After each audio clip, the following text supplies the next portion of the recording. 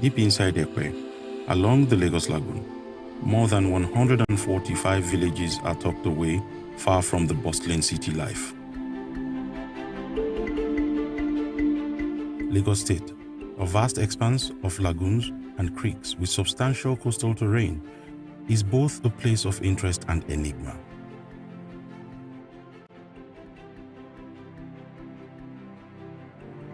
A beautiful disaster, a seaweed from South America, has taken over the lagoon, stopping life in its tracks.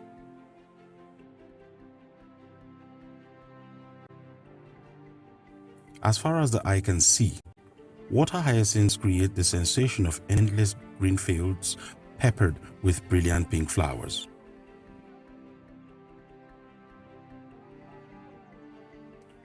Women are giving birth depending on nature only, and their children are growing up, waiting for power and education, hoping for the future.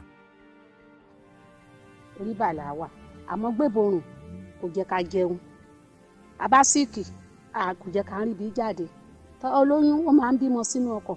A lè lọ́jọ́ mẹ́ta ká tó gúnlẹ̀ sí Turkey. Wàhálà yẹn wá pọ̀ jù. A rí bí jẹ àwọn kọ́sítọ́mọ̀ wa tó bá lọ sí ọ̀sà báyìí a máa gbé oúnjẹ lọ fún wọn lọ́hùn ni.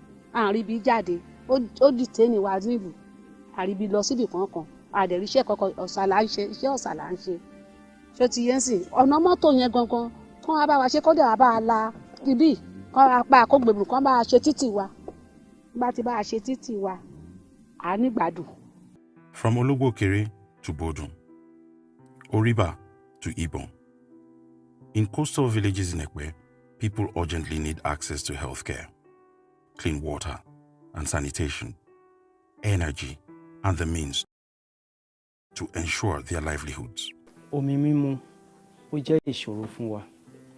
Sometimes tá bá máa mu omi àfi ká gbé ọkọ̀ ká cross lọ sí other side láti lọ pọn omi borehole. Kí cross sí other side yẹn máa ń dojú kọ water hyacinth tá bá máa cross. Ìgbà míì ẹnu ọmọ mi lè lọ kó já lò 3 hours ní ìrìn tí ó yẹ kó ju 20 minutes. Tí ilẹ̀ bá ṣú wọn, ẹ̀fọn, mosquito ló máa jẹ wọ́n. Tó máa tó wá fa àrùn sí wọn lára. A ò ní hospital tí ìjọba lè fi máa care fún. Ìṣòro ńlá là ń dojú kọ tí àgbàlagbà bá sick, especially tí àwọn obìnrin bá lóyún tán bá máa bímọ. Èmi ọkọ̀ la máa gbé láti bí ká tó dé Èjìrìn, èmi àti bímọ sínú ọkọ̀. Èmi ọmọ ẹ̀ á bímọ tán máa bleed. Tó jẹ́ pé èmi faint ká tó lè dé Èjìrìn. A dẹ̀ tí ìrọ̀gbọ́n dá sí di wákàtí ìjọba náà láyé ń wojú ẹ̀. Àwọn àgbàlagbà wa tán bá ti dàgbà díẹ̀ tó tútù bá ti mú wọn àti gbé wọn dé hospital náà wàhálà ni. Èmi tó jẹ́ pé ìrìn hospital tí ò yẹ kó ju 10 minutes or 15 minutes tó jẹ́ pé òbèlè kenú la máa lò ká tó lè gbé wọn dé hospital. Èmi àti dákẹ́ ká tó dọ̀hún.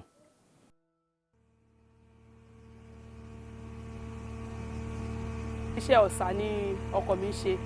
Àdẹ̀ máa ń ẹja yẹn máa lọ ń tà. So àwọn ìgbébùnrin tó bá ti gbà mí báyìí ó máa ń wùkú wa. À ń ráyè jáde. A lè lò 3 days 4 days ní ẹ̀yìn ibi báyìí. A ní ráyè jáde rárá láti jáde lọ ta àwọn ọjà wa kankan bẹ́ẹ̀ ṣàṣọ ìgbébùnrin yẹn. Gbogbo wọn iṣẹ́ tá à ń ṣe yìí òun la fi ń ṣiṣẹ́ ń bí la fi ń jẹun. So tí gbébùnrin tá bá tún wá ti lọ dẹ ohun kankan bẹ́ẹ̀ yẹn ó máa ń ba gbogbo iṣẹ́ àwòrán yẹn ó máa ń bàjẹ́. So máa PCC ẹ̀ òun dẹ̀ la fi ń manage la fi ń jẹun bí. So tá bá dẹ̀ ti pé kankan yẹn bàjẹ́ ṣá àbí kankan bẹ́ẹ̀ ṣe sí ìfẹ́fọ̀ àti ẹ̀tún máa wá owó láti tún fi lọ fi ra nǹkan ẹ̀mí. So àwọn gbébùnrin yẹn dẹ̀ máa ń disturb tẹ́ kó máa ń ba nǹkan yẹn jẹ́. So dẹ̀ máa ń PCC ẹ̀.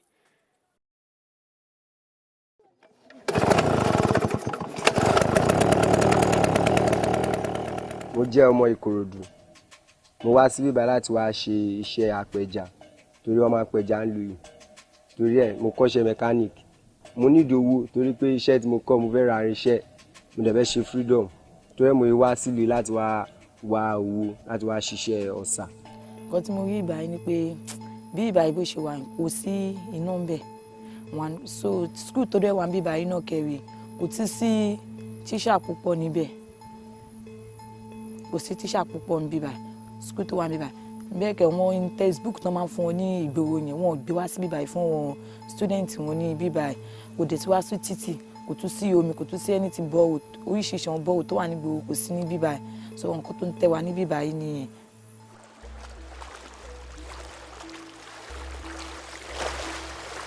Basic sanitation is absent, since their source of drinking water, the lagoon, also serves as the main conduit for waste disposal.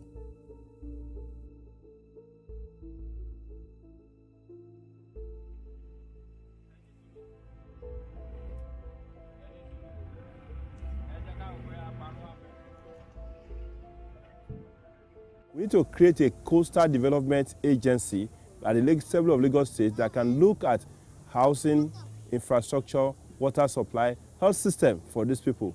We need to make this environment comfortable for these people to live in. Lagos is not just about the central Lagos or metropolitan Lagos. First and foremost, we need a short-term intervention. Government needs to come and reach these people at their health, especially the area of health challenges, water supply, and schooling. Secondly, as a long term, we need to create a coastal development agency at the level of state to address holistically all the problems encountered by these people. This project is a call to action to support the sustainable development and human rights of these riverine communities.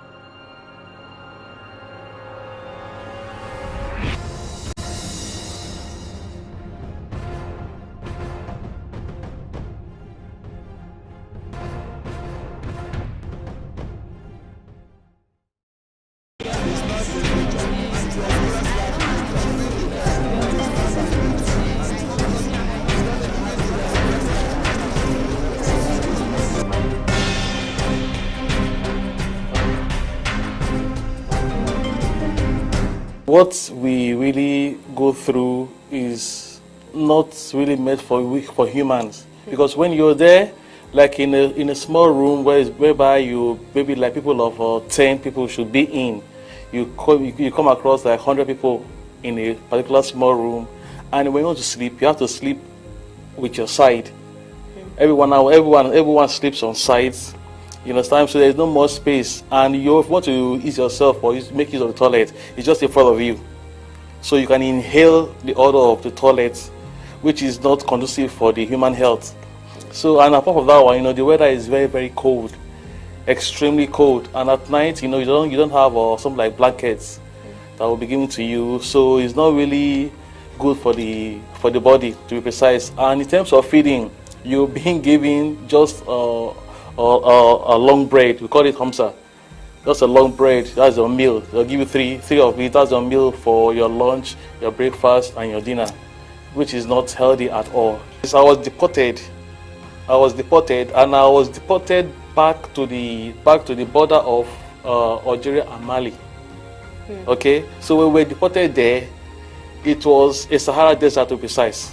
That's where they will leave you. And when they leave you in that border between Algeria and Mali, you have to walk 7 kilometers to the border of Mali, and we call that 7 kilometers to hellfire, because it's extremely hot over there. Some of them you were not really giving food well when you were in the checkup. You don't have the strength to even walk. Some of them died along the way.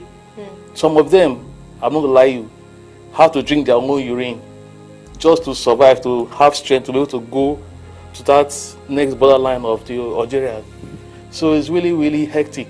You have to make a choice to go back to Algeria, or you have to go back to Morocco. And when you're being taken to the border of Algeria, the Algerian militants, they open fire on the militants of the Moroccans. So they don't have to hide. Or they can just tell you, okay, just go this way, just go down the valley, just stick like this. That is Algeria. So if you want to go back to Algeria, you will not have to surrender yourself to the militants of the Algerians. They will not put you into deportation camp. They do not have to deport you back to Mali. So it's like you're being deported from one country to another. And you can imagine the shape of the deportation camp in Mali there. It is, oh God, it's unexplainable. I believe, I won't lie, I believe I spent 16 years in this journey. On transit, you know.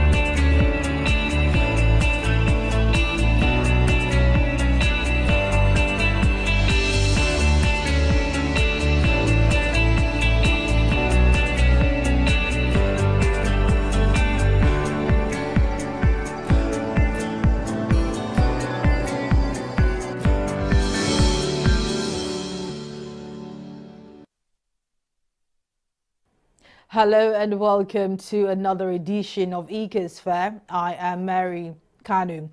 Now, 2022 has been a year of big weather events. A climate catastrophe in Pakistan that killed thousands and displaced millions. Europe and parts of China experienced extreme temperatures this summer, and the US continues to see a consistent lack of rainfall. Meanwhile, millions in the Horn of Africa are starving due to an epic drought, and in Nigeria, the recent flooding that destroyed homes, hectares of land, and killed over 600 people was also a reminder that climate change is real. This is the reason why the meeting of world leaders, environmentalists and activists in Egypt at the Conference of Parties, otherwise known as COP, is a big deal as it provides a platform for African nations to discuss a climate finance package to advance the African Union's climate strategy. The 27th edition of the conference is ongoing, and discussions on mitigation and adaptation methods as well as other issues have been raised and are being discussed.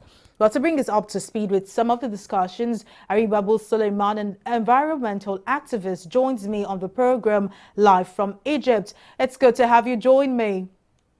Now, it's 2 days until the end of COP27. Now, what has been achieved so far? What are some of the highlights and discussions that have been held so far, especially regarding Africa? This is the high-level week of these negotiations.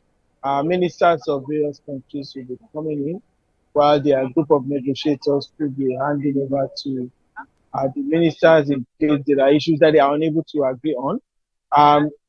But in terms of whether this COP is living up to its being as an African COP in terms of the expectation of Africa, I cannot say that in a positive. I cannot respond in a positive for now, but then we still have more than 2 more days of negotiations to go. So some of the expectations for Africa in terms of adaptation financing, in terms of loss and damage funding mechanisms, in terms of mitigation commitments, are not coming through. Expectations in terms of special needs and consideration for Africa are not flying the way we are thought. However, the negotiation still continues, and some good decisions. But don't forget, this is called the implementation form. So meaning that a lot of the commitments on Paris Agreement, a lot of the commitments from Glasgow, this is where we should be talking about how do we implement, what needs to be put in place, what funding mechanism, what commitments or pledges are being made, and how are these being actualized, what kind of partnership do we build for implementation. Because the next COP 28 in the UAE will be the global stock taking, and you cannot do global stock taking unless there have been some clear, intense efforts around implementations. So for now, the negotiations are still on, and we keep raising our voices with the hope that it will break conscience where it ought to be, and have some positive response in terms of the outcomes of the negotiations. Well, financing has been on the front burner. You know, African nations have made demands for monetary commitments from developed nations. Now, will money solve the issues of climate change in Africa? Money is required to solve the issue of climate change. Perhaps the question will be, do I see the money coming? So there's a lot of money we need to come to Africa, even though Africa's share of climate financing, climate investment is still very poor. For instance, in terms of renewable, Africa's share of the total global investment in renewable is just about 3%. So Africa needs money. Money will do a lot, especially for building resilience to our big transportation system that help systems and all what have you. Especially in terms of those monies that are supposed to come from climate debts to be paid by developed countries who have brought us all to where we are at. Because if you remember, since Copenhagen and then Mexico, 2010, there has been this fund about raising $100 billion up to 2020 annually. This has not happened. Not much of that has been given. And Africa is actually saying that for adaptation, the continent will require that the bar be raised to about $150 billion annually to 2025. None of this money seems to be coming. However, there are other monies in terms of private sector money. Is it the kind of money that the continent needs to build resilient infrastructure, to build resilient energy access, to industrialize? What manner of money would be beneficial that do not push the continent into another depth of debts, which we currently are in? So those monies that ought to come based on different common but differentiated responsibility and capabilities principle of the convention do not seem to become. Yes, a lot of money you hear, but these monies are far in between. For instance, it's estimated that there is a gap of about $125 billion annual gap between what Africa needs for energy infrastructure and what it needs. The G20 summit is also being held, knowing that this would be another opportunity to call on rich nations to honor their promises to tackle climate change. What are your expectations of the discussion, and do you expect to see some major deals, especially on climate finance, to be made this year? Well, so it's obvious that no global negotiations, no multilateral process can ignore the issue of climate finance, can ignore the issue of coming up with money to help, especially in view of some of the extreme climate event that we're seeing all over the world. And of course, especially in view of, again, of the crisis, the energy crisis that is rocking Europe and part of the Americas due to the conflict going on. So this has brought new realities. So the G20 summit perhaps will be another opportunity for negotiation. But I think it's really calling out the integrity of the negotiations, the sincerity of the multilateral process. Just looking more like endless negotiations. The commitments, the pledges, the disbursements are not commensurate with the kind of conversation, the kind of data that people have in terms of what needs to be done and their willingness to do the right thing. Pretty low on ambition and actualization. Well, all right now, Suleiman Aribabu, environmentalist, thank you for joining me on the program.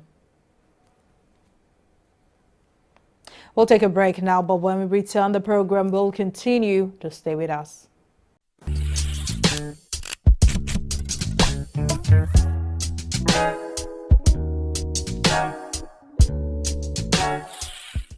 Welcome back to the program. Well, floods are not uncommon in Nigeria during the rainy season from May to November, but they have been extreme this year. Officials and residents blame climate change, but also poor planning and the release of excessive water from dams, a process that is meant to ease pressure. Our farmers were warned ahead of time, but this wasn't enough as the country was already witnessing rampant insecurity, with gunmen repeatedly attacking rural communities, which forced many farmers to abandon their fields. Now, food inflation year on year was also at 23.3%, in part because of ripple effects on the import-dependent country from the coronavirus pandemic and the Russia-Ukraine war. Now, with all of these, how has food production been affected in Nigeria, and what is also to be expected? To speak on this, Julius Organ, agro-enthusiast, joins me now on the program. Now, please speak to us about what you would say has been the level of damage the floods have wreaked on crop yields in Nigeria. Yeah, thank you very much for having me on your show once again. I'll go straight to the point. I would say that we've lost a lot as a nation. We've lost farmlands, we've lost property, we've lost about 600 of our citizens to death by the floods. And I'll go on to give you some examples. In Jigawa State alone, NEMA, that is the National Emergency Management Agency, reports that more than 1,500 farming communities in 22 local government areas in Jigawa State were impacted by the flood. In Bayelsa, the whole state was almost inundated and submerged. In Nasarawa, 45,000 hectares of land belonging to Olams. Olams is the biggest commercial rice farm in Nigeria, was impacted, and Olams reports that it has lost about $15 million of investment to the flood. So we are still, as I speak to you, counting the cost of damage in terms of property, in terms of farms, and in terms of humans that we lost in the deluge. Now, the flood aside, we went from insecurity worries and how farmers were being killed in their farmlands to worrying about the effects of climate change on food production and now the flooding. Now, would you term this a national crisis in the agricultural sector? It is beyond a national crisis, my sister. It is a national calamity. It's a national emergency, because what has happened is going to have a long-term effect. Farms that were inundated are completely lost. Farmers have lost their yield for the year. Now, let's even look at the fact that we do not have a very active national reserves. We are supposed to have reserves in the National Grain in the silos, in the national silos and the National Grains Reserves Program. But we don't have enough to cushion what is going to be the after effect of what we have experienced from the floods. The after effect is going to be, there's going to be very poor, if any, harvest. And thereafter, there's going to be rising costs and inflation in food prices. So if we do not have enough reserves in the national reserves to supplement what we have in the market, then there's going to be mass hunger in the land. But that is in a very mild way of trying to paint a picture of what we are about to face. So I think it's a national emergency. I know the flood caused loss of lives and properties, but would you say it has been all bad for agriculture in Nigeria? Say that again, please. I didn't get your question. If you can hear me, I asked that the flood caused, well, probable loss of lives and properties, but has it been all bad for the agricultural sector in Nigeria? Definitely. No other sector is worse impacted. And if you consider the fact that the majority of our active population are actually subsistence farmers, then you understand the picture of what is ahead of us. It is, farmers are very well impacted, I must say, because we've lost livestock, we are also losing farm produce. They practically lost their investment.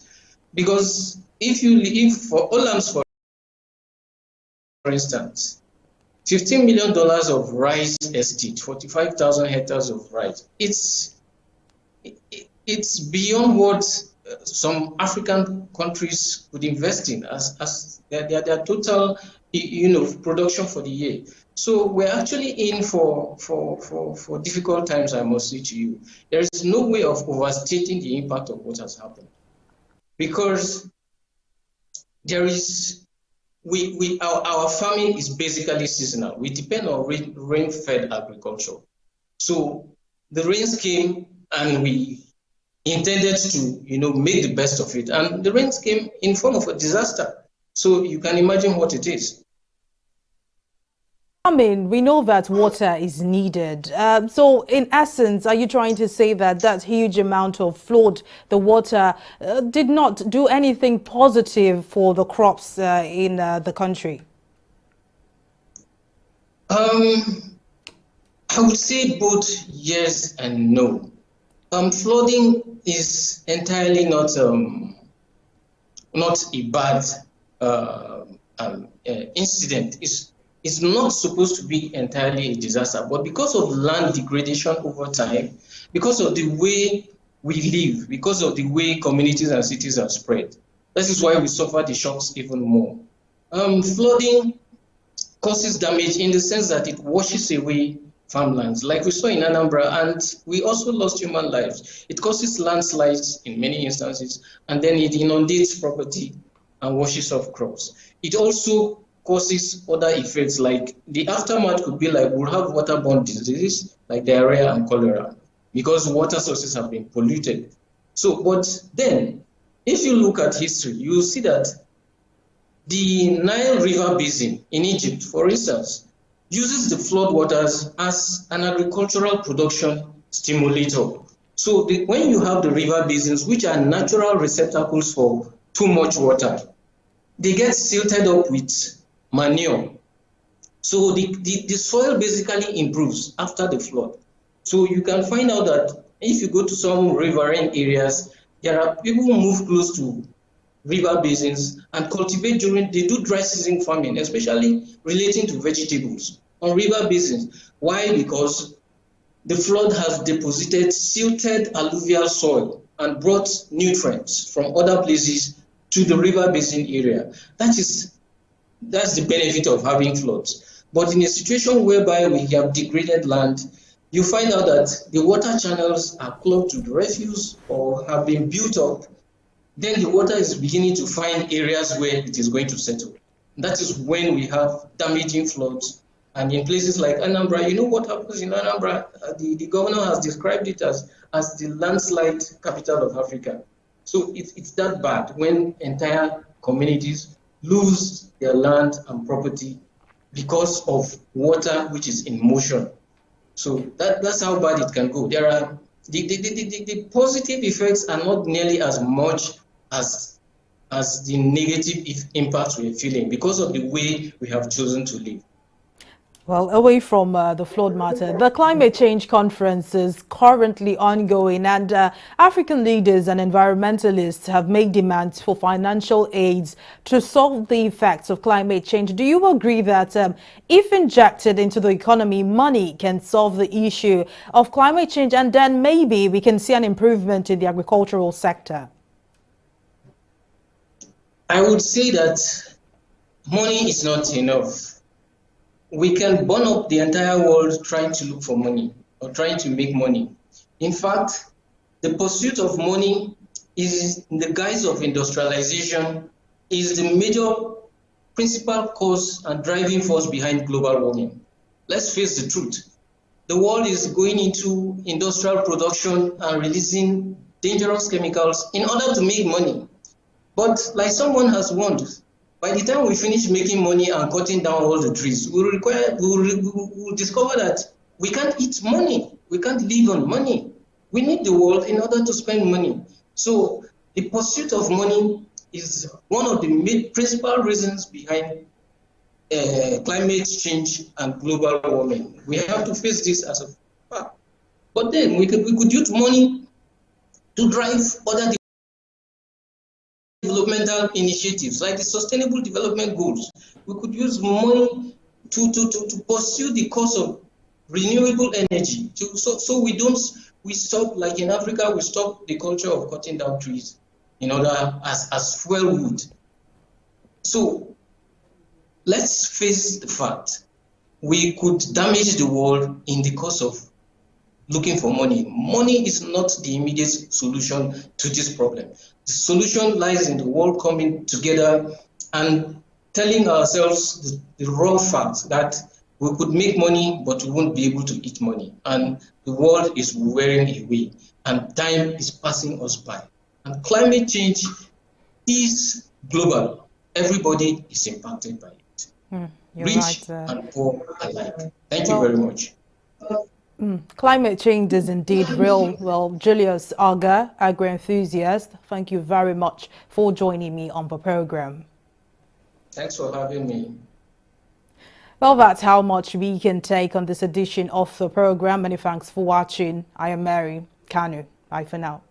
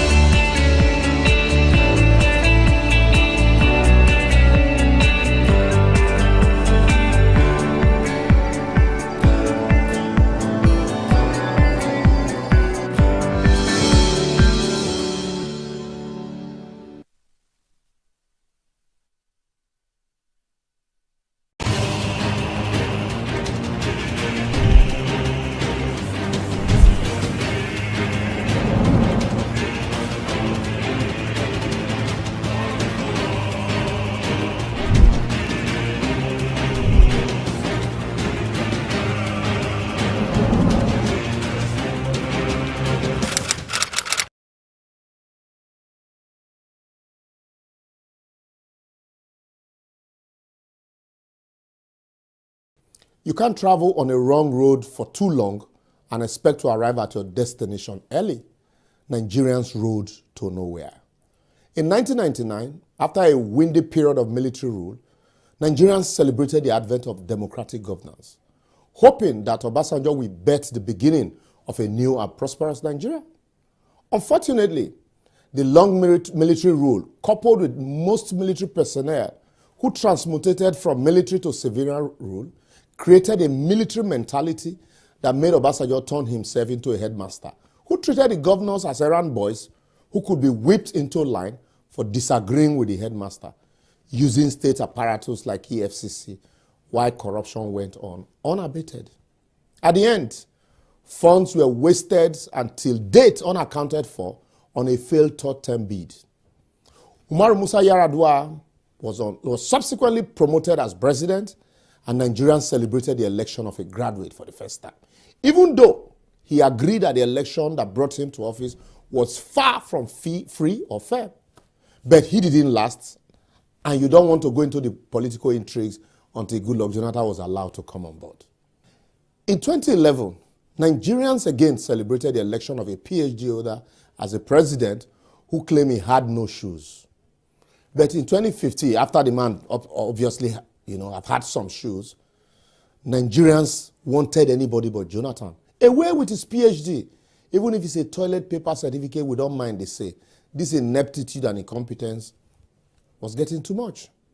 But came Buhari, a retired general, with his anti-corruption stand and his mantra to fight insecurity to a standstill. And like others before him, promised to turn the state into the fastest growing economy in the world with massive infrastructure. Unfortunately today, Nigerians are rather leaving their own country massively as a result of insecurity, lack of basic infrastructure, inefficiency, ineptitude, and gross incompetence. Yet, with the 2023 election fast approaching, Nigerians are yet again building hopes on the same political parties and candidates who will still overpromise and deliver nothing, not because they don't want to, but because they are handicapped by the constitutional structural defect of the country. You can't run a car on diesel and expect it to move like a car who's running on gasoline or fuel. It's not possible. Nigeria is a country with a federal constitution but managed as a unitary system. Yet, the people blindly expect election to bring them development. No be juju be that.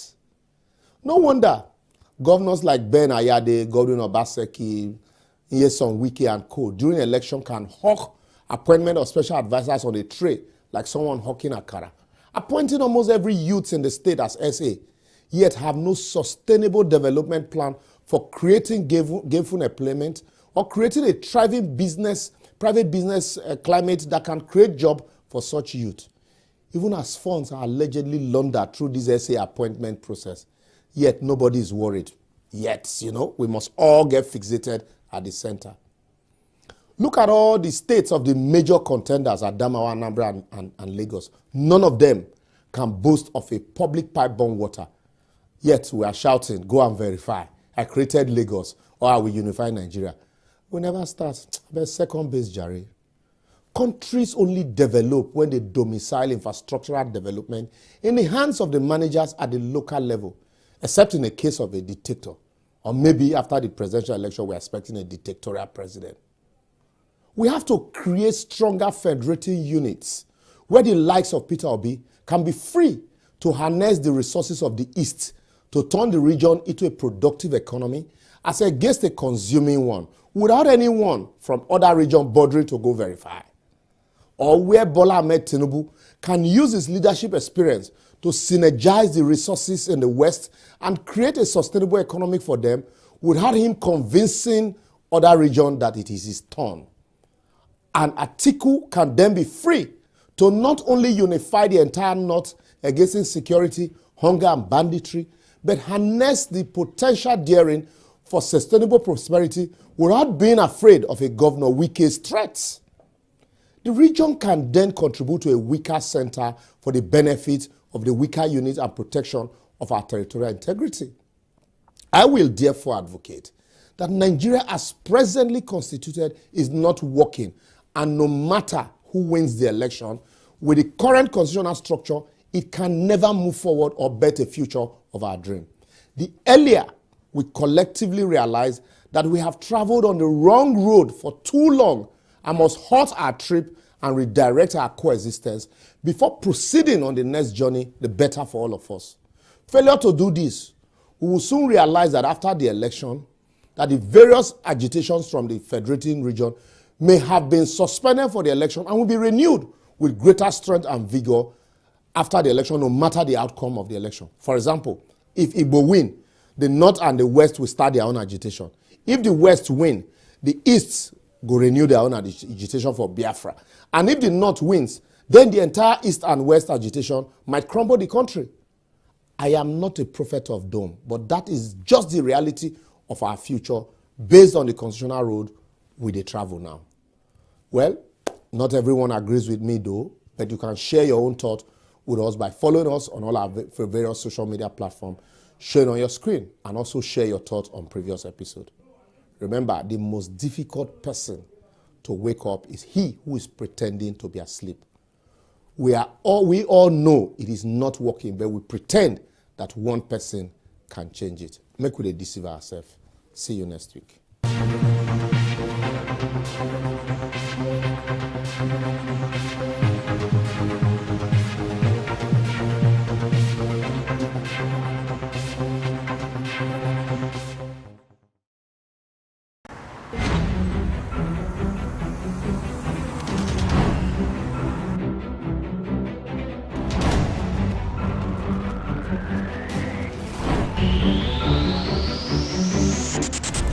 Thanks for joining us on News Now at this time. Protest in Lagos. Thank you for joining us today on the newsroom. The Lagos State Emergency Management Authority has said Western Media School, one vote woman, and the rampant illegal spectrum frequencies. The bulls took over the wheels on the Nigerian stock market today as sellers eased.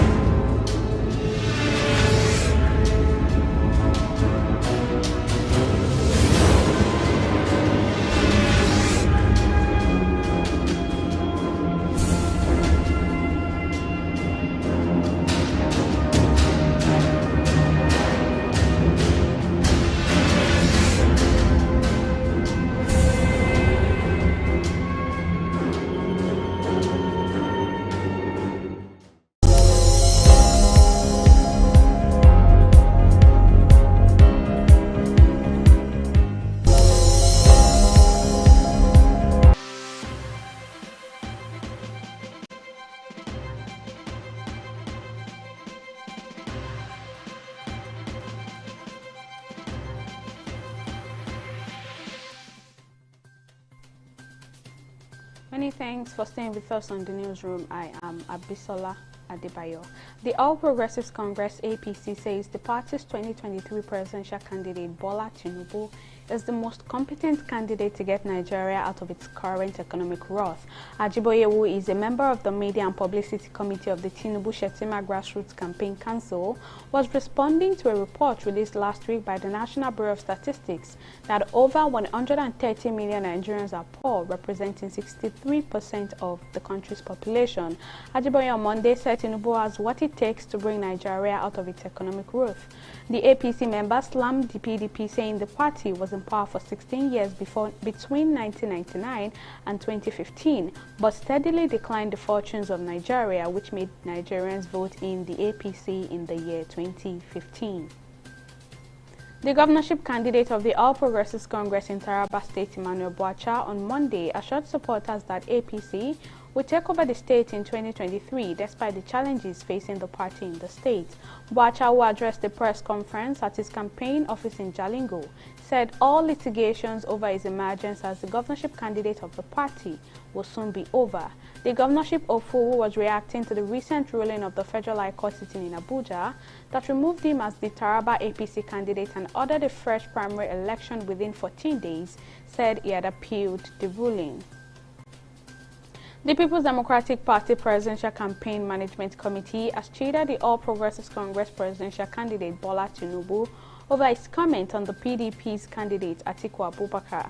Tinubu was speaking in Warri at the inauguration of the Delta State APC governorship campaign at the weekend, questioned Atiku's profile, saying the former vice president publicly fought his principal, Olusegun Obasanjo. The spokesperson for the PDP campaign committee, Dino Melaye, in a statement he personally signed, described the former Lagos governor as a betrayer who should not be trusted. Hong Kong leader John Lee tested positive for the coronavirus after meeting with other regional leaders at the Asia-Pacific Economic Cooperation Forum in Thailand. According to the city's government, Lee tested negative throughout his 4-day stay in Bangkok, but his test upon his arrival at Hong Kong's airport on Sunday night was positive. Lee is now in isolation and will work from home. Other officials at his office who went to Thailand with Lee all tested negative. The Central Bank of Nigeria, CBN, has set a countdown clock on its website, showing the deadline for 3 banknotes in circulation. The Apex Bank had announced plans to redesign, produce, release, and circulate a new series of 3 banknotes out of the existing 8 banknotes. The redesigned notes will include the 200 naira, the 500 naira, and the 1000 naira notes. On the new note, Godwin Emefiele, the CBN governor, had explained that the decision was due to persisting concerns with the management of the current series of banknotes and currency in circulation, particularly those outside the banking system. New Zealand's highest court on Monday ruled that the country's current voting age of 18 was discriminatory, forcing Parliament to discuss whether it should be lowered. The case, which had been going through the court since 2020, was brought by advocacy group. The group lowered to include 16 and 17-year-olds.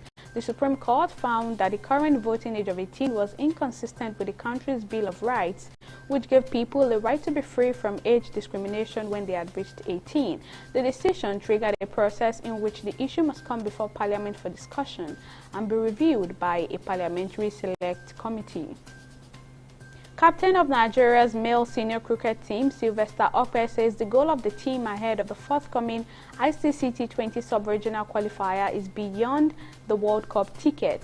The Yellow Greens have been in camp since the end of October and have had their initial 20-man list prone to 14 ahead of the qualifiers. Speaking to newsmen, Okpe said the objective of the team remains unflinching, adding that reaching the regional final as well as the World Cup would not be only a win for Nigeria, but will also propel the careers of the player.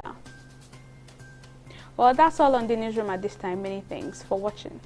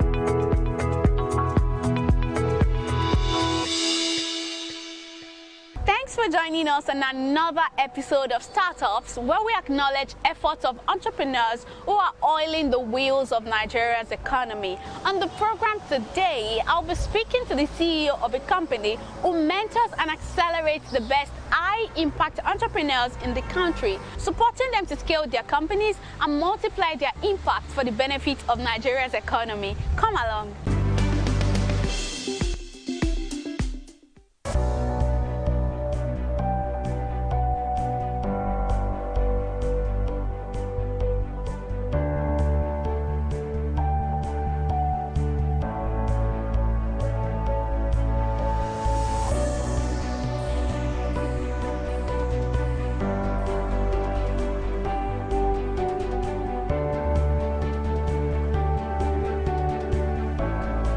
We exist to help entrepreneurs dream bigger, scale up, and pay it forward.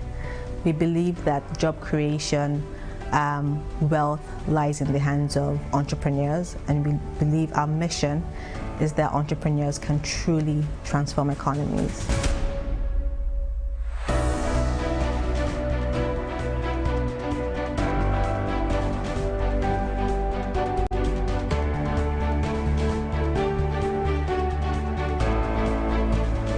My name is Tosin Fanirodada, and I am the Managing Director and CEO at Endeavor Nigeria.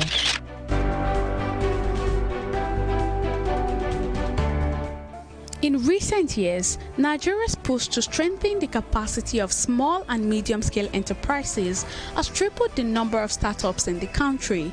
But this growing sector is often plagued with issues surrounding access to capital, as well as network to potential investors for global development. Armed with a vision to salvage this trend, Endeavor International opened a country office in Nigeria in 2018 to help Nigerian entrepreneurs dream bigger and scale up successfully. We live on the premise that entrepreneurs, high-impact entrepreneurs, really change economies, and it's a non-profit organization. Having jobs, creating and creating wealth and transforming economies and emerging markets is what makes us happy. We help them to dream big, and how do? We provide access to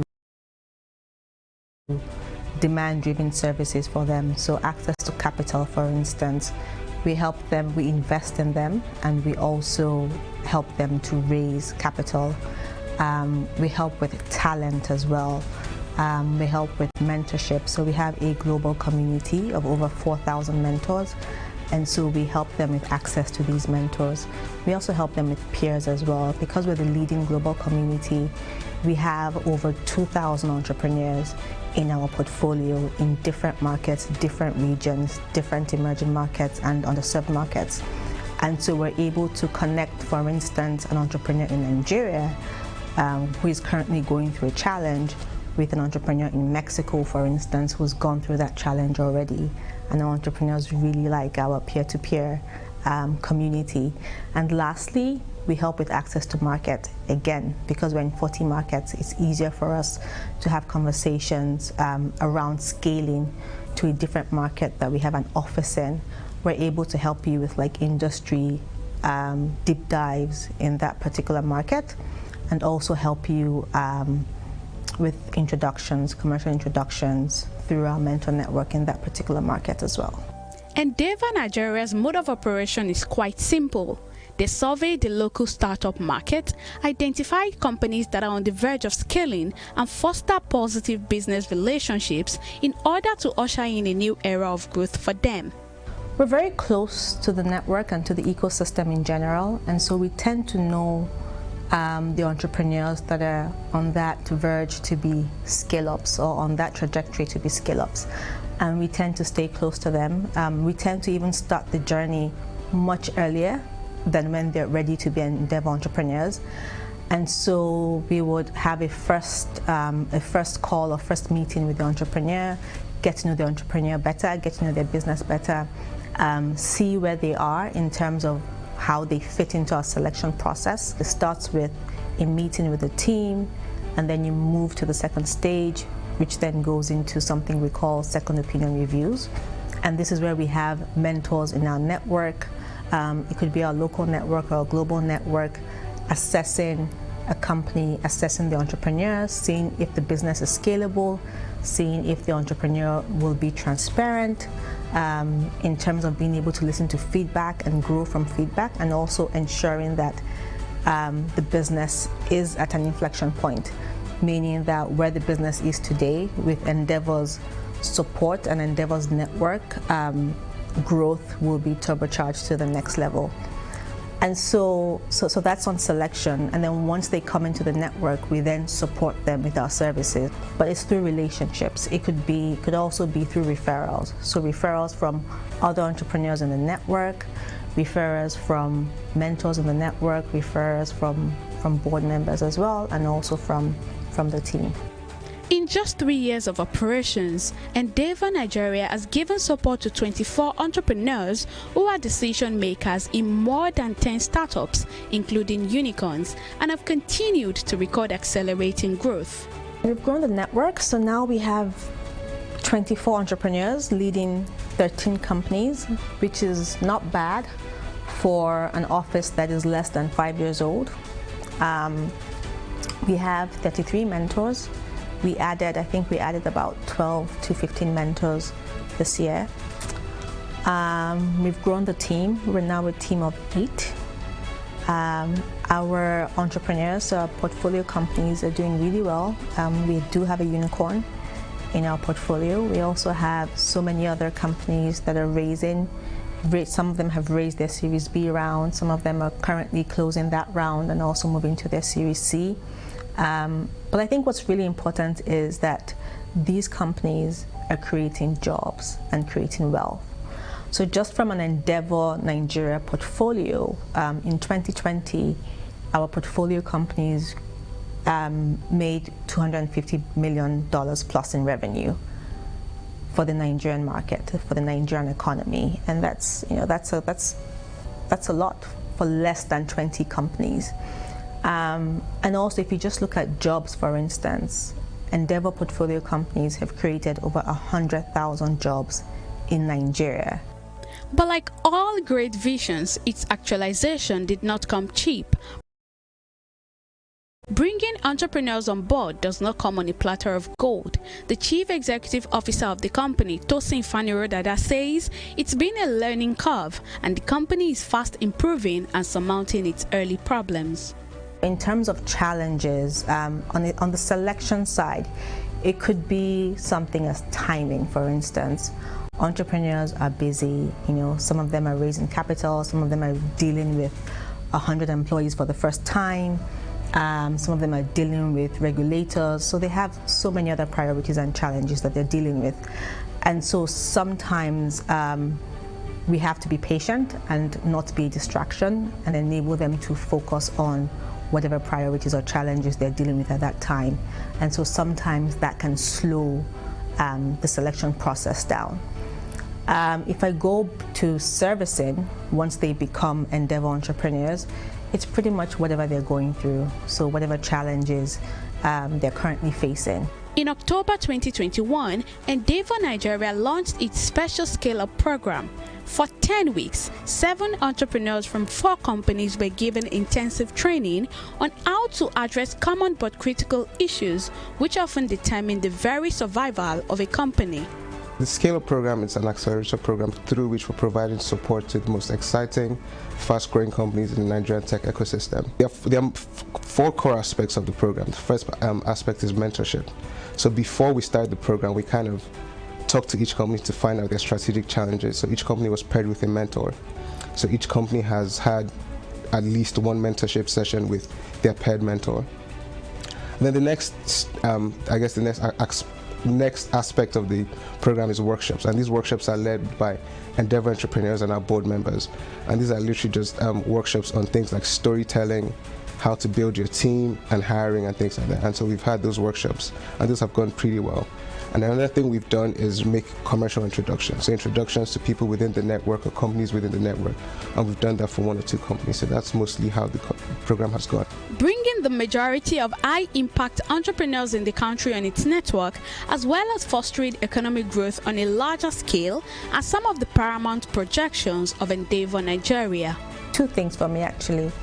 One is to bring as many high-impact entrepreneurs, if not all high-impact entrepreneurs in Nigeria, into the network to truly help them scale, to help them think global, and to help them pay it forward. And the second is this thing that we talk about, the multiplier effect, which is what our event, Catalyzing Conversations, that we just finished, was themed on. And for us, the multiplier effect is, one, just creating big bubbles in the ecosystem. So having successful entrepreneurs who have been able to raise capital, who have been able to scale their businesses, having them reinvest their time and money in the next generation of entrepreneurs. You're able to unlock other sectors. So if we get payments right, for instance, we can unlock commerce, we can unlock logistics. If we get healthcare right, we can unlock financing for hospitals, because then there's a track record and then there's data to help these hospitals digitize them and grow as well.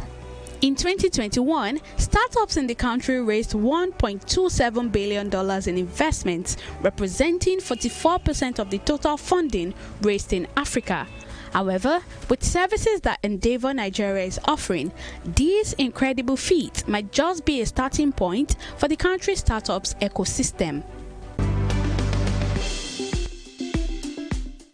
You'll agree with me that everybody needs a push here and there to be able to achieve their full potentials, right? Well, I believe you'll also be impressed to know that another startup in Lagos is helping Nigerian farmers achieve their full production potentials through the use of hardware and software solutions.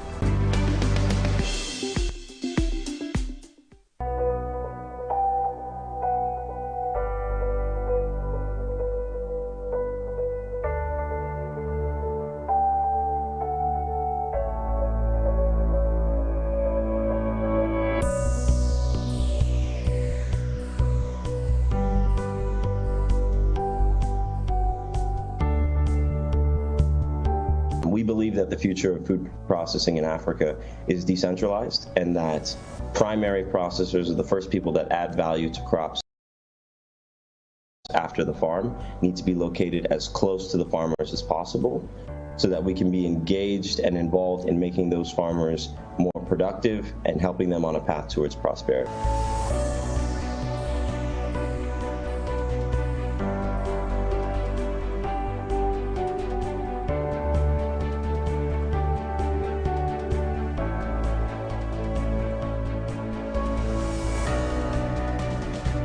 I'm Ikenna and Zoe. I'm the co-founder and CEO of Relief. From being a toast of international market, oil palm farming in Nigeria is now a shadow of its former self. The country's palm oil production sector, which used to boom in the past, is now struggling to meet local demand. Being a crop that requires serious processing power, farmers go through a lot to extract vegetable oil from the palm kernels. They often use rocks and other inappropriate hardware to break the kernels, and what they get is low-quality oil palm, largely unfit for high-quality vegetable oil manufacturing.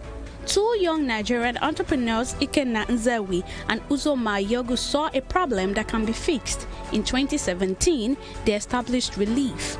With its technology-driven solution, Relief is able to make cracking oil palm nuts as easy as a pie for these farmers.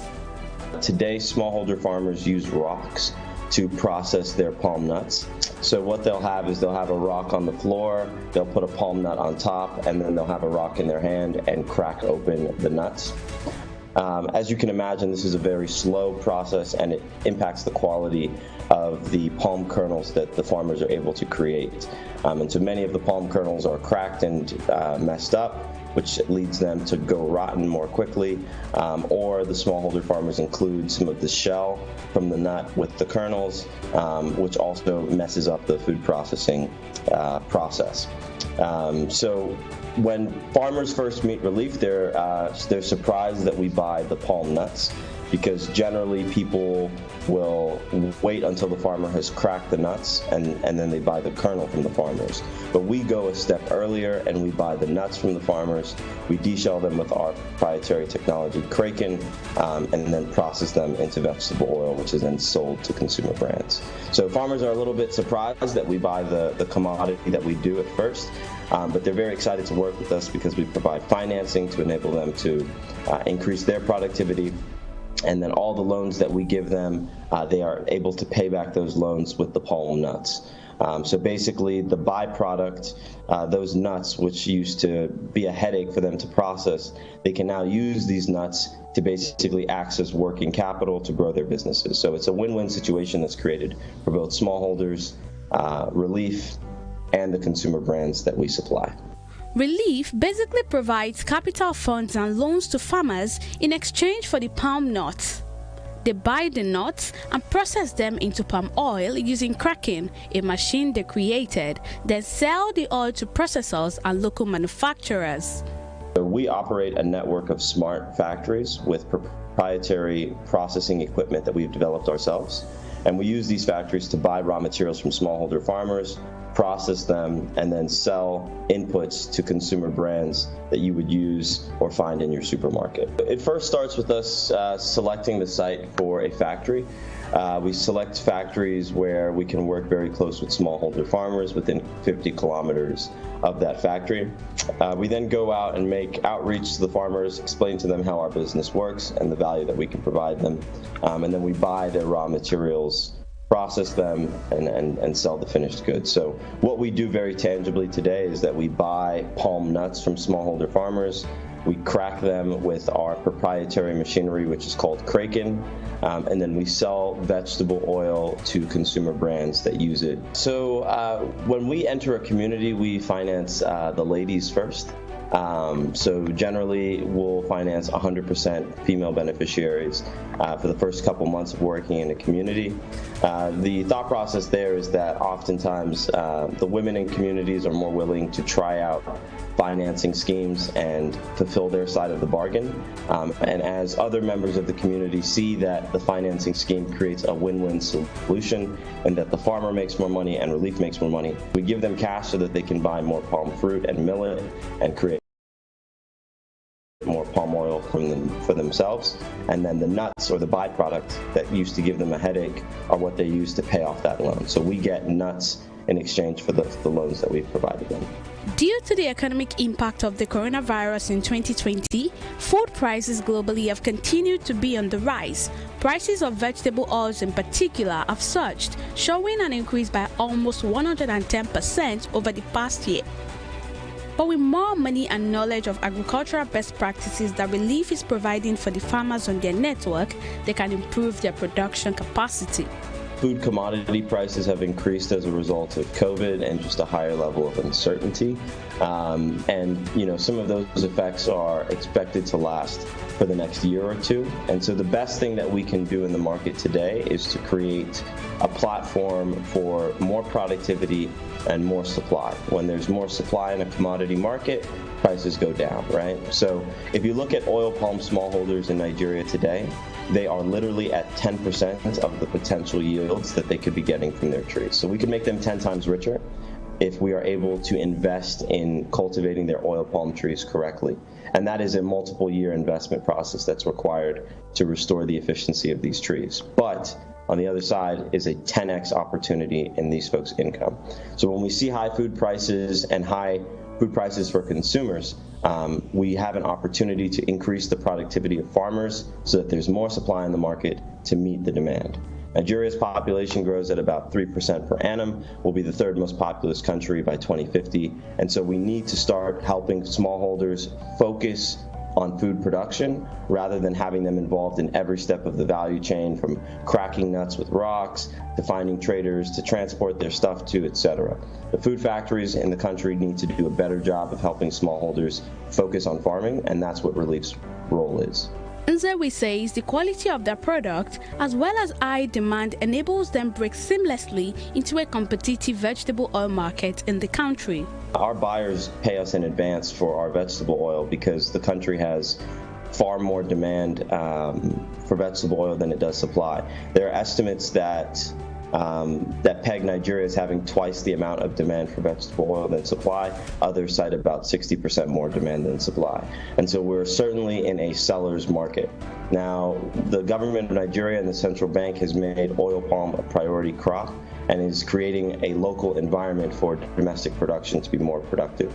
And so they banned the importation of vegetable oil in order to promote the local economy, which makes this a domestic market that can be managed and operated and scaled by local firms, which really excites us because there's a great opportunity to take this oil palm, which is quite honestly a natural resource that has been in Nigeria and West Africa since the beginning of time, and to make it productive to serve the needs of the people and the communities in which it grows. And so that's our role at Relief, is to drive more productivity through the decentralization of food processing, but with a real focus on creating the environment for rural industrialization and more prosperity.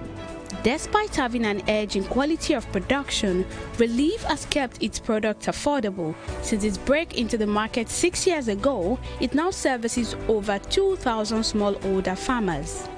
We have just finished closing a $4.2 million seed rounding of funding. We have also began the patenting process of our technology, Kraken, and it's now patent pending technology. And we work with over 2,000 smallholder farmers in the Niger Delta. So I believe our impact is already beginning to become very tangible. We have both the capital, the machinery, and the smallholders to make a big difference, and that is our intention. Due to the gap in production and demand, Nigeria spends $500 million annually on oil palm imports. The sector has 60% more demand than it produces. The best way to meet this demand is to invest in and create scalable solutions for smallholder farmers, which Relief is currently doing.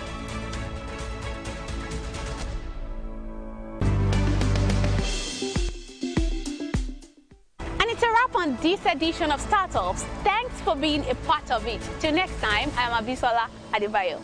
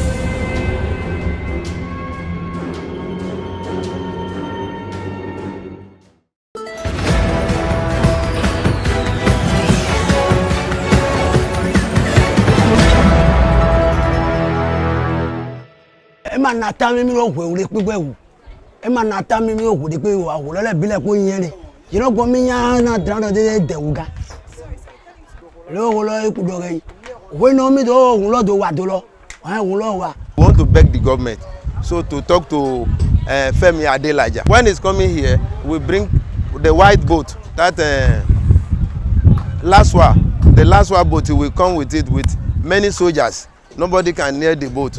So we are only begging God to help us. Look at Torubami. Torubami, they just wake up in a day and start pursuing them up and down. They even promise them that don't worry, we settle you in another community. Torubami people, they are in Makoko community when they pursue them away. Ikate people, they are in Makoko community. Bariga, they are in Makoko community. Now the government and the developer again, they came in that they want to collect Makoko away from us. If we are a landlord, you show your first data like this, they will start tormenting you that they will be putting fears in your body, they will kill you so that you will not be able to move front, to come and push them away.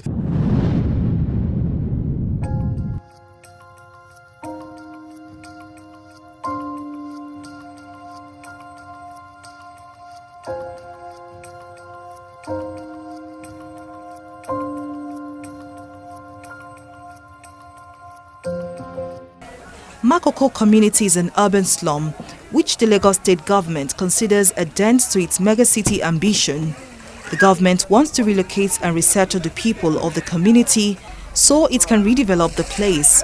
But the terms of relocation, resettlement and compensation are not clear. For years, the Makoko, Shoguro and Okeagbon communities have made this place their home. But recent efforts to develop the waterfront threaten their very existence.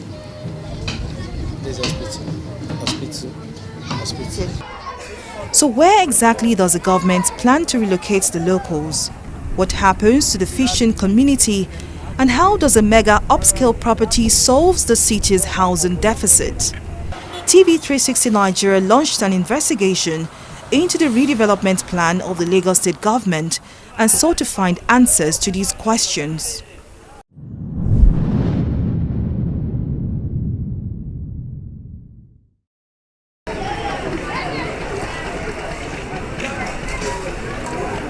Every morning, 55-year-old Godonu Ojo paddles his canoe to the Lagos Lagoon, just meters away from his ancestral home in Makoko to fish.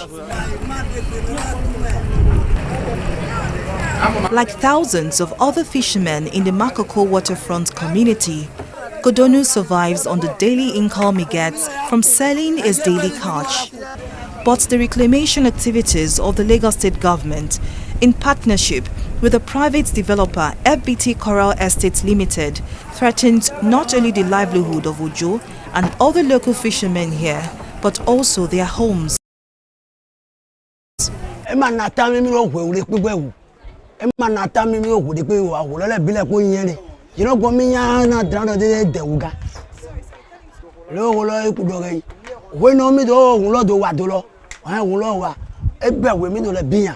Uma motan o do drano wa do hunloji wa hunlo wetin ne mo do gbogbo le o wele ye jodi ye hon ya you know gbomi ya no we godon dede ma e me se gba re o to lo de omi wo you know gbomi ya dede o you know gbomi ya dede wa drano de e de wo gbomi do go wa mi ga mo ga yan da wa mi no nu go ile da mi hu we no mi ahu bi le ndu mi ti le ndu fa mi no le ndu ino wo le wa mi do amo dede ge lo you know gbomi ya bona drano de lo e de ma wo le wa go de wa yo ra we yo yen wo le bi le po do papata bi. I'm a fisherman too. I used to go to fishing, but when that dredging come, there's a time that they put it on the water.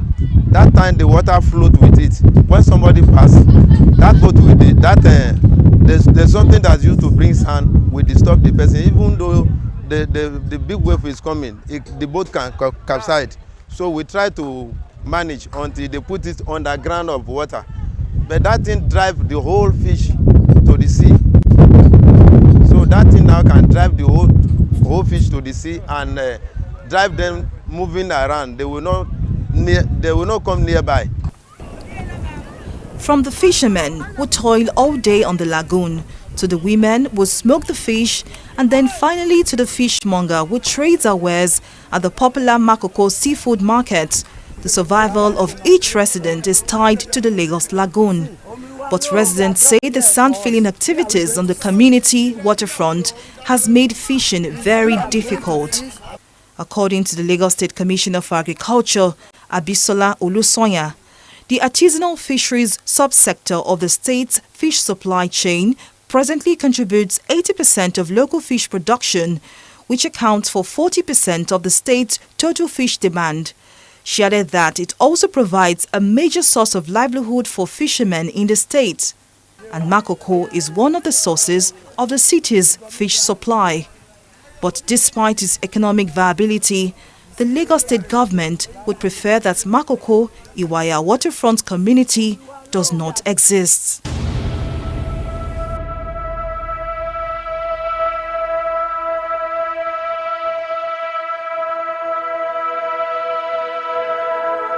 Rather than cars and motorcycles, canoes bump into each other here in Makoko, an informal waterfront settlement in Lagos, Nigeria. It is often called the Venice of Africa, but its floating slum status where thousands live in wooden houses nestled on stilts in deep murky waters tell a different story. The multicultural nature of this riverine community reflects in the language, majorly Egun, Yoruba, and French.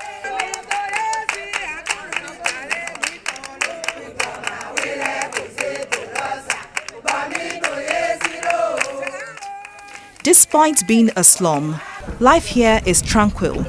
Residents engage in routine business activities, offering various forms of services such as grocery shops, door-to-door salesmanship, canoe manufacturing workshops, and even schools that cater for both English and French-speaking people. What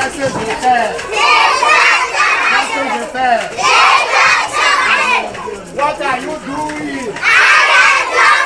What are you doing? Trouble began for the community on July 20, 2012, when the Lagos State Demolition Task Force stormed Makoko and began pulling down houses barely 72 hours after an eviction notice by the Lagos State Ministry of Waterfront Infrastructure Development. To speed up the eviction process, armed men set the wooden houses on fire. In a disturbance, one person lost his life and many others sustained injuries.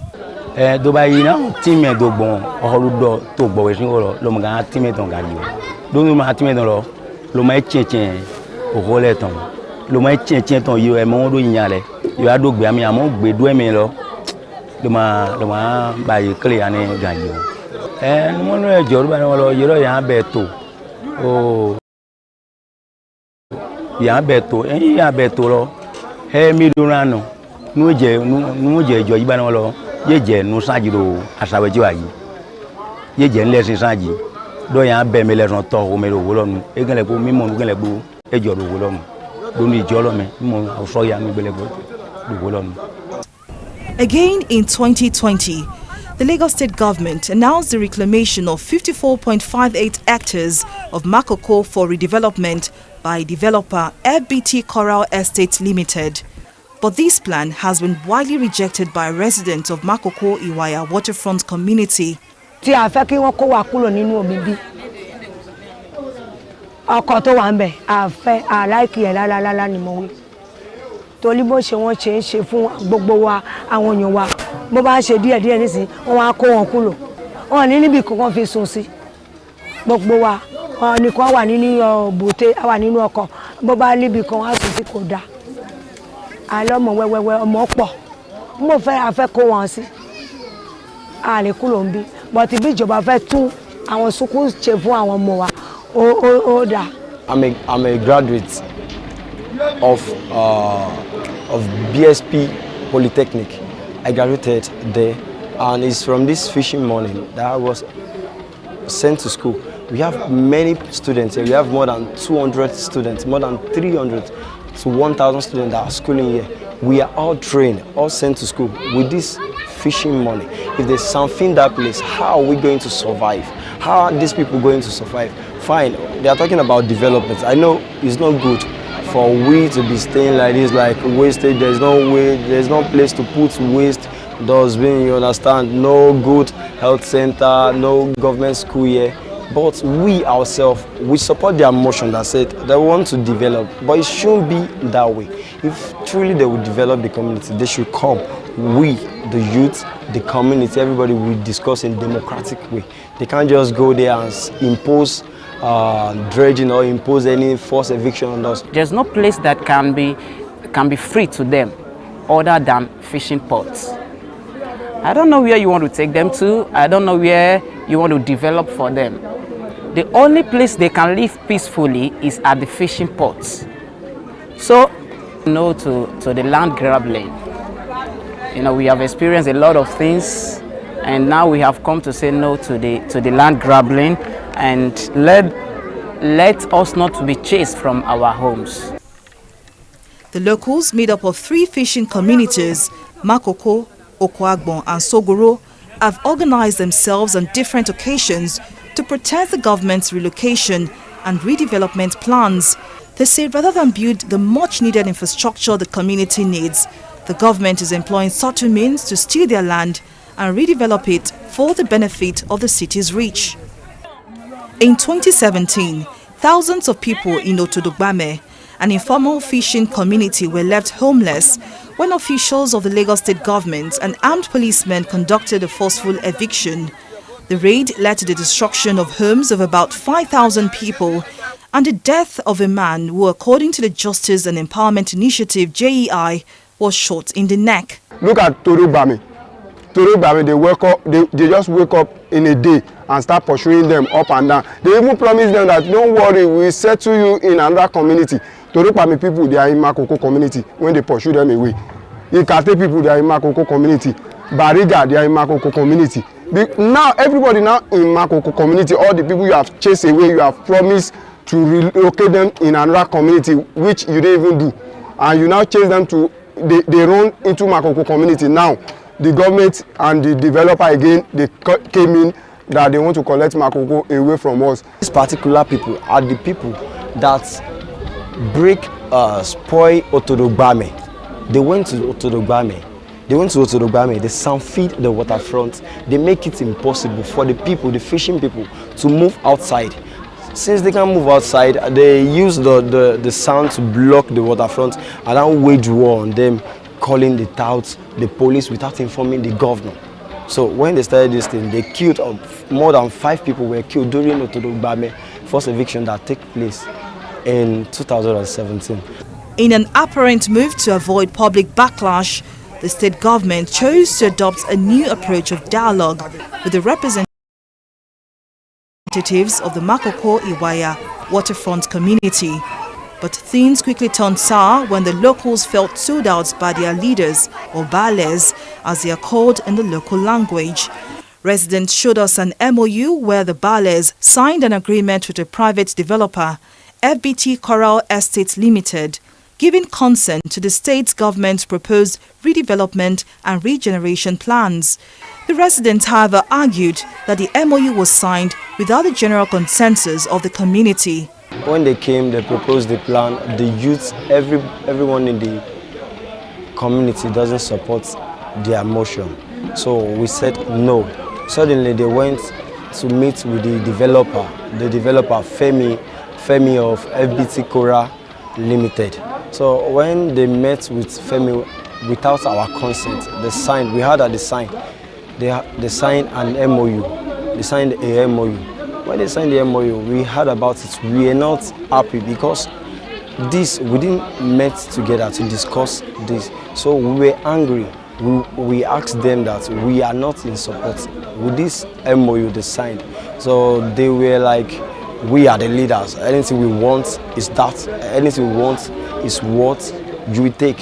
What I've learned so far, speaking with members of this community, is that while they are open to development in terms of better schools, healthcare and other infrastructure, they want all of this on their own terms. Now, their fear is that these developers could take advantage of them and steal their land. Now, they say that fishing is their primary source of income and any form of relocation is not welcome. It is important to understand that the MOU speaks of several redevelopment projects that the community will benefit from, such as jobs and other social amenities. But a part which speaks of a displacement and resettlement at a later date worries the residents. The Lagos State government, on one hand, promises to redevelop the area and turn it into an upscale estate in line with the themes agenda of the state. But in the same breath, the MOU speaks of a relocation and resettlement of the locals. This contradiction raises 3 major questions. Since the MOU did not mention the construction of low-cost housing for the residents, how will the construction of an upscale mega estate be of benefit to the fishing community? Where does the government plan to move the fishing community to? And how would they be compensated? These are the questions TV360 Nigeria put forward in these letters to the Office of the Public-Private Partnership, whose special advisor is Okpe George. The Lagos State Ministry of Waterfront Infrastructure Development, headed by Ahmed Kabiru, and the Lagos State Ministry of Physical Planning and Urban Development, which was headed by Salako Idris at the time of this report. Sadly, all attempts to get a response from these 3 agencies, who play vital roles in the redevelopment plan of the Makoko Iwaya waterfront community, have been futile. After an initial cancellation of a scheduled interview, by the Special Advisor to the Office of Public-Private Partnership, Opa George, we finally got a response months into this investigation. In a signed letter, the Special Advisor gave vague assurances of the state government's resolve to work in partnership with the locals. His responses did not give clear and direct answers to the questions and demands of the residents of Makoko Iwaya waterfront community. We have also tried to get answers from Felix Moka, who is named as a legal representative of the Makoko Iwaya fishing community in a memorandum of understanding. All calls to his numbers were unanswered and he did not respond to his text messages. Despite several protests, reclamation activities on the Makoko waterfront continues. As you can see behind me, that's a dredging machine set up by FBT Coral Estate Limited to reclaim more than 50 hectares of land off the Makoko waterfront. Now, fishermen say the dredging activities, as they call it, has made fishing quite difficult. While the questions of the residents of Makoko Iwaya waterfront community remains unanswered, the sorry state of housing deficit in Lagos is better explained in these numbers. An estimated population size of 23 million residents, a housing stock of 1.49 million units, and a household size of 4.9 people puts the housing deficit of the state at 3.2 million housing units. The Lagos state government is not unaware of this problem and says it has delivered 14 housing schemes in the past 2 years, contributing 7,000 affordable housing units. While this number of homes can barely solve the city's housing problems, these houses do not come cheap, as houses range between 4 million naira and 20 million naira. With Lagos having a poverty rate estimated at 8.5% and the vast majority living below extreme poverty levels, the construction of mega estates and even the low-cost housing estate is unaffordable for an average Makoko resident. This will further worsen the housing crisis and push more of the state's population into slums and, worse still, homelessness. To better understand the state's housing situation, I paid a visit to Lukman Oshodi, an infrastructure and development expert who led a research team in 2016 on the Lagos state government's past and present policies and projects that border on urban regeneration, housing and infrastructure development in the state, especially mega projects. Oshodi tells me some of his research outcomes. If you look at the city of Lagos and the development orientation, all these resettlement, relocation, they are yet to be fully adopted as a culture of development processes in Lagos. If you look at development trajectory of Lagos, there is no way you can have a new development without some level of demolition and all that. But the process of going about that demolition so that it doesn't really expose the dignity of the people who reside in those places into danger, into ridicule. Those are the key points that need to come into play. Sadly, the problem runs deeper than mere numbers suggest. When evacuations are carried out, families are torn apart and may never be properly compensated or resettled decades after. This was the case of some residents of Old Morocco who were lucky to be resettled in this substandard housing in Ikota area of the state.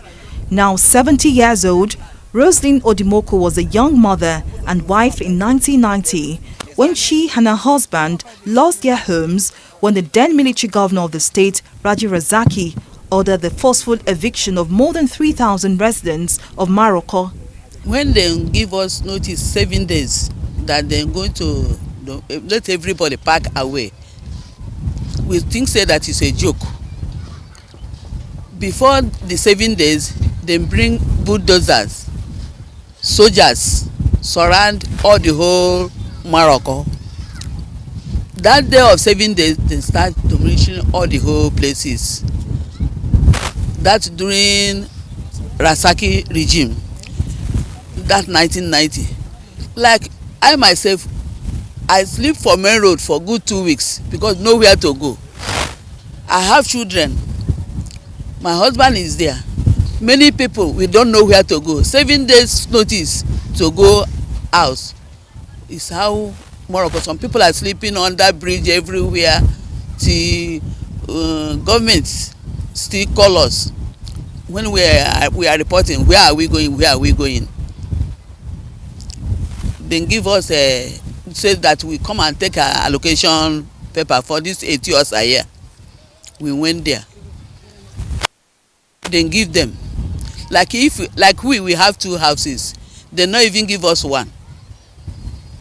Some people have 3. Then give them 1. It's by luck. The house at Morocco is 10,000 houses. But the people they locate for this place, both Jakonde and this, it's not all to 6,000 or 5,000. You see, when this thing happen, then give us allocation paper. Everybody comes to find the zone house here, and when we get, some people get the place, they enter. When that time there is no window, it's uncompleted building. Yeah, there no window, no door, no nothing. Like this bridge now, many people die because nowhere to hide themselves.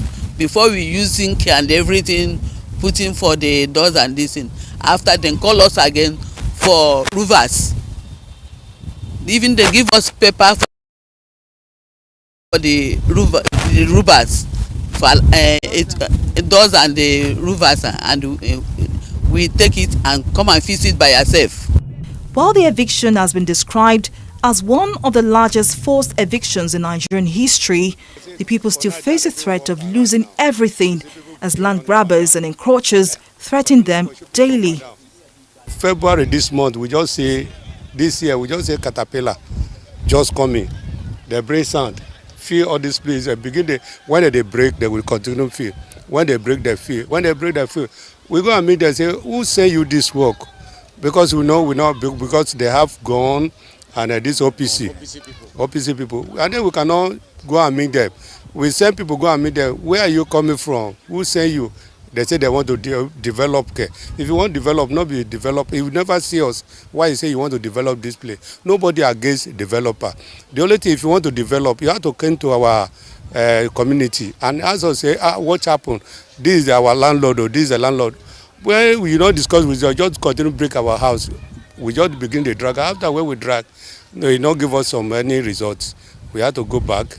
We go to, during that time, there's one court when they go for Yaba. We went to the court.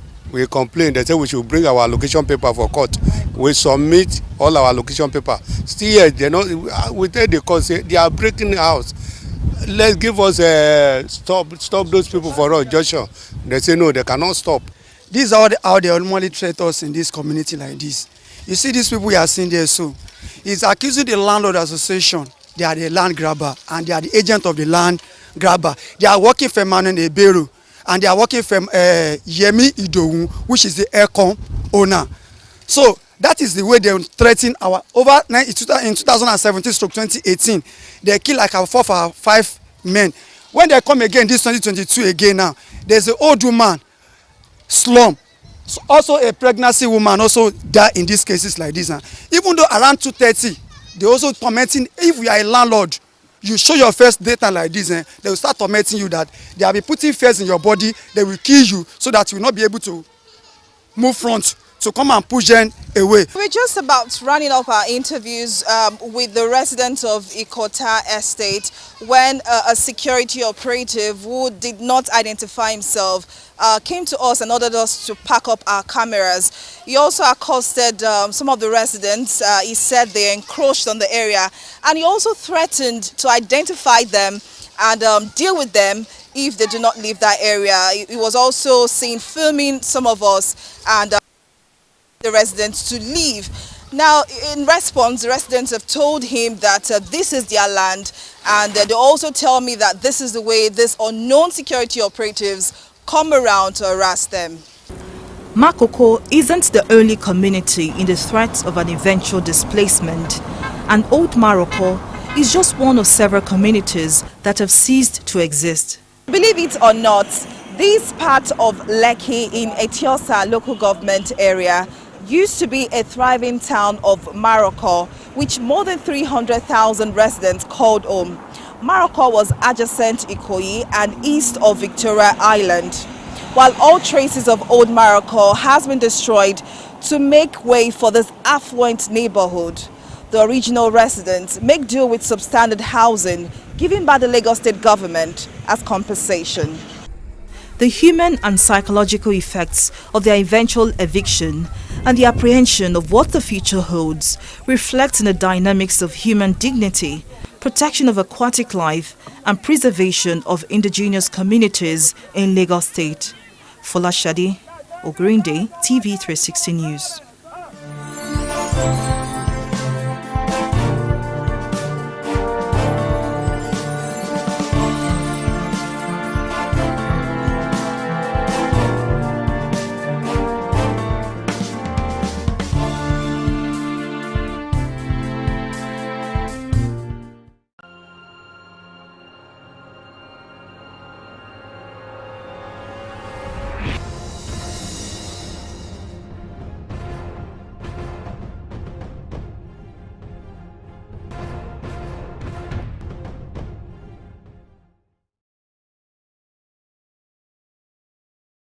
COVID-19 is an infectious disease caused by a new coronavirus introduced to humans for the first time. It is spread from person to person, mainly through the droplets produced when an infected person speaks, coughs, or sneezes. These droplets can land in the mouths or noses of people who are nearby. These droplets are too heavy to travel far in the air. They only travel approximately 1 meter and quickly settle on surfaces. This is the reason person-to-person spread is happening mainly between close contacts. The exact time that the virus can survive on surfaces is not yet known.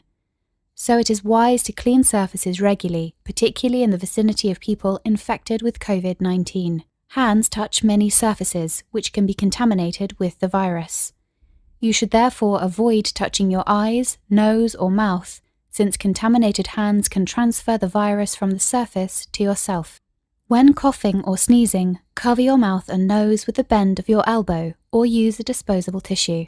If a tissue is used, discard it immediately into a closed bin. The most effective way to prevent the spread of the new coronavirus is to clean your hands frequently with an alcohol-based hand rub or soap and water. This will eliminate the virus if it is on your hands. Stay healthy and prevent the spread of COVID-19.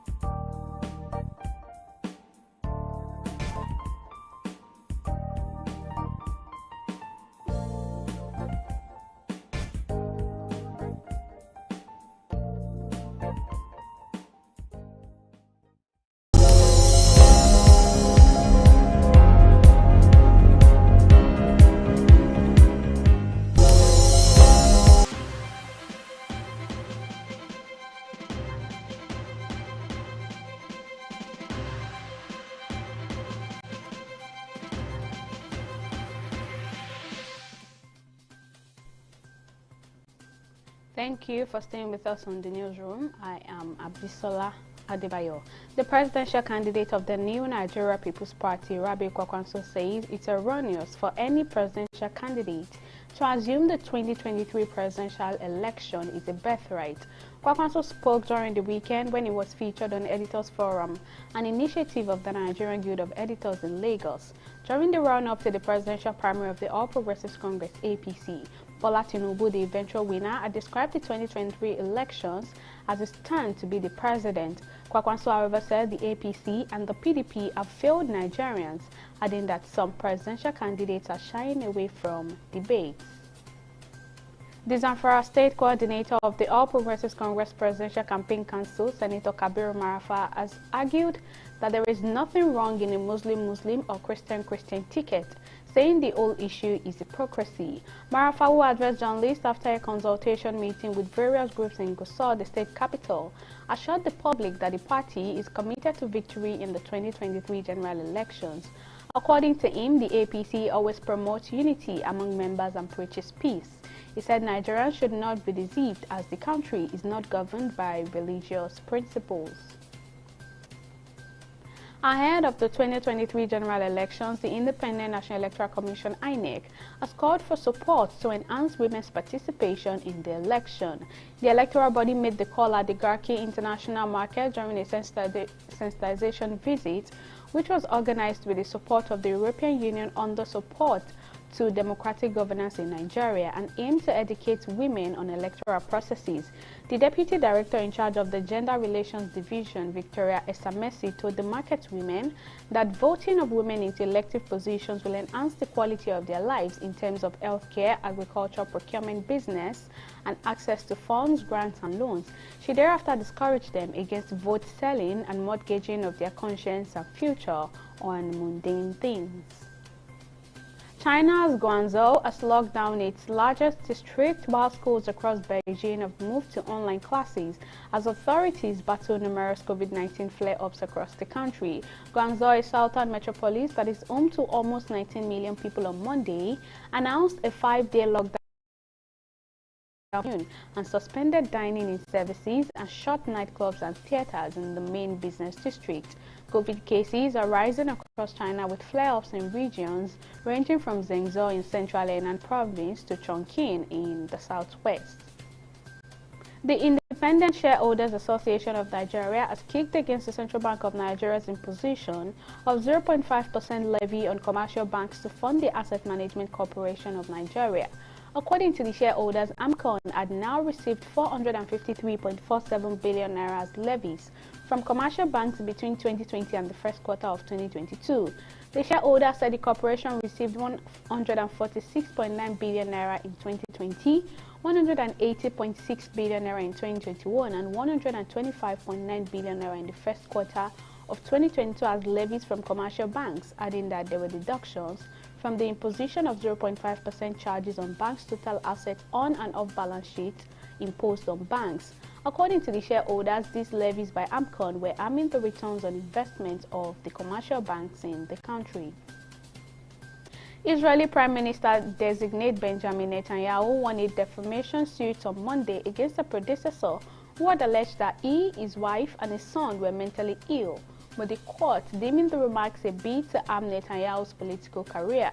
Netanyahu's lawyer hailed the ruling as the shattering of another libel, an allusion to his client's assertion of innocence in 3 grave trials that overshadowed his last term as premier and are complicating his efforts to retake power.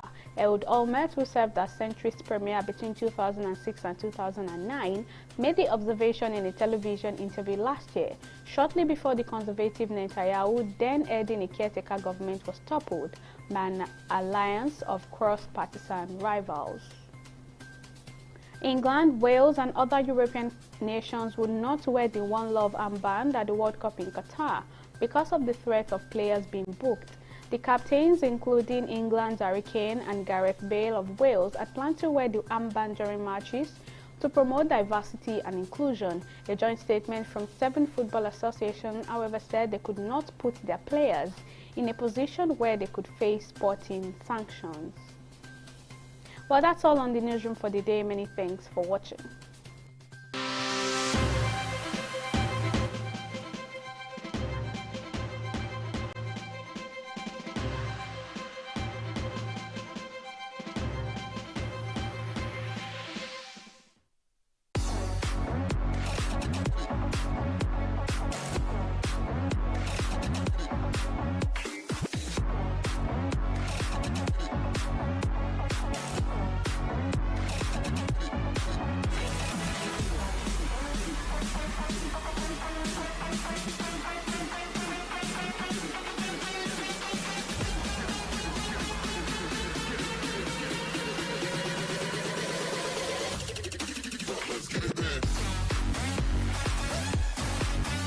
This product that I just finished using, what can I use it for?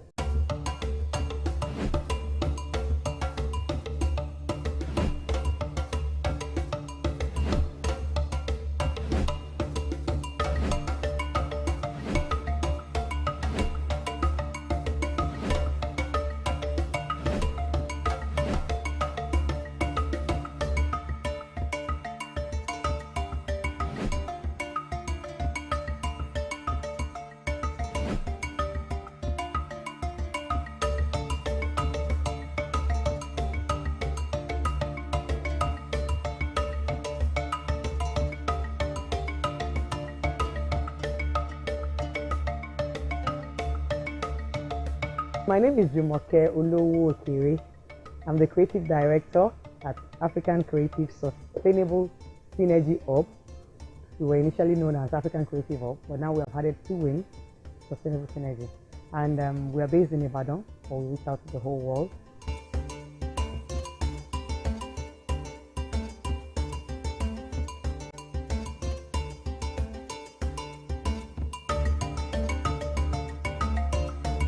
We are a social enterprise company on a mission to create a sustainable world without waste. And we do this by education, by upcycling. We want to show people how to convert their waste into wealth. We want to let people realize that waste is actually not a waste, but waste is wealth. And so we don't want to talk, we want to show.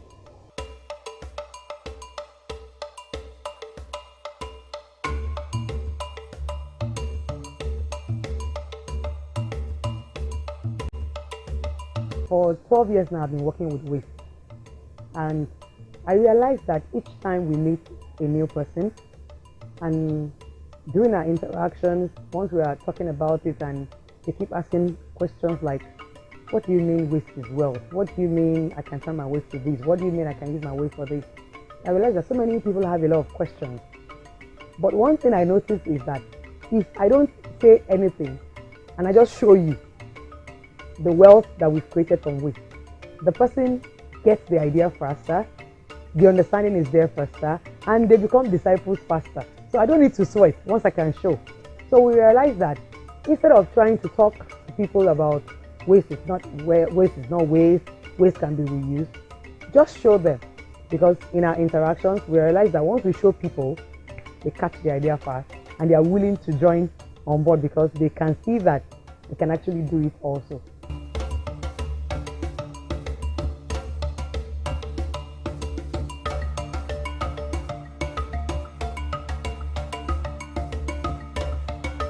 So then I asked myself, I said, can there be a space where we can create different works of art from waste and the people can come in and see, so that more people are coming in to see, and then the message is passed across faster and we can all together.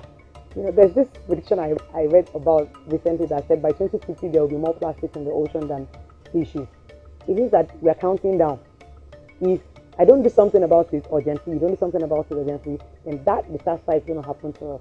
And the earlier we join this train, the better. And the more people that are on this train, the better. So I started looking for waste museum and I realized that there is no waste museum anywhere. There's no place that is dedicated to waste, that people can come in and see waste in their natural form and see waste in their finished product.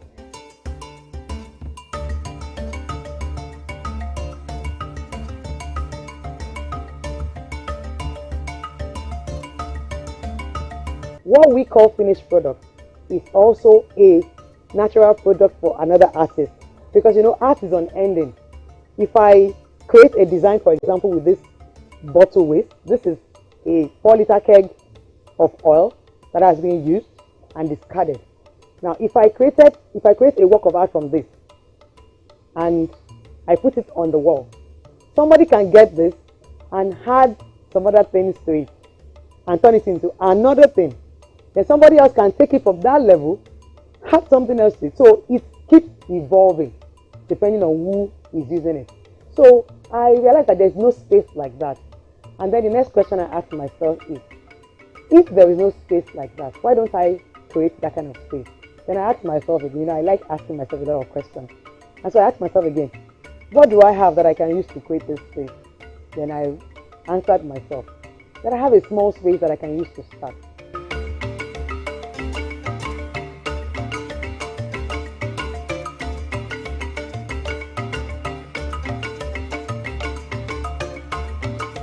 The vision of the Waste Museum is very big, like on a community, like a 20-acre, 30-acre land.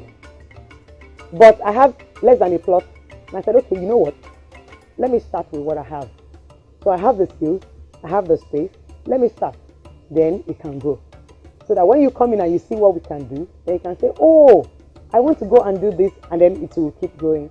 And so that was how we came up with the idea of the waste museum, and we have been working on it, and we are still working on it till now.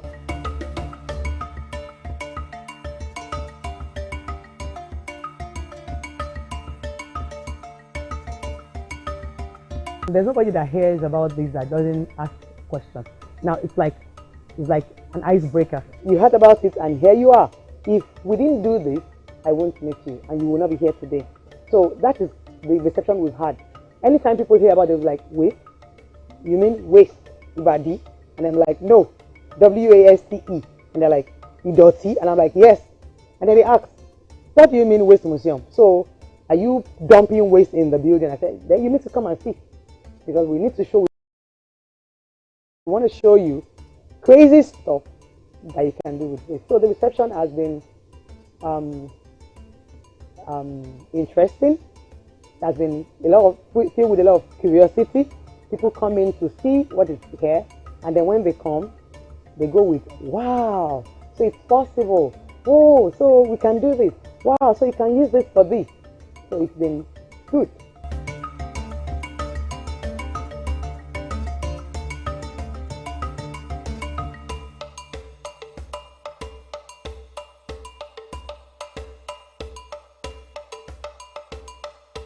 There's nobody that will come here that your lives will not change. It's not possible.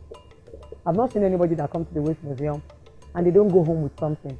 And guess what? Because it is not just about the waste, like this center is supposed to be a showcase. What our mission for this place is for you to see circular economy practically. That is, now, circular economy is an economy whereby there is no waste. Presently now in the whole world, many people in the world are using linear economy. So it is straight down. You produce the material, you use the material, then you discard. Example, you bought a bottle of drink, you take the bottle of drink, and then with your own hand, you throw the bottle of drink away. And do you know that the bottle of drink you bought, the liquid content is like less than 40%. The container costs like 60% of the price you paid. So let's assume that you paid 200 naira for your bottle of drink. The liquid content that you just finished taking is just like 40 naira. The container is 160 naira. So if you take that bottle of drink and you continue with the linear economy by taking the bottle of drink, drink it, and then you throw it away, by yourself, you have just thrown 160 naira away from your hard-earned money. But imagine a circular economy whereby you have that product, you finish using the product, then you ask yourself, what else can I do with this product? And we brought a simple solution, and we call it our 5 R's and a U. So reduce, reuse, recycle, refuse, repair, and upcycle.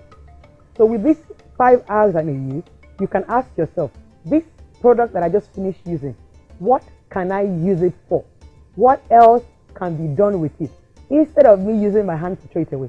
So then you start thinking. So if you pick out of any of these 5 R's and a U, whichever you do, it means that your waste is going up again.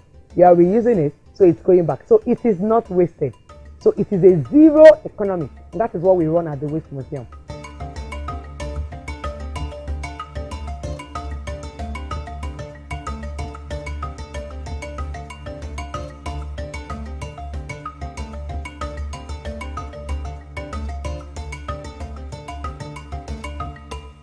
Now, it is a perfect ecosystem for plants, animals, and humans. Because if you look at the definition of environment, environment is a place where plants, animals, and human beings live together in harmony. So what we want to create for you, what we want people to see is that perfect ecosystem where animals, plants, and humans are living together in harmony and they are not creating any waste.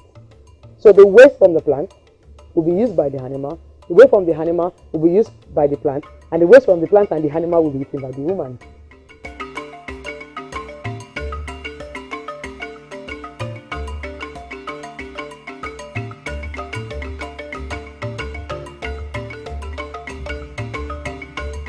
My vision is for it to be turned into a tourist center in a community like minimum of 20 acres, where we will even have residents, we'll have universities, we have hotels, we have rooms, we have halls, and people can come in and experiment and explore and be innovative around the waste that human beings generate. And not only human beings, animals generate their own waste. Plants also generate their own waste. So where we are going to is a center, very big, like a community, where you can see the actual perfect ecosystem and there's not going to be waste. So everything everybody is using is going back to the system. So the buildings where we are going to is also going to incorporate the circular economy, because the buildings are going to be eco buildings and we are going to make use of both our black water from the toilet, our grey water from the bedrooms, and our normal rainwater, which is the regular water. So when you get to where we are going to, you will see all this. We don't want to talk. We want to show.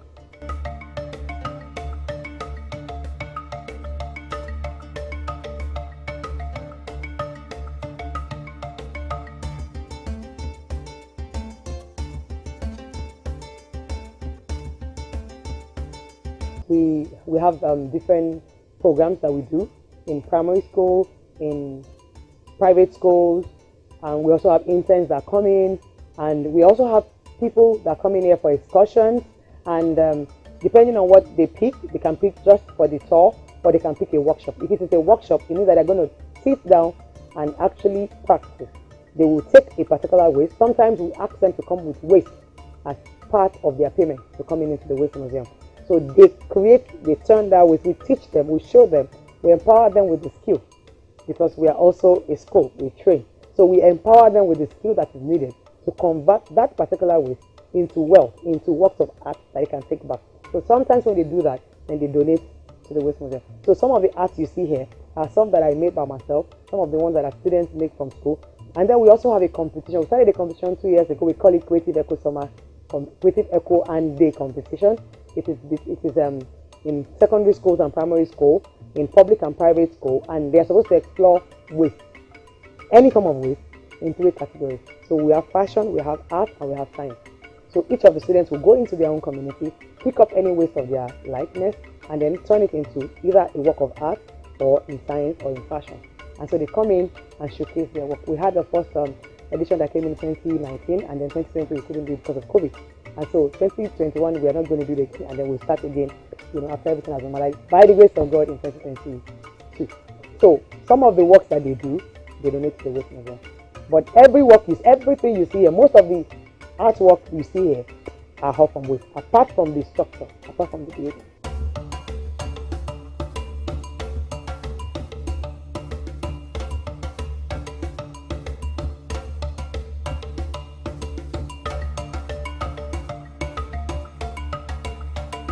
There's a difference between recycling and upcycling. So recycling involves converting that waste into another product, and it requires the process of machine.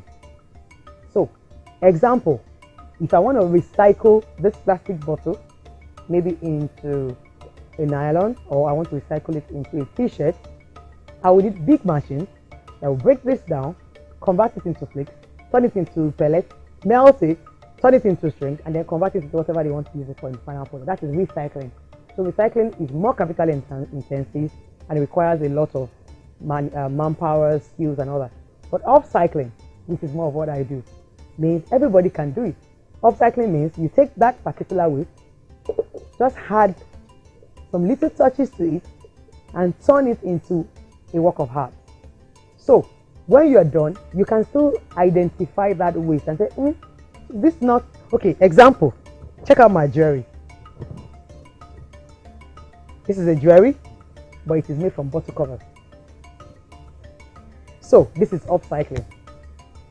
Anybody can do it. Any young person can do it. Once you have the brain, you have the skill, and you have the hands, and you have the waist. You don't need a lot of money. You don't need 10 million naira to set up the company. Less than 50,000, you can start upcycling. And so that's what we focus on, because we know that is what we want as many people as possible to join us. And so we don't want people to be looking for a lot of money to start the business. We want people to come, learn, and with a little, even with ordinary scissors, you can start upcycling.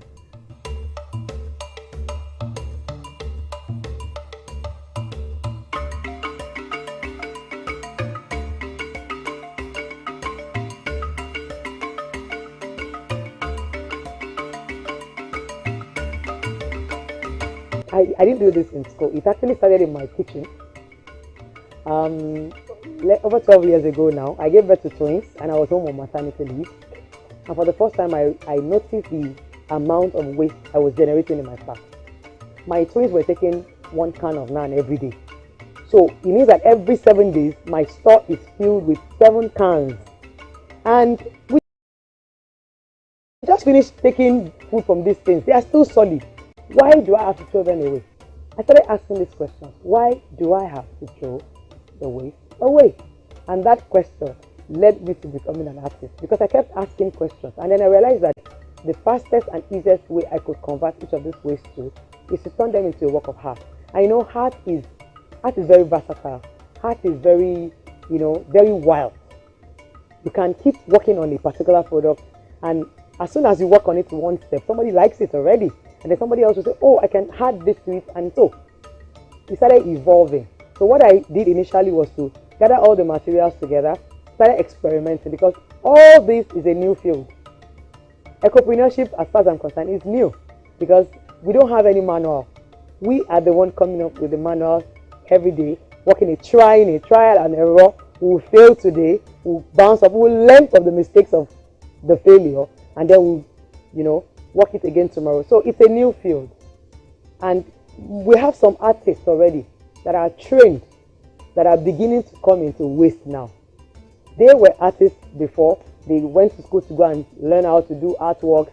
But now that we started talking about waste, they are also getting interested. So I have a couple of them that are also my friends now, that because they met me, they started infusing waste into their own art materials also. So the more people that can incorporate waste into whatever they do, then the less waste that will end up in the ocean or in the landfill.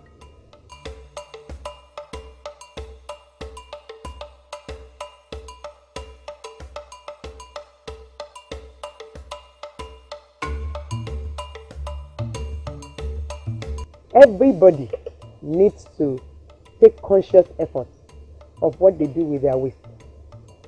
Because everybody is generating waste. And let me now shock you. Waste that we're talking about is actually man-made. Nature harbors waste. In nature, there is no waste. Because if you look at the cycle, everything that nature produces ends back in nature. But when we're talking about waste of plastics, waste of cans, waste of that, human beings created this thing. And so if we created it, we must solve it. And if you are a human being, whether the only time you don't, even when you are sleeping, you are generating waste. Because at least when you sleep, you will sweat. So it means that for every day you are living, you are actually generating waste. And it is high time you started taking cognizance of the waste you make and try to introduce the 5 hours to it. It means that you will start with reducing first as a human being. Normally you generate 10 kilograms of waste in a week. You must look at how you can reduce it to 5 kilograms, to 3 kilograms. After reducing, the ones you now reduce it to, you now ask yourself again, what else can I do with this waste? So you can pick reduce, you can pick reuse, you can pick recycle, you can pick upcycle, and that is what we are here to do.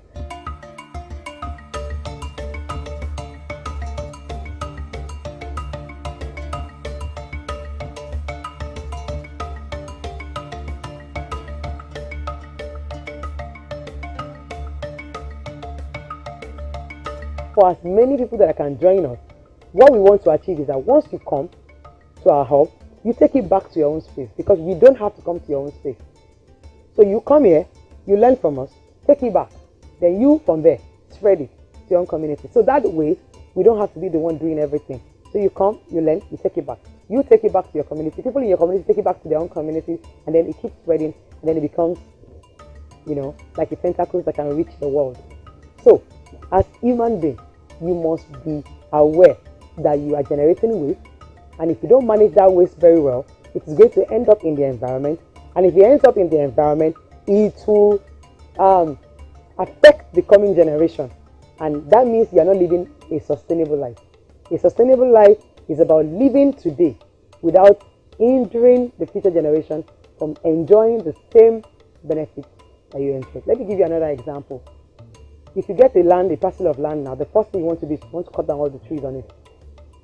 Those trees that you've just cut down, somebody, your forefather, your grandfather, your great-great-grandfather planted those trees 30, 40, 50 years ago, and that is why you can say, oh, this is a tree. And then you cut it down, and then you don't plant another 10. Not even 10. Not even, at least for every tree you cut down, you must plant 20.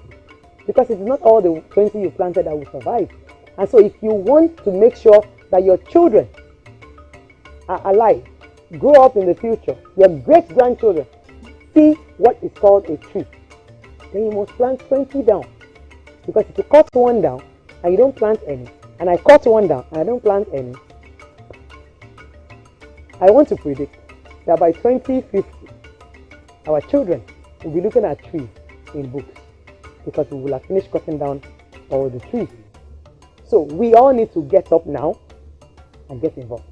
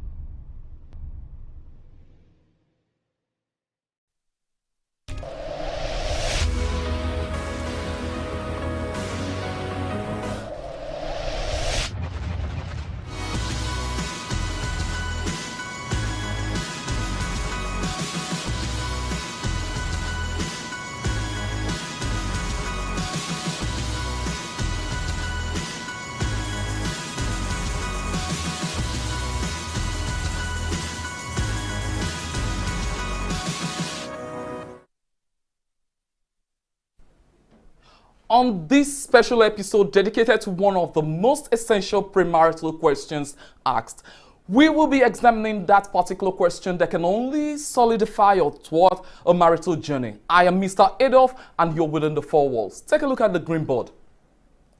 We will be doing with the classwork an examination where we will lead to the preface of the topic which says marriage and credentials. But right now, let's see the latest happening in the Nigerian education sector. The Ondo State government has said that it has become an offense for any teacher in the state public schools to enroll their children in private schools.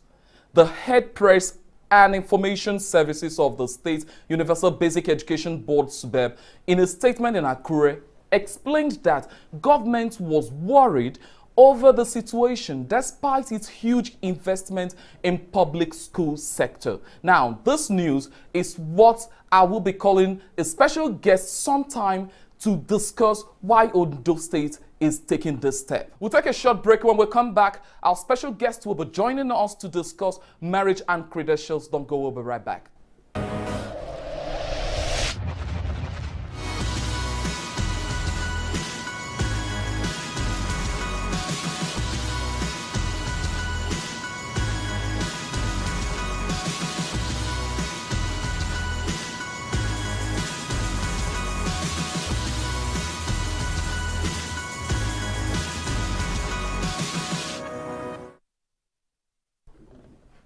Welcome back.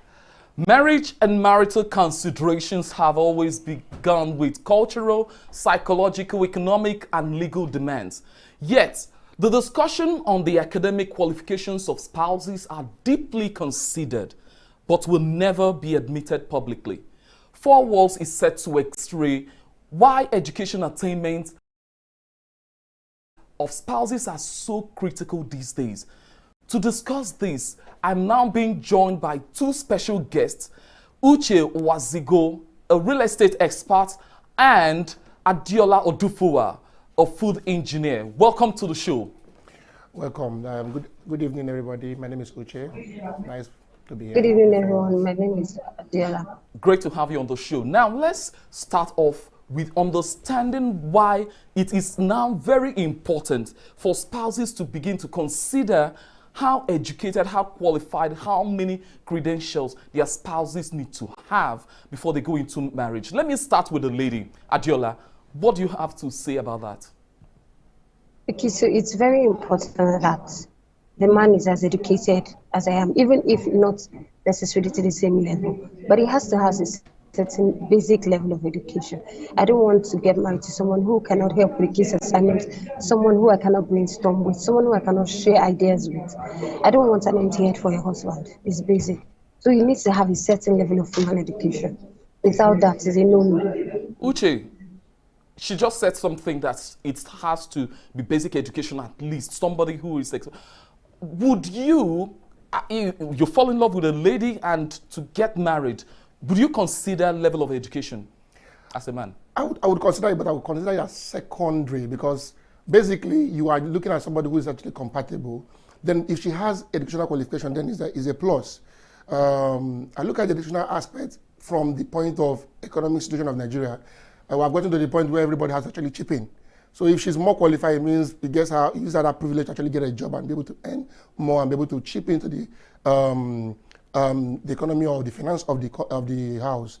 Then secondly, you actually don't want to marry somebody that you will get married to, and probably if you are incapacitated, probably a businessman, the person can't even balance the books or can't run the business. So you need somebody that actually has the basic educational qualification to be able to handle day-to-day activity of a company.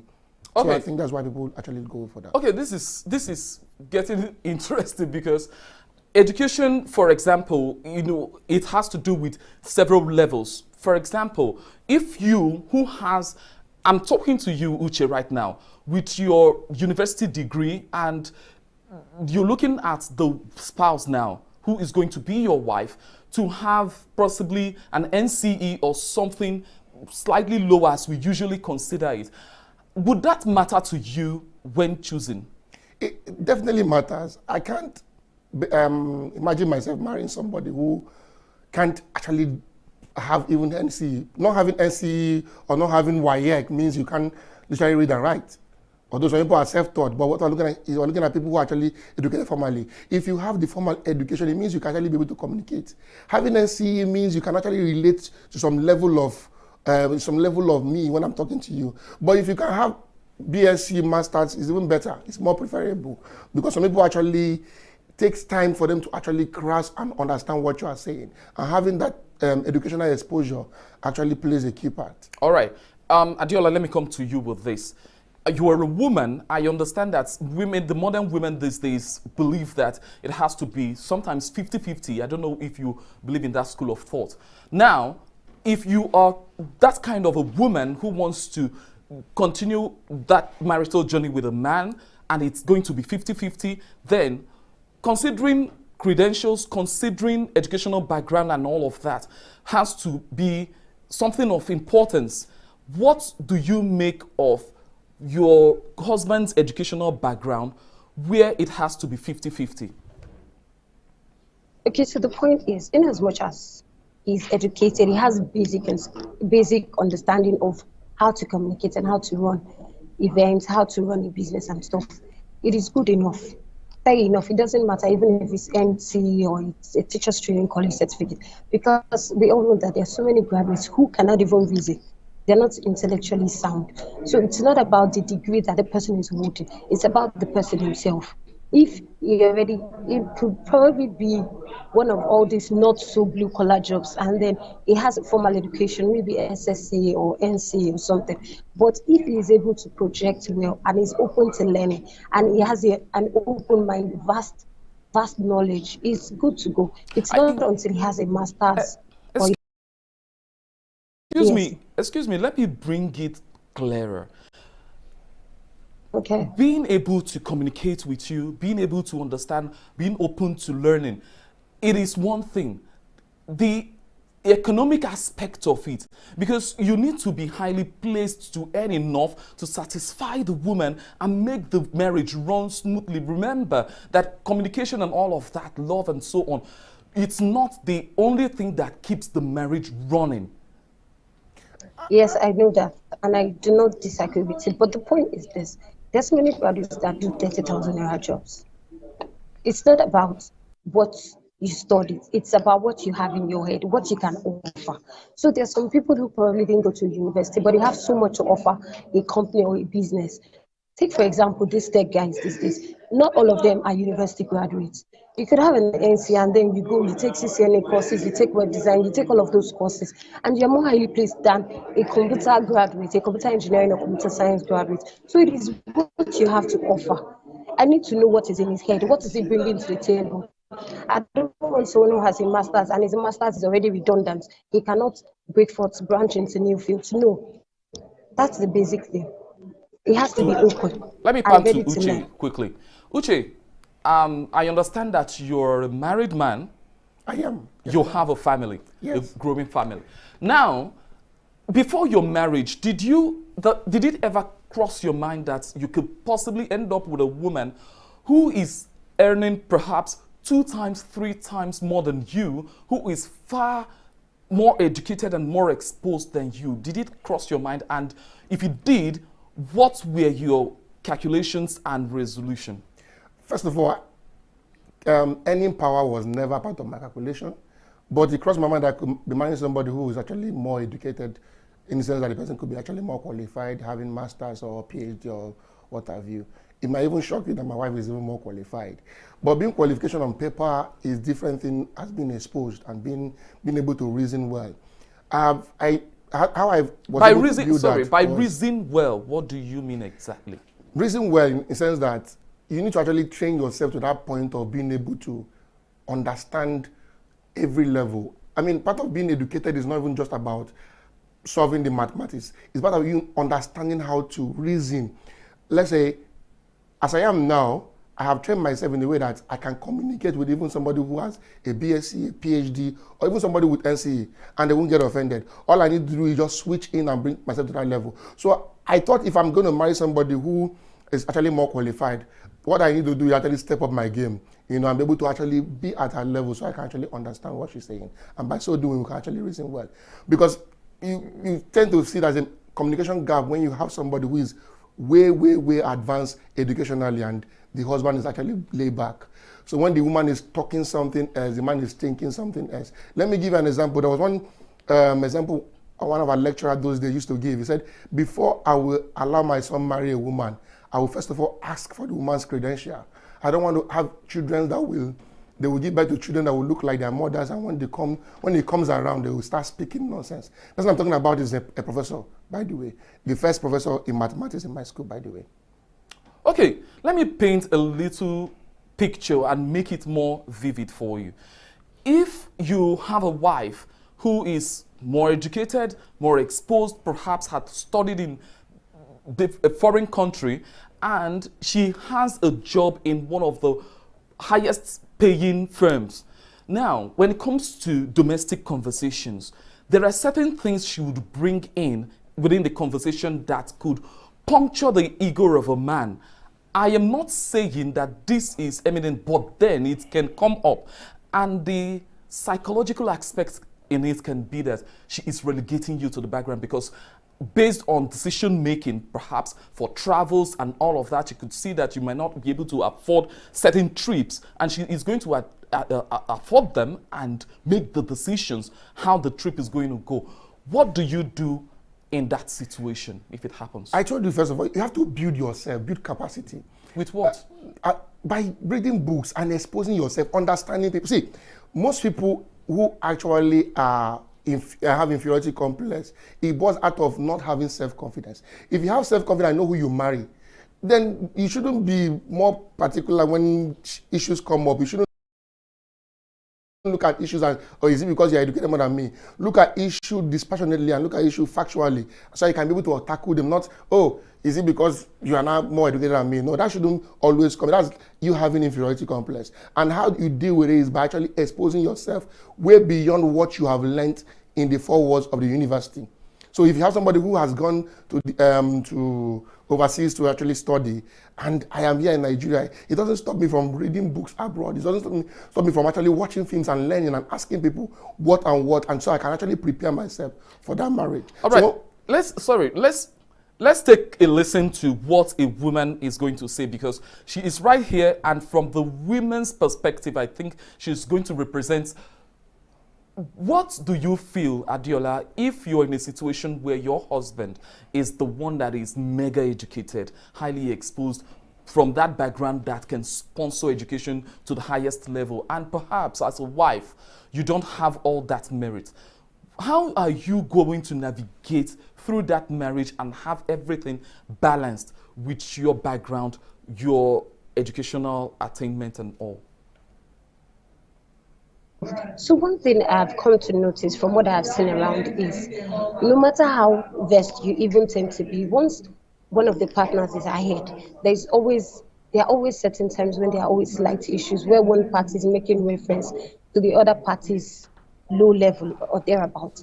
But you know, the thing is, once the person knows that, if he's thinking, he feels that he has a PhD and then I have just a first degree, but he sees that I can relate on that level of the PhD. Even before he brings the suggestions, I bring them to him. You know, what I see that happens most times to ladies is they want to sell fine face, but there's nothing in the head. They just want to sell beauty without brains. So I would really like to challenge my gender, as we popularly say these days, that equip yourself to be better. It's not just the beautiful face and the figure that we have to offer. What do you have to offer intellectually? I might just have a first degree, like I stated earlier, equip myself with professional courses. And it might be something that even he that has a PhD doesn't understand. So it's basic that you're open to learning, you're good at improving yourself. Okay, open to learning, good with improving yourself and so on. In a situation where your husband now is not so learned and he is not open to the learning, and you love to learn, you're open to it and so on. Now it's another angle to which you would be struggling in that marriage. A husband that is typically, most people would explain it this way, an African man, and you are the modern, urbanized, educated, highly exposed and so on. Where do you place education, that exposure in your marriage, in order not to alter the relationship that is perhaps going on beautifully? Okay, so I would say that no relationship will exist if it's not open to learning. I wouldn't waste my time. Then the man is not ready to learn. The man perhaps had felt that, oh, I'm traditionally trained, I can earn my money. No, it doesn't happen like that. Do you know that most, let me not say most African men mostly believe that what a woman needs is the pampering. What a woman needs is to bring money home and so on. So whatever question are concerning credentials, education, being open to learning, shouldn't bother you, shouldn't bother us in this marriage. If it is happening. Oh, okay, I'll say maybe to a certain breed of ladies, or to a certain sect of ladies, but definitely not to all. I really believe so much in the power of what a woman can do. And I feel that a woman's place should not be relegated to the kitchen or to the house running chores. So for that, if he doesn't understand the fact that I have a passion for that, there's no benchmark, there's nothing, because I believe marriage is all about sacrifice. So if he is not ready to sacrifice certain things that he believes are the norm, if we already have issues while dating or while we're seeing each other, then I shouldn't proceed into marriage, because it's going to be a hell of a trouble. Okay. So there's really no point there. Okay, before we take a short break, I want Uche to quickly tell us how true this is. Uche, would you be able to support your fiancé in education? before marriage, financially? Definitely. But I will do it guidedly, you know. If I'm going to support her to go to any education, it won't be her going there and staying in the hostel. So she will quickly tell us more before we go on that short break. She will likely be staying close to me or even with me. So because if you actually, you know, the both of us have actually gone to school and we've seen what some, not all, some married women do. So I will want her to actually catch up brain-wise, but I wouldn't want to lose her, because if she go to the university, she might see somebody even better. And you know, most undergraduates already have time. So they will invest time plus good looking and all that. So I will not want her to be tempted in that sort, but I will support her. Why not? I will support her. Well, we'll come back after the short break. Don't go, we'll be right back.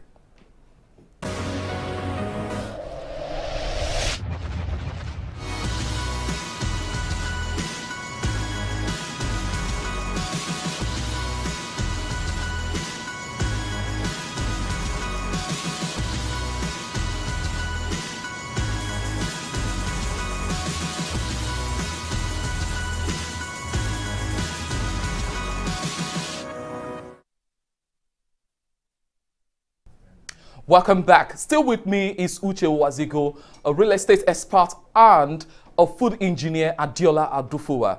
This is Forward, and we are talking about marriage and credentials. So Adiola, before we went on short break, you heard what Uche said, that, well, that sounded like a man who is a little bit insecure. But then I wouldn't blame him. What do you make of what he just said?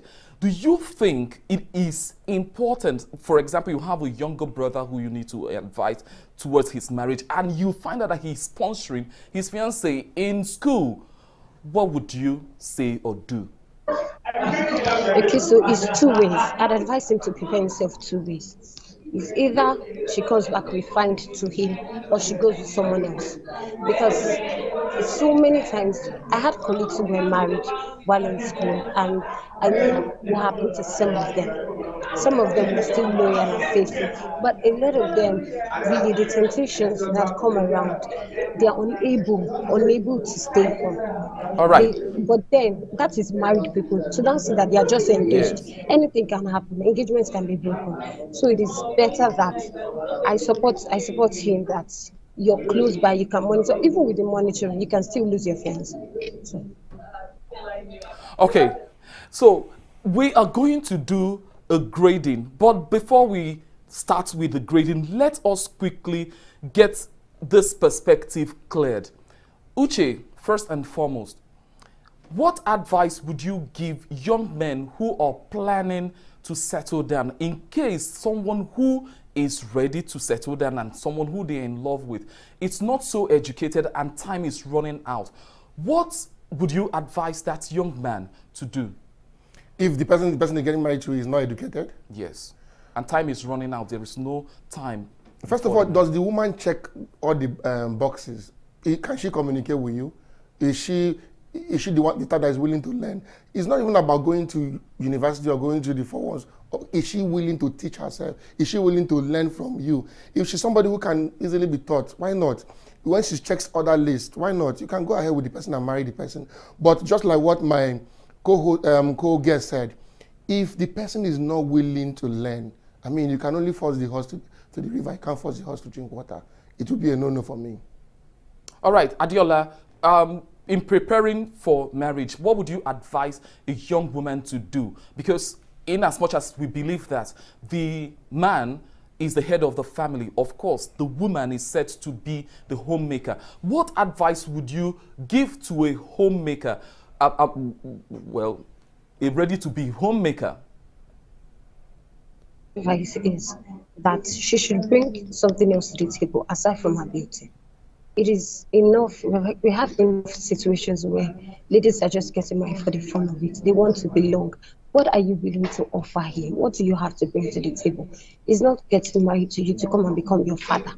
No, you should be able to support him. What are you bringing to support him? What are you offering? Equip yourself, build yourself, become a better version. And then you will find an equal version of what you are. All right, now let's go straight to grading. In our grading, we have A, C, and F. A is excellent, C is fair, F is terrible. Now, this is what we are going to grade, and we're starting with Adiola to help us with this grading. Adiola, how would you grade the idea of sustaining a marriage in a situation where the man is highly educated, intimidating, he's a narcissist and so on? How would you grade that idea that these are the things that are going to happen to the woman if the man is so highly educated in the marriage? How would you grade it? Can I get the grading again? I didn't start on one. Okay, can I get the grading again? Okay, this is the grading. A is excellent, C is fair, F is terrible. The idea now behind it is what I want you to grade. Okay, the idea is terrible. It's terrible. All right. Uche, how would you do the grading? A, C, F, A for excellent, C, fair, and F. I would want to go to C. Well, because the man is very educated. I think you should find a way to actually bring the wife closer. Okay. So it's still better that it's fair it is for a man to be highly educated, and with that comes with other things like intimidation. Intimidation might not be what he's putting out. It might be what the other person is feeling. Very good. So this is all we can take for this show, Marriage and Credentials. And this is not actually going to be the end of this series because we're still going to explore further. Uche Wazigo, a real estate expert, and Adiola Odufuwa, she is a food engineer. Thank you so much for your time. Thank you for having me. All right. So that is the end of today's show, Marriage and Credentials. What you feel about it, you can share with us on our Facebook, 4 Walls on Facebook. Until I meet you next time, bye for now.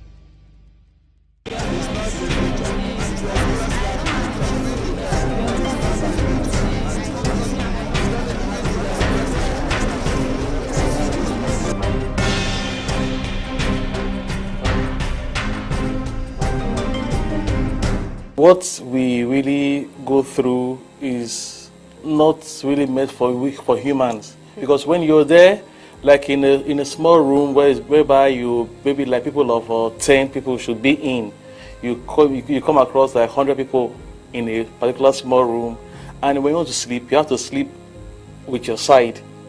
Everyone sleeps on sides. You understand? So there's no more space, and you want to ease yourself or make use of the toilet, it's just in front of you. So you can inhale the odor of the toilet, which is not conducive for the human health.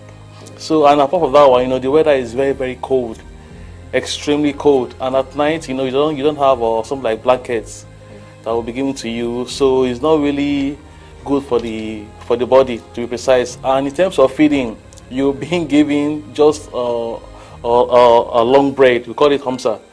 Just a long bread. That's your meal. They'll give you three of it. That's your meal for your lunch, your breakfast, and your dinner, which is not healthy at all. I was deported, and I was deported back to the border of Algeria and Mali. Okay, so when we were deported there, it was a Sahara desert, to be precise. That's where they will leave you. And when they leave you in that border between Algeria and Mali, you have to walk 7 kilometers to the border of Mali, and we call that 7 kilometers to hellfire because it's extremely hot over there. Some of them that is already, you were not really giving food well when you were in Shabbat camps. You don't have the strength to even walk. Some of them died along the way. Some of them, I'm not gonna lie you, have to drink their own urine just to survive, to have strength to be able to go to that next borderline of the Algeria. So it's really, really hectic. You have to make a choice to go back to Algeria, or you have to go back to Morocco. And when you're being taken to the border of Algeria, the Algerian militants, they open fire on the militants of the Moroccans. So they don't have to hide. Or they can just tell you, okay, just go this way, just go down the valley, just stick like this. That is Algeria. So if you want to go back to Algeria, you now have to surrender yourself to the militants of the Algerians. They will not put you into deportation camp. They do not have to deport you back to Mali. So it's like you're being deported from one country to another. And you can imagine the shape of the deportation camp in Mali there. It is, oh God, it's unexplainable. I believe, I won't lie, I believe I spent 16 years in this journey. On transit, you know.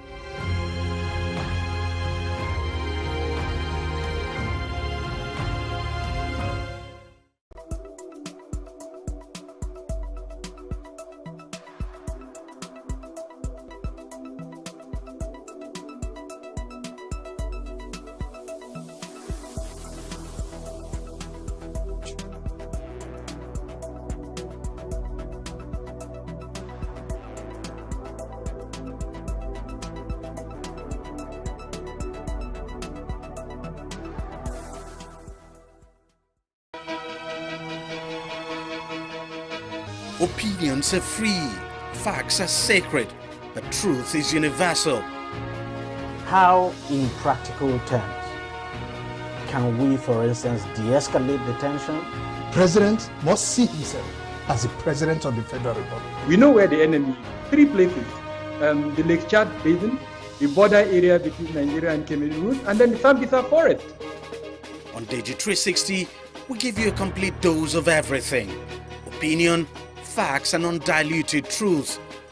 I hardly believe what politicians say in this part of the world. A new Nigeria is possible, a future is possible. We delve into the issues, dissect it so that you can understand it, use it to take action. I don't think there's any need for any governor to look for grant for ranching. TV360, dissecting the issues.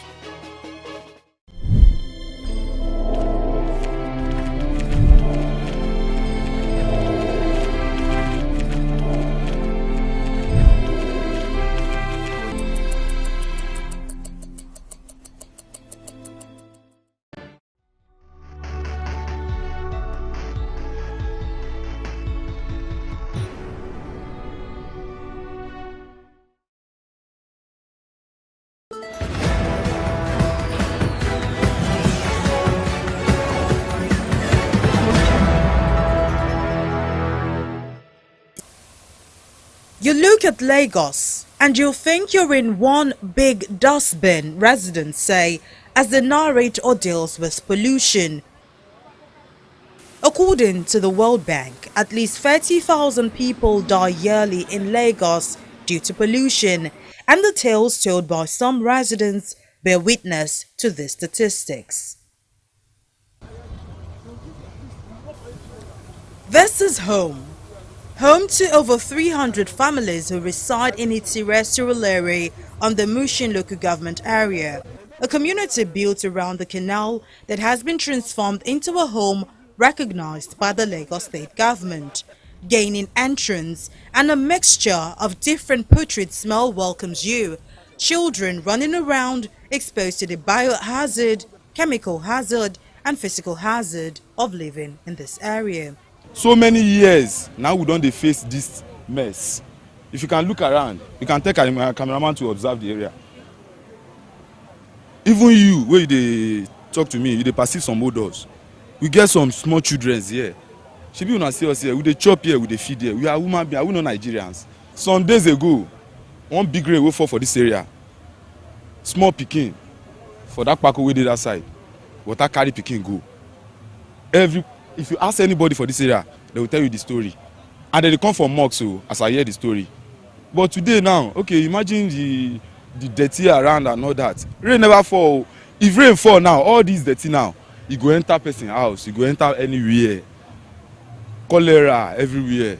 I think we know what we're doing. Okay.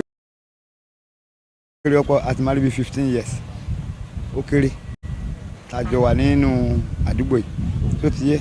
Àdúgbò gbà tán dẹ̀ ṣe títí Adébáyọ̀ bí báyìí tán ṣe gbogbo ẹ̀ fún wa. Abílẹ̀ pé báyà wọ́n máa ṣe gbogbo gọ́tà yìí náà ni. Wọn ò dẹ̀ bá wa ṣe. But nísìnyí bí ọmọ ṣe bí ọmọ tí òjò wá gbé lọ lọ́jọ́ yẹn ló mú anybody gan tara because ìgbà tó ń bọ̀ wá láti Jímọ̀ lọ́jọ́ yẹn. Jímọ̀ ni wọ́n lọ. Wọ́n ń bọ̀ wá. Àwọn ọmọ yẹn wá mọ ibi tí orí pákó yẹn wà mọ́ àwọn méjì náà fara wọn lọ́wọ́. Ìkíní bó ṣe bọ́ sínú odò nìyẹn. Ìkejì olówó ń fẹ́ lọ fà. Ó fẹ́ lọ fà yọ. Bómi ṣe gbé yẹn lọ ti ẹ̀ nìyẹn. So ti àwa rọ ìjọba kan bá wa ṣe àdúgbò wa kó dáa. I was born here. This is my year of 25 years now in this area. You understand? And this area now have been dirty for so years. When I was in small self, I was seeing all this kind of thing. Talk less of now that I've already been gotten hold. And still yet, the area is still like this. You understand? And I want government to come and do here so that it will be okay. So that water will not be flowed everywhere. This dirty now is not from only here. The dirty now from under side and other side too. They used to come here to come and jump hard. You understand? And when it jump hard, it affect us that lives around because the water does not flow. Assuming it's flowing now, we will not be complaining. Let them come and help us and do it so that this dirty now will not be just jump hard and be staying so that we will not be feeling sick. Party packs, pet bottles, feces and other forms of bacteria-carrying components are the aesthetics around the surrounding. Having lived for many years, some of the residents I spoke to say they strongly believe the state government does not care about their lives or living conditions. We dey pray for Nigerian government to help us for the environment. To help us, make government sef come look this place. Make them know wetin to do for us so that we sef go live better life as a good Nigeria wey we be. Àwa rọ ìjọba kan bá wa ṣe àdúgbò wa kó dáa. Kan lè bá wa ṣe environment wa kó dáa because bómi ṣe ń gbé ọmọ lọ kó dáa. Wọ́n bá wa ṣe bridge bẹ̀ yẹn. So ti yé, kan bá wa ṣe bridge bẹ̀ yẹn kó cross. Kó mi ó lè bá máa lọ because táwọn èèyàn bá ti ń lọ free. Kò ní sí pé bóyá omi ń gbọ́mọ lọ. This place cannot take them just even though how many just a 6 months they will do it because of the corruption. Make some people, local government council, they will take off the money and put in their pocket, eat it, and why we are suffering it. In his journey to preach about healthy living and further prevent the spread of infectious diseases, public health expert Nsiabasi Ekonem joined me to this community where he says living in such an environment has long-term implications. People are living here. There's a high level of pollution in these places such that even the air, the effluent from this place is really stinky, and that tells to air pollution. This air pollution affects people that are living here because you can see young children of under 5 years that are staying in this very dirty environment. That increases the advent of childhood diseases like cholera, diarrhea, amoebic dysentery, scabies, ringworm, dandruff, all those kind of skin diseases as a result of the contact with water from this very, very unhealthy environment. Because there is defecation, open defecation here, when the water comes up, it carries those feces and deposits them in open water sources like wells, and people fetch water from that well. This leads to waterborne diseases like cholera, like amoebic dysentery, hepatitis A and E, just all kinds of waterborne diseases. Streets littered with waste, open defecation, air pollution and the likes are what residents of the commercial nerve center of Nigeria are faced with on a daily basis. In Lagos, environmental pollution is the order of the day. Residents deal with a suffocating mix of air pollution, improper solid waste disposal, and other forms of pollution in the city streets, leaving many residents battling with respiratory problems, flooding, and other illnesses. The plastic waste, the rubber waste are the most dangerous because they do not decay. A lot of this plastic waste, they are not well disposed. They are not disposed of properly and they find their way into the drains. In Lagos State today, anywhere you find yourself, just open up the drains. Just open up the drainage system if it's covered. If it's not covered, it's obvious there. You know, and you see a situation where when rain falls, a particular line of the drainage system, you see that waters are not flowing along that line because it's blocked. Now, we have in Lagos State, the collectors were registered. Some of these trucks can't even get to the residence of a lot of the people living in the communities. So people have to converge at a particular point. Now, when they dump the waste there, it takes a while before the collectors, the trucks arrive there to pick up the waste. That's another issue, which is another environmental issue. So the collection in itself is poor. And you see some of these trucks collecting this waste. When they even collect the waste on the road, you see it's part of the waste dropping on the road. You look at Lagos, you think that you are in one big dustbin. Some people are in a bit cleaner part of the dustbin. But it's a huge dustbin we're in. This is not a city. Which part of the city you want to tell me? Tell me, I've gone around. Is it Lekki? Is it Ikoyi? Or you want to tell me it's Ajegunle or Yanokwaja? The way we live is also a problem. We have three important channels. We have the tertiary canals, we have the secondary canals, we have the primary canals. The tertiary canals is the one you see in front of your houses. Those ones are people called gutter in front of our houses. If that one in front of our houses is clean, the secondary canal will be clean. The primary canal, the big one, will be clean. And therefore you see a steady flow into the lagoon. But that tertiary canals in front of our houses where people dump in the dead of the night. When it is raining, they will go. When in the dead of the night, they will just go. Even people who should know better. People with full dose of Western education, you see them dropping those things instead of the canal. That has been our problem. Because if the tertiary drains are okay, you won't see anything in the secondary drains. You won't see anything in the primary canals. You won't see anything in the lagoon. While the megacity still practices the creation and maintenance of dump sites, which is situated close to the abode of residents, and with the monies doled out for the management of waste in the state, locals still suffer as a result of improper disposal of waste. These and many more prompted this investigation by TV360 Nigeria on why residents are made to deal with loss of lives and properties, and to get answers on if the state government is up to the task of making provisions for proper waste disposal and drainage maintenance. The attitude is a problem, and Lagos spends a lot of money in cleaning the canals, dredging, constructing, that's giving it concrete alignments so that it will be easy for you to clean. There are so many of them, so we are taking it one after the other, one after the other. But the problem is the attitude of Lagosians. If you are driving on Ikorodu, you see them dropping it from their vehicles, dropping it. Thank God we have sweepers. We have thousands of sweepers in Lagos. By 5 o'clock, they're already on the street taking those things. It could have been worse. So we are thinking, because we are thinking out of the box. What do? We are coming to the age of dikes. That's what is called dikes. That is using concrete wall to prevent, water from coming into the city. We're introducing pumps. And another one is to provide a kind of tunnel, a well, very deep well, where you allow this flood to go in. Thereafter, now you use pump to throw it into the lagoon. With the increase in spate of indiscriminate dumping of waste in Lagos State, the mortality rate from pollution is set to witness a spike. In 2021, the State Governor Babajide Sanwo-Olu said his administration has spent over 2 billion naira on the rehabilitation of dump sites across the state, while another 1 billion naira is being invested to provide the necessary infrastructure for waste management. If these projects have been carried out, residents are yet to witness the results or see an improvement in waste management. We're seeing recurrent cases of Lassa fever. Lagos is not spared. Of course, the rats go there, eat, pick jams, transfer to people, and then the same thing now we're having monkeypox.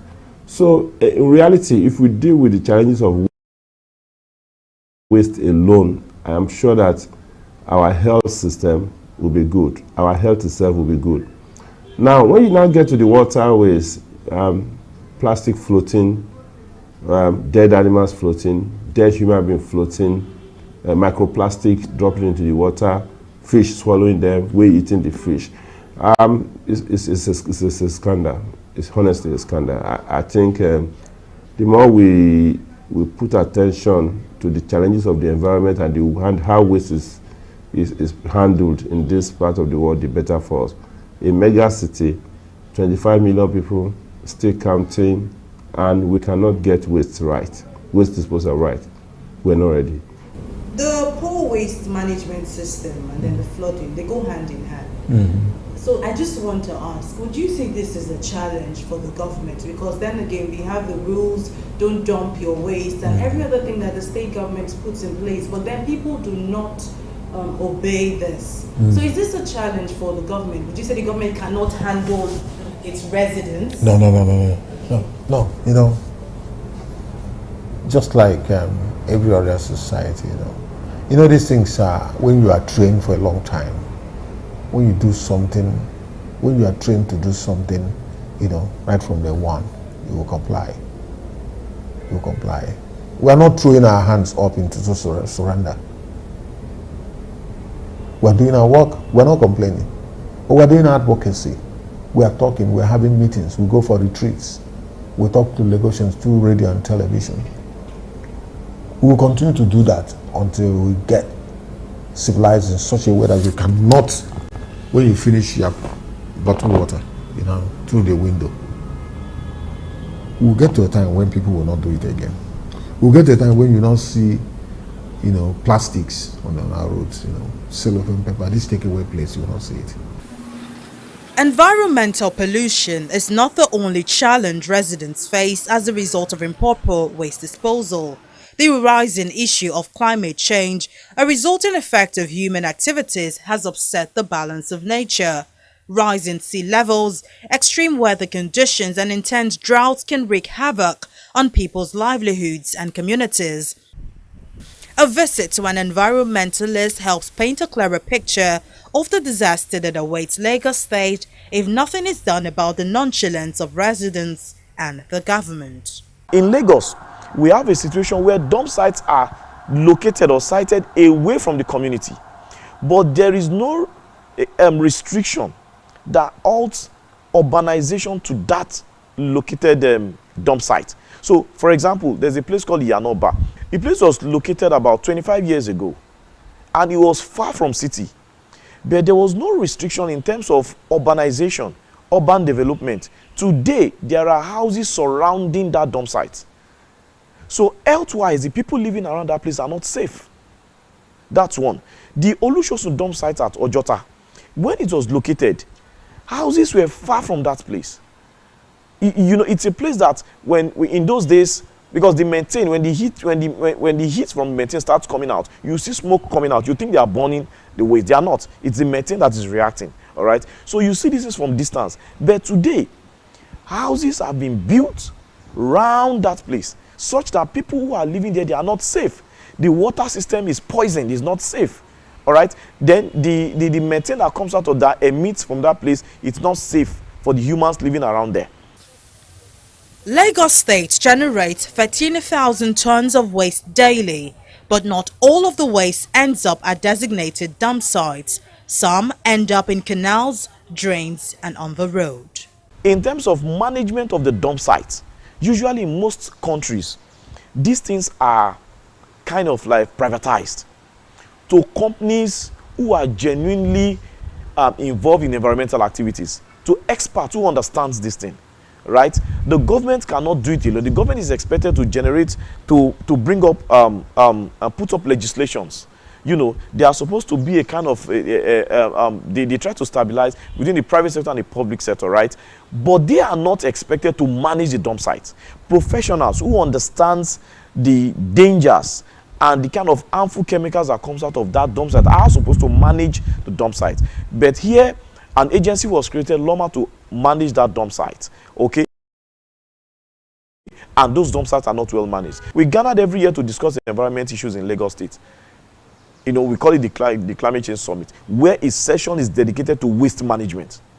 It was during that particular period we introduced this idea of having separating waste. But ever since then, the advocacy on separation of waste has been poor. It has been put aside. So waste management in Lagos State now is poor.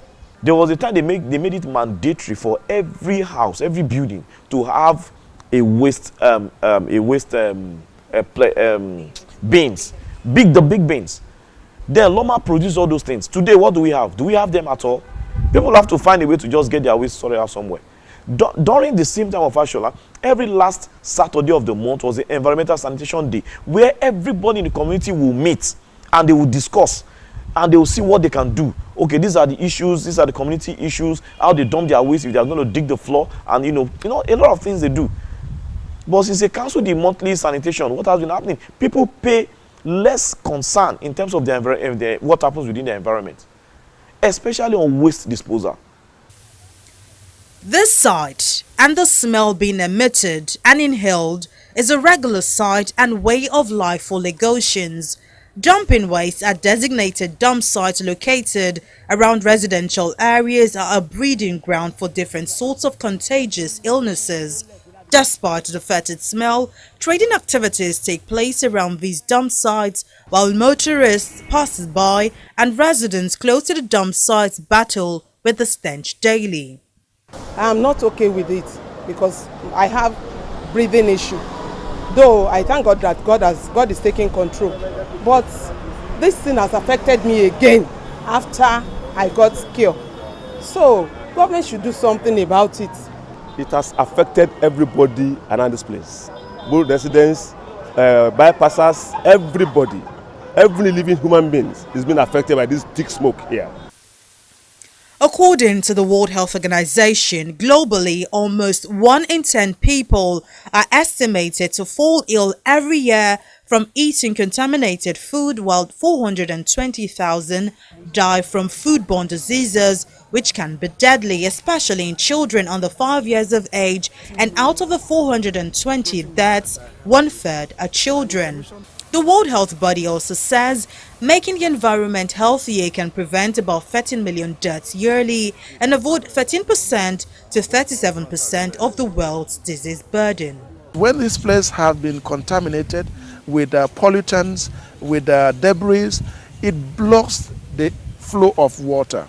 And so because it blocks the flow of water, and this was originally a canal that would have served as a route for water to move, the water comes up and fill people's homes. Sometimes when you see children with diarrhea, you battle and they die. You cry, you feel depressed.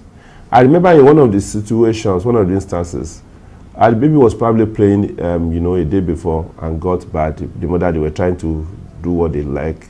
But by the time they brought the baby, lady, it was bad. In the emergency room, the baby died. The revelation by the medical practitioners raised some form of concern as I proceeded to the Lagos State Primary Healthcare Board for an interview with the permanent secretary of the board, Ibrahim Akinwumi Mustafa. After an official request through a letter submitted at the office of the permanent secretary and series of calls and message exchanges with the public relations officer of the board, Olumide Filani, my continuous request for an interview with the permanent secretary was turned down with jet lag as an excuse. The request for statistics of Lagos State residents who have been treated for cholera and other diseases contracted through food or water since the start of 2022 was also turned down, as I was informed that such data cannot be easily provided to me for reasons best known to the board. Coming from weeks back where I was told I could get the statistics or the data, it seems like a failed day.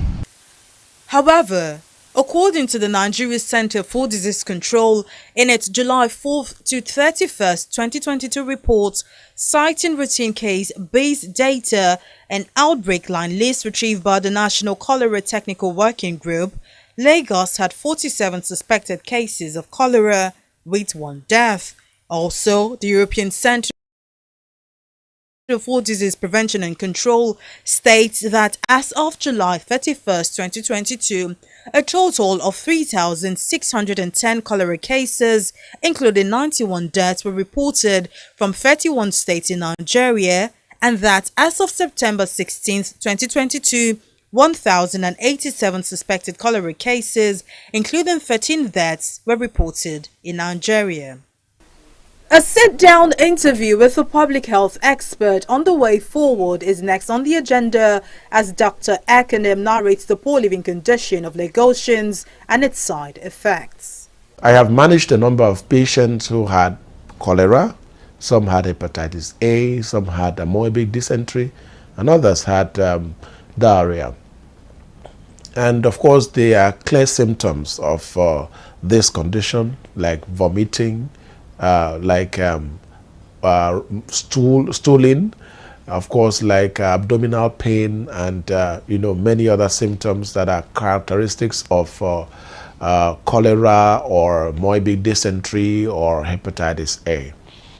I've practically seen cases where people also have their food stuff, their fruits and other things they sell, edible commodities, fall into gutters, fall into flood water, and they still pick it up and sell it to Lagosians.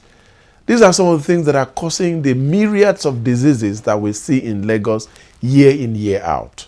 Have you wondered why Lagos is the epicenter of disease infection across the length and breadth of Nigeria? It's because of the poor drainage and the poor disposal of waste. Unfortunately, these are the things that we are experiencing in Lagos. This must stop, and for this to stop, we must improve our sewage disposal, we must improve the disposal of waste materials, and we must limit air pollution as much as possible.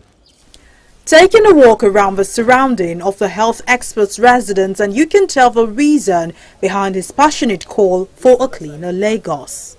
I stay in Lagos, and I can tell you that in my location where I stay in Lagos, waste is not properly disposed. The gutters are very dirty, and there's no conscious effort to ensuring that Lagos is clean. We pay our dues as at when due, but unfortunately, the waste management agencies are not doing their work. In July 2022, an unprecedented 2-day rainfall claimed the lives of 3 children of the same parents and 4 adults at the Mercy of Christ Apostolic Church in Lagos State. This is one of the many incidents that have transpired in the state, with many living in fear during the rainy season. On the 8th day of that continuous rainfall, which was on a Sunday, the entire Lagos was flooded. And I have a personal friend who works with a bank who was called to come restore funds in the ATM machine. He went there and he was coming back with the wife, and they got their vehicles got taken over by the heavy flow of water, and they dumped them in the wide drainage around Bagada. And after 3 days, that was when they saw their bodies, and this person I'm talking about happens to be my account manager at the GT Bank as at then. So that's my own experience. There are a lot of experiences in Lagos that we have experienced, even in other cities as well. Drains, even in other cities outside Lagos State, where flooding has been responsible for, unnecessary loss of life. And so. And that wasn't the only experience. In that particular year, about a total of 21 people died across Lagos State in different communities. May we not have the kind of flooding we have in other climes, which will lead to the deaths of hundreds of people. That's one that almost 1,000 people died, I think, either in Pakistan or so. First, government will sympathize with the people. This is a natural thing that we cannot prevent. You sympathize, show empathy. The National Emergency Management Agency says flood has claimed the lives of over 300 people in 2022, with the figure on the rise as bad roads and blocked drainages have led to increased flooding. A World Bank publication, Cost of Pollution in Lagos, estimates that illness and premature deaths due to ambient air pollution caused losses of $2.1 billion in 2018, representing 2.1% of the state's GDP. Further Government, the environmental challenges residents face is no fault of theirs, but mainly that of the residents. Nigeria's commercial hub and former capital was ranked 171 out of 172 countries in the list of the world's second least livable urban area and worst city in Africa, leaving the city with its economic, political and security challenges to also dwell in a heap of waste. Mary Kanu, TV360, Nigeria.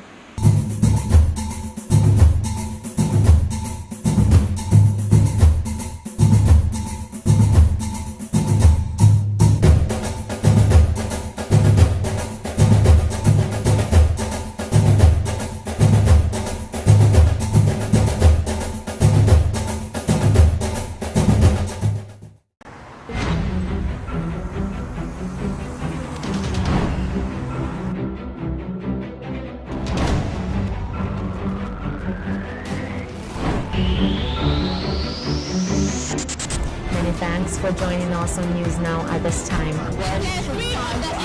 Protest in Lagos. Thank you for joining us again on the newsroom. The State Emergency Management Authority has said there's going to be one vote woman and the rampant illegal spectrum frequencies. The banks took over the wheels on the Nigerian stock market today as sellers eased.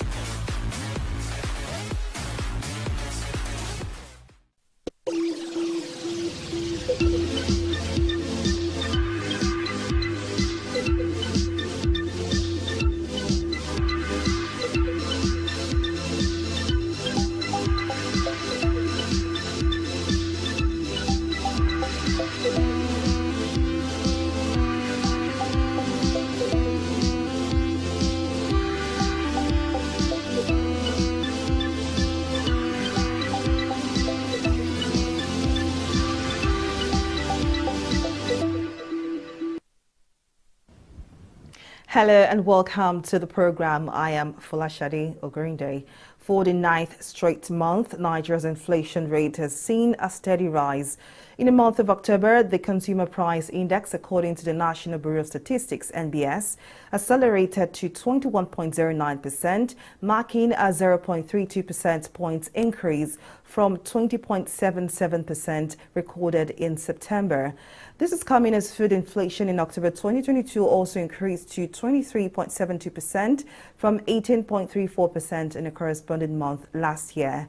According to the NBS, the possible factors responsible for the increase include disruption in the supply of food products, increase in the cost of importation due to the persistent currency depreciation, and the general increase in the cost of production. For more insight into this development, I'm joined now by Gospel Obele, the CEO and Chief Economist at Streetnomics Limited. Thank you very much for joining us. Now, what do you make of the latest inflation rate of 21.09%? Yes, thank you so much for having me once again. Yes, so I'm not surprised that inflation has risen in Nigeria. It's largely expected due to the series of events, both internally in terms of policies that has been rolled out, also within the context of where the country is right now, the political tensions in view and all that. Then looking more externally, you're talking about the geopolitics of things, the Russian-Ukraine war, and as well as post-COVID-19 supply chain recovery dynamics as well, and the climate change economics or the climate change narrative. The gist is that all of these different buckets of events, internally and externally, have shaped where we are as an economy, such that we are crippled more vulnerably, and we are open or susceptible to rising costs of living or inflationary impact, as it were. More recently as well, in the Nigerian economy, we're seeing that the flood has hit, and what this flood simply means is a possible rise in inventory stock by suppliers of food or those who are responsible for farm to market. And taking also into consideration that the Christmas period is around the corner, plus the fact that Q1 is going to be heavy on elections, it's really a call for worry what the future is in terms of the cost of living crisis, or if at all that inflationary impact burden heavily on food or energy prices on the average Nigerian will fizzle out soon. Now, how do you think the CBN will react to this rise in inflation, especially as regards interest rates? Well, I would expect that the CBN would still largely remain conventional in its approach. And that's because just for some reasons, central banks are being conventional across board globally, raising interest rates and all that, which is necessarily not bad. It's a necessary condition to sort of try to reduce the inflationary numbers or the inflationary impact on the economy. But the nature of inflation we are dealing with is a bit non-monetary and largely unconventional as well. So meaning that it's going to require more than just interest rates, to help us really beat down or solve this inflationary menace that we face. Let's not forget that the rise in inflation is also leading to some cost of living crisis owing to the pressure points, food, energy, and these pressure points are redefining cost of living, in terms of increased cost of living and all that. So the central bank is likely going to do more increase in the interest rates, as in terms of following the bandwagon. And what we've seen is that central banks are leaning towards protecting financial markets more than the real economy. It's looking as though there is a trade-off between the financial markets and real economy. The real economy is now much more open to a worsening cost of borrowing conversation, which also permeates into cost of doing business and cost of product, services, and the like. So I do not think that interest rates as a standalone are sufficient, in as much as, yes, they could be necessary as a good approach, but they are not sufficient within the context of the inflationary construct we're dealing with now in the times we live in. Now, it appears rising inflation is not just a Nigerian thing, as global economies such as the UK are experiencing the same. Yes, I agree. It's not a rising. Yes, I agree. It's not a Nigerian conversation. It's a global conversation. And to a very large extent, I think that the world has been a bit laid back, or institutional leaders have been a bit laid back in terms of watching interest rates rise. I also think that the era of interpreting the inflation we deal with, what I meant to say was that since the pandemic, we realized that factors outside non-economic variables, largely have a huge potential of shaping economic variables. And I think that's one major lesson of the post-pandemic or the pandemic period that a lot of institutional leaders never learned, even up until now. So meaning that the construct of the inflation we're dealing with right now is global. And it's global because you have a strong geopolitics conversation between Russia and Ukraine, on that table. You have evolving climate change crisis, which is a very serious problem. Vietnam is facing a lot around soya bean production. The geopolitical crises are impacting on grain production and a lot of sunflower oil and a lot of raw materials, and all that. All of these dynamics have impacted heavily on global supply chain and access to market, and that's impacting heavily on food and energy prices and the like. So yes, it's a global challenge, but I believe that central banks, in partnership, more importantly with fiscal authorities, need to begin to think of more non-conventional but clusterized approach, to dealing on a sufficient bit, to solving inflation as a problem that has risen within the times we are in. The era of allowing central banks just raise the interest rates without any collaborative approach on the fiscal side, especially being intertwined with what the central or monetary institution is doing. The era of just working separately would not yield any result. In fact, it's going to worsen the situation more, because with your actions or inactions also come perceived or actual uncertainties on the economy, and investors, the real sector and different players always act accordingly. So there is need for that collaboration across board, across nations of the earth, across institutional leaders in different contexts, and a lot more maturity in a lot more maturity and rising up to address the major issues that are threatening global prosperity and growth, especially inclusive growth in the times we live in. Definitely, it's impossible to talk about food inflation without touching on flooding. How significant will this year's flooding be on food prices in the coming months? It's going to worsen, and that's not a good news, really. It's going to worsen. It's going to worsen because we are also not paying attention to what's happening, or we don't really understand or haven't properly interpreted what's happening. Food inflation is a major part of, this whole conversation, and that has been the most consistent penetration point of increased cost of living for the average, Nigerian, even globally, across board. And what that is also bringing to us is it's redefining, the state of prosperity, is redefining what we term as newer levels of poverty traps. Even if people earn more money or they have more cash, that disposable income or the disposable spend is being shrinked because the cost of living or the cost of getting the basic necessities are being hijacked every day. And with the flood crisis in Nigeria, what that simply means is that the supply chains have been further broken or arrested. And because we've not had that visionary leadership to begin to lead efficient food security systems, good storage systems and all that, there's a huge gap that is available. And because nature abhors vacuum, that would be reflected in increased prices of goods and services, both in the market as at now, plus the fact that inventory stock will also increase and will also lead to further increases in the future, as there will be concerns around harvesting crops and all of that when the time is due, next year and all that. So the ripple effects of the flood or climate change economics in this conversation cannot be estimated as at now, because one is still a developing story, but we know for sure that the price of food is going to go high. And the price of food goes high, a lot of people, especially Nigerians, are going to be poorer, especially Africans, are going to be poorer for it, because they may not be able to afford the basic 3 square meals at the nutritional levels they need for their growth and human productivity.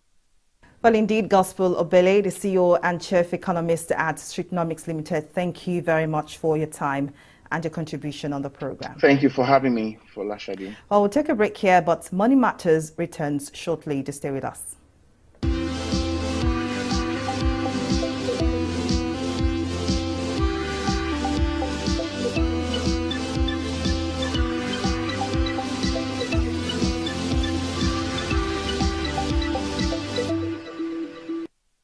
Welcome back to the program. On its launch in late October 2021, Nigeria became the first country in Africa to enable the use of a legal tender digital currency for daily financial transactions. Despite having a year to promote and encourage the adoption of the CBDC, a Bloomberg report found that less than 0.5% of Nigerians are using the digital currency. This means that less than 1 in 200 people in Nigeria are active users of the e-Naira. During a ceremony held by Nigeria Central Bank to celebrate 1 year of the e-Naira, its governor, Godwin Emefiele, explained that e-Naira has recorded around 700,000 transactions worth over 8 billion naira. Now, despite the seemingly positive statistics, reports show that around 1 million Nigerians had downloaded the eNaira digital wallet. This suggests that over 300,000 wallets have been opened but are not in use. Now, to speak more on this, Sam Chidoka, the Managing Director and CEO Kairos Capital Limited, joins me now. Thank you very much for joining us.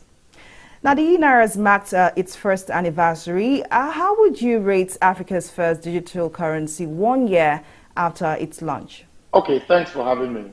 I think that in terms of the eNaira, I mean, digital coins and digital system of payment is the way to go.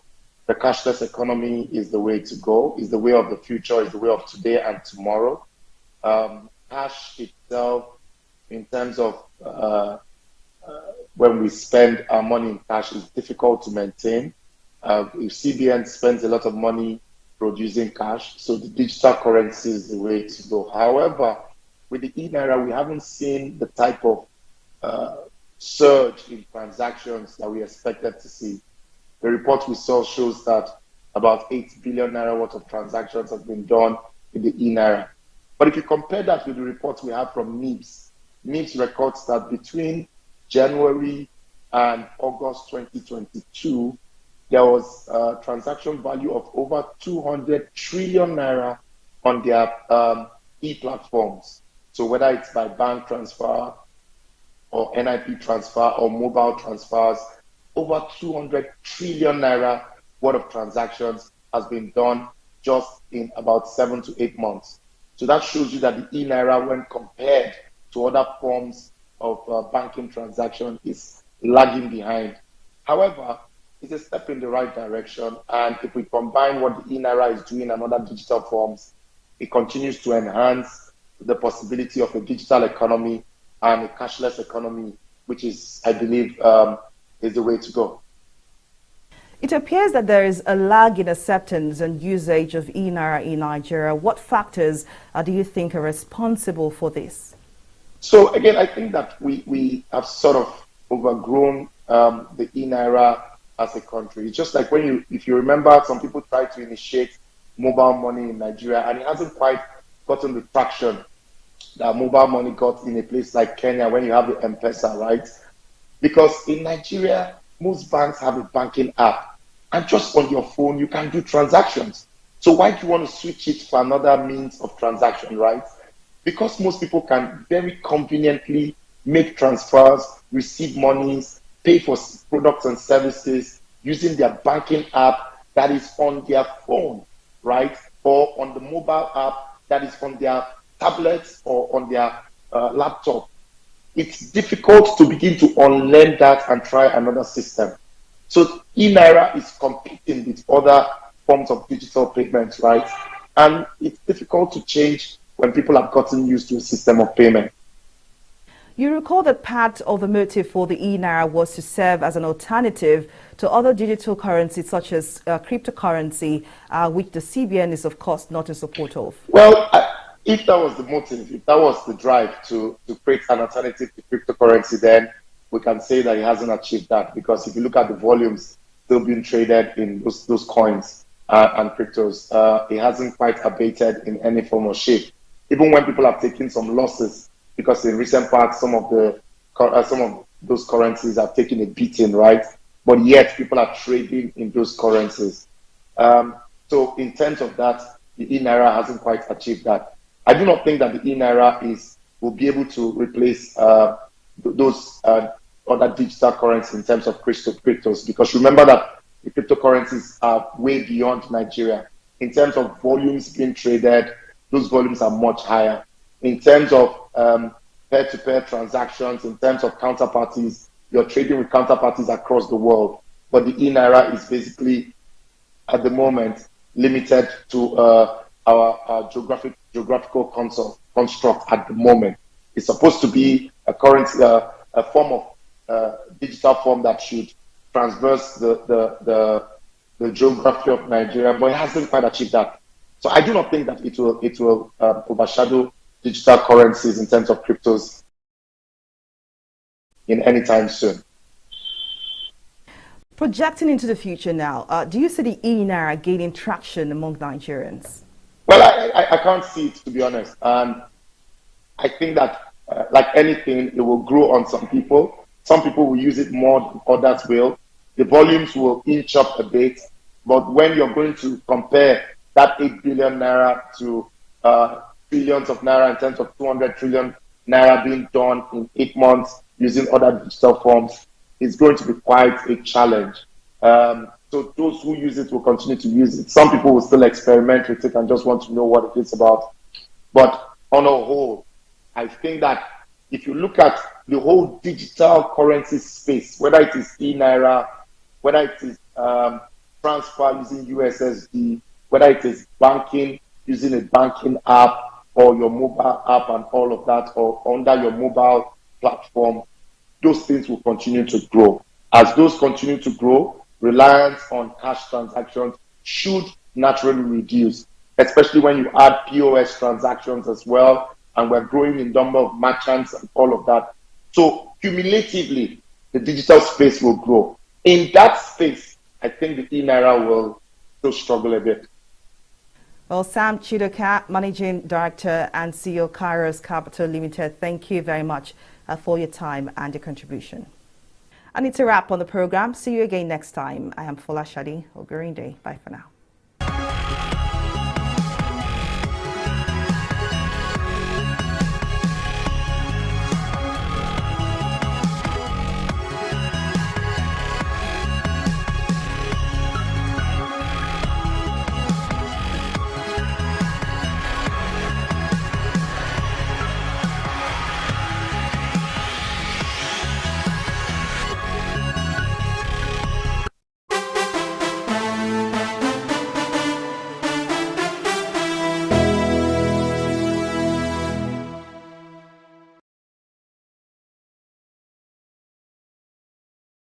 You can't travel on a wrong road for too long and expect to arrive at your destination early. Nigerians rode to nowhere. In 1999, after a windy period of military rule, Nigerians celebrated the advent of democratic governance, hoping that Obasanjo will bet the beginning of a new and prosperous Nigeria. Unfortunately, the long military rule, coupled with most military personnel who transmutated from military to civilian rule, created a military mentality that made Obasanjo turn himself into a headmaster, who treated the governors as errand boys who could be whipped into line for disagreeing with the headmaster, using state apparatus like EFCC, while corruption went on unabated. At the end, funds were wasted until date unaccounted for on a failed third-term bid. Umar Musa Yar'Adua was subsequently promoted as president, and Nigerians celebrated the election of a graduate for the first time, even though he agreed that the election that brought him to office was far from free or fair. But he didn't last, and you don't want to go into the political intrigues until Goodluck Jonathan was allowed to come on board. In 2011, Nigerians again celebrated the election of a PhD holder as a president who claimed he had no shoes. But in 2015, after the man obviously have had some shoes, Nigerians wanted anybody but Jonathan. Away with his PhD. Even if it's a toilet paper certificate, we don't mind, they say. This ineptitude and incompetence was getting too much. But came Buhari, a retired general, with his anti-corruption stand and his mantra to fight insecurity to a standstill. And like others before him, promised to turn the state into the fastest growing economy in the world with massive infrastructure. Unfortunately today, Nigerians are rather leaving their own country massively as a result of insecurity, lack of basic infrastructure, inefficiency, ineptitude, and gross incompetence. Yet, with the 2023 election fast approaching, Nigerians are yet again building hopes on the same political parties and candidates who will still overpromise and deliver nothing, not because they don't want to, but because they are handicapped by the constitutional structural defect of the country. You can't run a car on diesel and expect it to move like a car who's running on gasoline or fuel. It's not possible. Nigeria is a country with a federal constitution but managed as a unitary system. Yet, the people blindly expect election to bring them development. No be juju be that. No wonder governors like Ben Ayade, Godwin Obaseki, Nyesom Wike and co. during election can hawk appointment of special advisors on a tray like someone hawking akara, appointing almost every youth in the state as SA, yet have no sustainable development plan for creating gainful employment or creating a thriving private business climate that can create jobs for such youth. Even as funds are allegedly laundered through this SA appointment process, yet nobody is worried. Yet, we must all get fixated at the center. Look at all the states of the major contenders at Adamawa, Anambra, and Lagos. None of them can boast of a public pipe-borne water. Yet we are shouting, go and verify. I created Lagos, or I will unify Nigeria. We never start. There's second base, Jerry. Countries only develop when they domicile infrastructural development in the hands of the managers at the local level, except in the case of a dictator. Or maybe after the presidential election, we're expecting a dictatorial president. We have to create stronger federating units where the likes of Peter Obi can be free to harness the resources of the East to turn the region into a productive economy as against a consuming one, without anyone from other regions bothering to go verify. Or where Bola Ahmed Tinubu can use his leadership experience to synergize the resources in the West and create a sustainable economy for them without him convincing other regions that it is his turn. And Atiku can then be free to not only unify the entire North against insecurity, hunger, and banditry, but harness the potential therein for sustainable prosperity without being afraid of a Governor Wike's threats. The region can then contribute to a weaker center for the benefit of the weaker unit and protection of our territorial integrity. I will therefore advocate that Nigeria as presently constituted is not working, and no matter who wins the election, with the current constitutional structure, it can never move forward or bet a future of our dream. The earlier we collectively realize that we have traveled on the wrong road for too long and must halt our trip and redirect our coexistence before proceeding on the next journey, the better for all of us. Failure to do this, we will soon realize that after the election, that the various agitations from the federating region may have been suspended for the election and will be renewed with greater strength and vigor after the election, no matter the outcome of the election. For example, if Igbo win, the North and the West will start their own agitation. If the West win, the East will renew their own agitation for Biafra. And if the North wins, then the entire East and West agitation might crumble the country. I am not a prophet of doom, but that is just the reality of our future based on the constitutional road we dey travel now. Well, not everyone agrees with me though, but you can share your own thought with us by following us on all our various social media platforms, showing on your screen, and also share your thoughts on previous episodes. Remember, the most difficult person to wake up is he who is pretending to be asleep. We all know it is not working, but we pretend that one person can change it. Make we dey deceive ourselves. See you next week.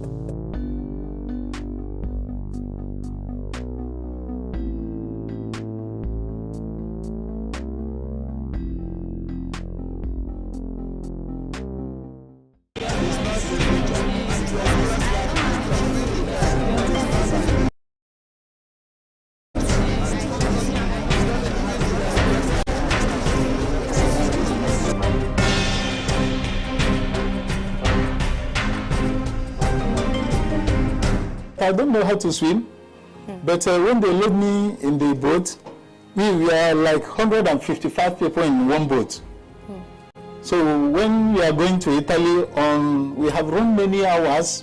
So on the way going, our boat now capsized because of the waves. And our boat is pumping boat. So when the waves throw in and they load us about 3 boats, 2 at the front, we are at the back. When the waves come in a big way and throw, it capsized our boat. 65 people died in the same boat with me. About 30 girls and 35 boys died in the same boat. So when they are dying, they are sinking down. Some was catching my leg. Some drawing my clothes or my bag, shouting, "Biggie, Biggie, Biggie, Biggie." That's how I remove the clothes. I stay hanging, holding the rope that I'm holding on top of the boat. That's how. So after everything, all of us, about 55 people, well, 155 people, the people that remain on top of boats, maybe they are not more than 80 people again. So everybody was crying that we are dying, no rescue. From 4 o'clock in the morning, our boat capsized. We are on top of the water till the next 4 o'clock in the evening. On the afternoon time, a helicopter come on top of us to come down like this a little bit. All of us was crying, raising hands up. They now carry the newborn baby, one woman having over there, to raise it up, to raise the baby up. In a way, the helicopter will see the baby. So we are shouting for rescue, rescue. So all of us was crying. I said, God, is it today I will die on top of sea? All of us crying. So as we are crying, the helicopter, they wind up, but I believe that they will be seeing us through the screen. After everything, when the helicopter left, it's like they contact the police people in the area. The police people now coming with a small boat to come and rescue us. When they rescue us, they will carry us to the prison to go and lock us. And when they lock us there, the Nigerians that are in that very highland will come and bail us with like 500 dinar. 500 dinar. When they bail us like 500 dinar, like they will use in form of 50,000 Nigeria. They use it to bail us out. They will go and lock us somewhere. Our family in Nigeria, we can be calling our family in Nigeria to pay 150,000 in their account. Then we get like 100,000. They are using it to do business. In my life, even if they told me that Libya is like America again, I cannot try that country anymore in my life because I suffered a lot, honestly.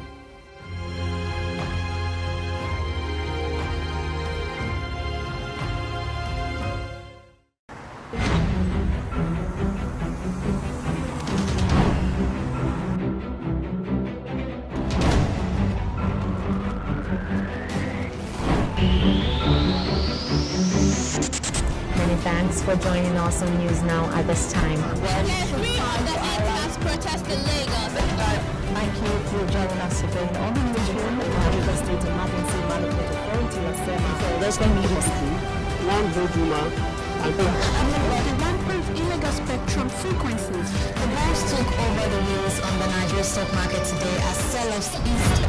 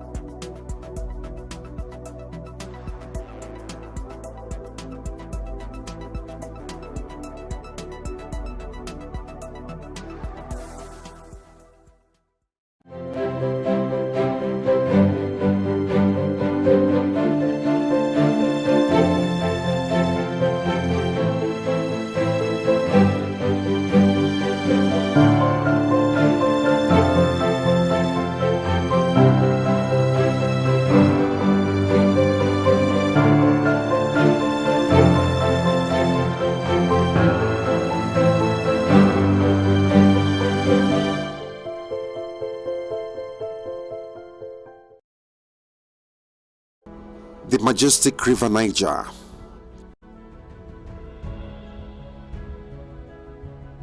rising from the highlands of Guinea, it meanders through many countries to Nigeria, slicing through the commercial city of Onitsha and the beautiful Asaba on her way to the Delta, where she discharges into the Gulf of Guinea in the Atlantic Ocean. Stretching to about 4,000 kilometers, River Niger is the third longest in Africa and provides livelihood to the people of the many communities on its bank. From here, they irrigate their farmlands and fish in its deep waters. Aside providing veritable mode of transportation, it is also a source of power generation. In fact, many people, particularly in Anambra and Delta states, depend on the river for their sustenance. Back in the day, canoes were the primary means of transportation on the river and served to convey goods and people from one bank to the other. But in 1965, 5 years after independence, the first Niger Bridge constructed by Dumez was completed. With the inauguration of the bridge, the main east-west connection in Nigeria was created.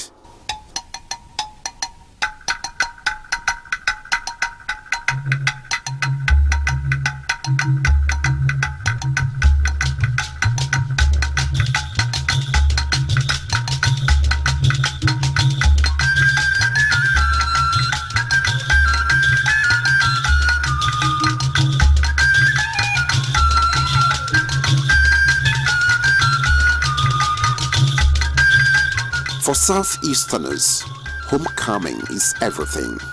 They return en masse at festive seasons to celebrate with kinsmen. But quite often, the frightening gridlock on the old bridge turns the homecoming trip into a nightmare. Femi Adesina recalls the harrowing experience of a friend who spent 6 hours trying to cross from one end of the bridge to the other. That friend I had known long before now called me and said, please, what could I do? I said, what was the issue? He said he had been on the River Niger Bridge for 6 hours. 6 whole hours. He said, can I call somebody so that they can intervene and let the bridge flow? He said, 6 hours from the foot of that bridge, that when traffic flows, you can cross that bridge in 5-7 minutes. He said 6 hours they had spent on that bridge, and there was no hope that they would get to the other side. But then there are those with more bitter tales to tell. On this same bridge, homebound families are known to have been trapped for hours and days on end. I have slept there, so I can have a first-hand experience of the challenge. So in situations like that, it's a nightmare, because you may even come there thinking that you are just you have stayed 1 day. Some people tell you they have stayed 2 days, especially during festivities. It's usually a very major nightmare. Aside the nightmarish experience of the users, the bridge also poses danger to motorists as a result of the heavy load it bears. I've had awful experiences flying through that Niger Bridge. It has been an awful experience where we have a dilapidated bridge that for so many years it has lasted. It was so dilapidated that sometimes you'd be scared that you might end up having your car get into the river. So it's an awful experience. There has been lots and lots of tales about that place. We've had records of the bridge quivering, motorists on the bridge actually feeling the quakes and tremors from the bridge. So it was, in one way or the other, going to end up being a nightmare. It was actually a catastrophe just waiting to happen. Now, 57 years after it was built, the second Niger Bridge is coming up quickly to alleviate the plight of the people, reduce the load on the old bridge, and boost the socio-economic potentials of the Southeast.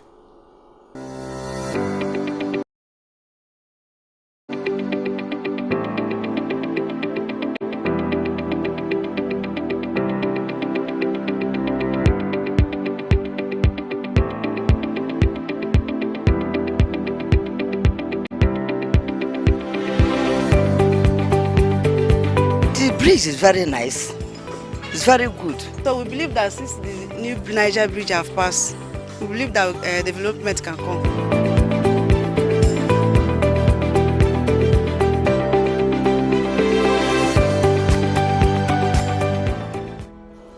Truly, the construction of a second bridge across the river Niger had long been identified as the panacea to the seemingly intractable gridlock and frustration on the old bridge.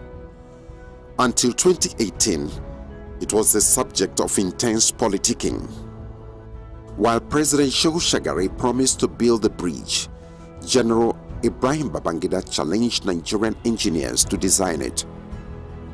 From General Sani Abacha to successive governments, nothing much was done except perhaps for President Olusegun Obasanjo, who actually flagged off the construction of the bridge on the eve of his departure in 2007. His successor, Alhaji Omar Yaradua, had a short stay in office, but ahead of the 2015 general elections, President Goodluck Jonathan performed another groundbreaking ceremony and promised to do the bridge. I remember that clearly. I was in my office, in the Sun newspapers, on that day, and I remember crystal clear that flag off and the things that were said about that bridge. And it's amazing that nothing happened. And then the day the then President Jonathan also went to that side, I remember clearly. That's why it's baffling that after all those body movements, nothing happened. It was being used for politics. Every 4 years, they do flag off, they do ceremony. After the flag off, they remove everything, and then the bridge is forgotten. After another 4 years, at every election period, canopies are set, and then another flag off. So that was why when the president now gave his word, knowing who he is, that he's going to do this bridge, considered it a flagship project, and then followed through. Today, we're no more talking about flag off, we're now talking of commissioning. The era that was most significant vis-a-vis Second Niger Bridge was the 16 years of the People's Democratic Party. Anytime elections were approaching, they would go there, make some body movements as if things were going to happen concerning the Second Niger Bridge. Once elections came and they got the votes of the Southeasterners, they disappeared. The next time, when elections were coming again, they would pretend that there was movement on Second Niger Bridge, and it would fizzle out again. Then came Muhammadu Buhari, a man from the northwest of the country, from Dara. In terms of affinity with the Southeast, it's not much, except that we're all Nigerians. Interestingly, while little was done during the period of bumper harvests from oil sales, President Muhammadu Buhari, who arrived the scene at a time of lean financial resources, became the game changer.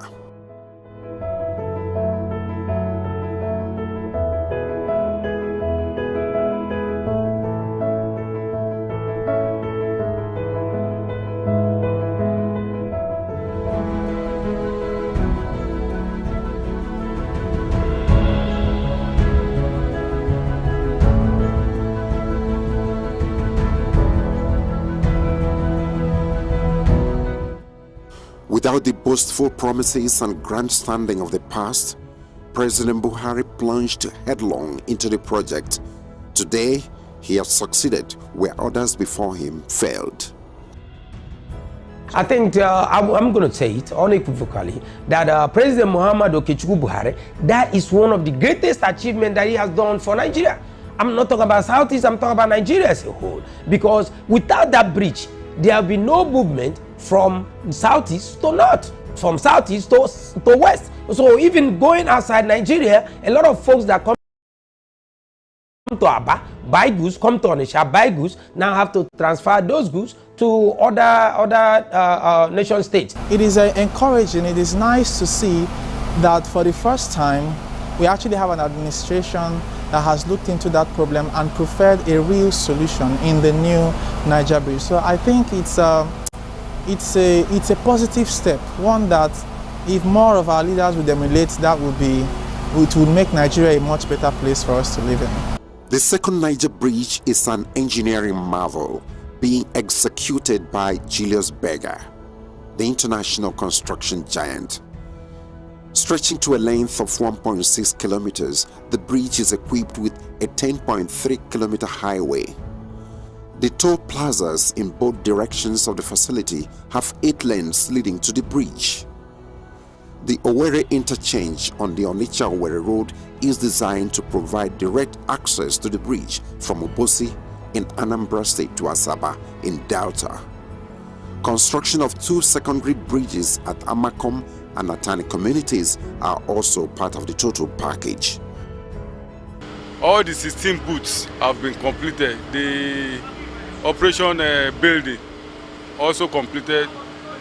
Then the workshops and other ones, security house, they've been completed.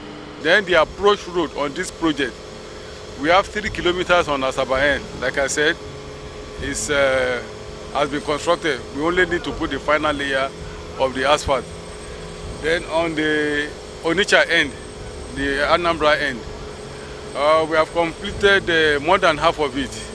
On the eastern side of the bridge lies the ever-bustling Onitsha, a commercial hub that embodies the resilient and enterprising spirit of the people of the southeast. The Onitsha main market, reputed to be the largest in Africa, attracts visitors from across the continent and contributes to the hectic commercial environment of the city. As a result of the intense economic activities in Onitsha and beyond, traffic holdup on the old bridge is perpetual and frustrating. But the ongoing 7-kilometer approach road on the Onitsha side of the new facility will help to eliminate congestion and provide direct access to the second bridge. The idea is to connect the southeast and south-south regions seamlessly to the rest of the country. You see, you are talking of a bridge that links Anambra State, southeast, Abia, Imo, to the entire Nigeria, coming through Lagos. All right, that is the route. All the containers that come from Lagos coming to the east, that's the route they use. It's quite enormous. It's something that, if you look at the economic benefit, you get very excited. There's quite a lot we can benefit from it, and it's going to impact very positively on the economy of the southeast. It's going to lead to free flow of traffic. Of course, even our people who reside in other parts of the world, in other parts of the country, once there is a period of festivities where all of our people return home to celebrate Christmas, Easter, and what have you, they will not hesitate. Most of them will come back home, and coming back home brings happiness home. Economically, economic will become viable because goods will move freely between other parts of the country and the southeast. Business will boom and everything will pick up. On the other side of the bridge lies the serene city of Asaba, the capital of Delta State and once the colonial headquarters of the Southern Protectorate of Nigeria. Strategically located on the bank of the river, Asaba serves as the main entryway to the southeast from the Lagos axis. Here, traffic is usually heavy on its main highway, but to ease the flow and divert vehicles to the new bridge, a 3.3-kilometer approach road is also being constructed. The second Niger Bridge is the artery between the western part and the eastern part of the country and the rest of the country. You can't quantify what it will do economically. Even apart from the economy, how about the comfort of the people?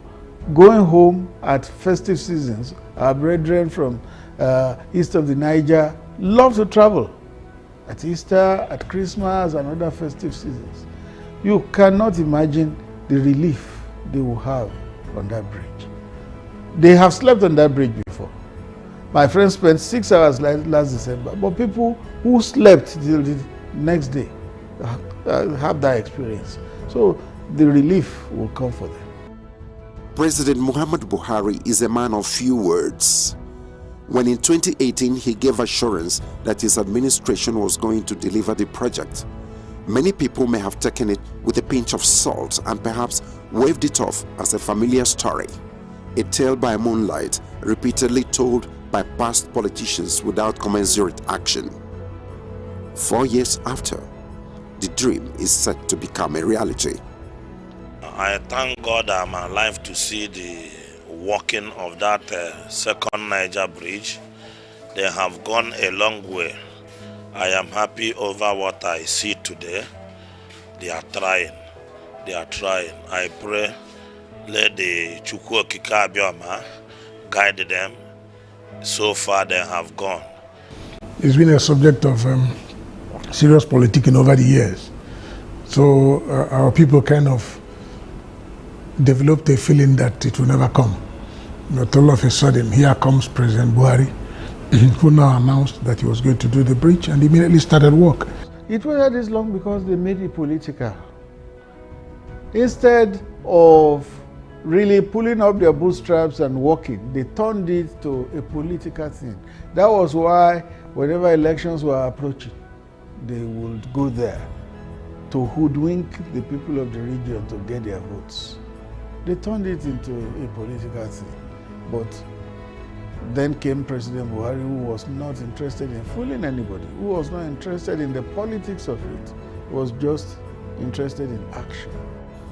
Under this administration as well, the long-abandoned Onitsha River Port has been revived and may soon become a port of final destination for goods bound for the southeast, thereby decongesting the existing seaports in Lagos, Port Harcourt and other cities. Stakeholders are of the view that the second Niger bridge will boost activities at the river port and complement the multimodal transportation initiative of the administration. Today, we talk of multimodal forms of transportation.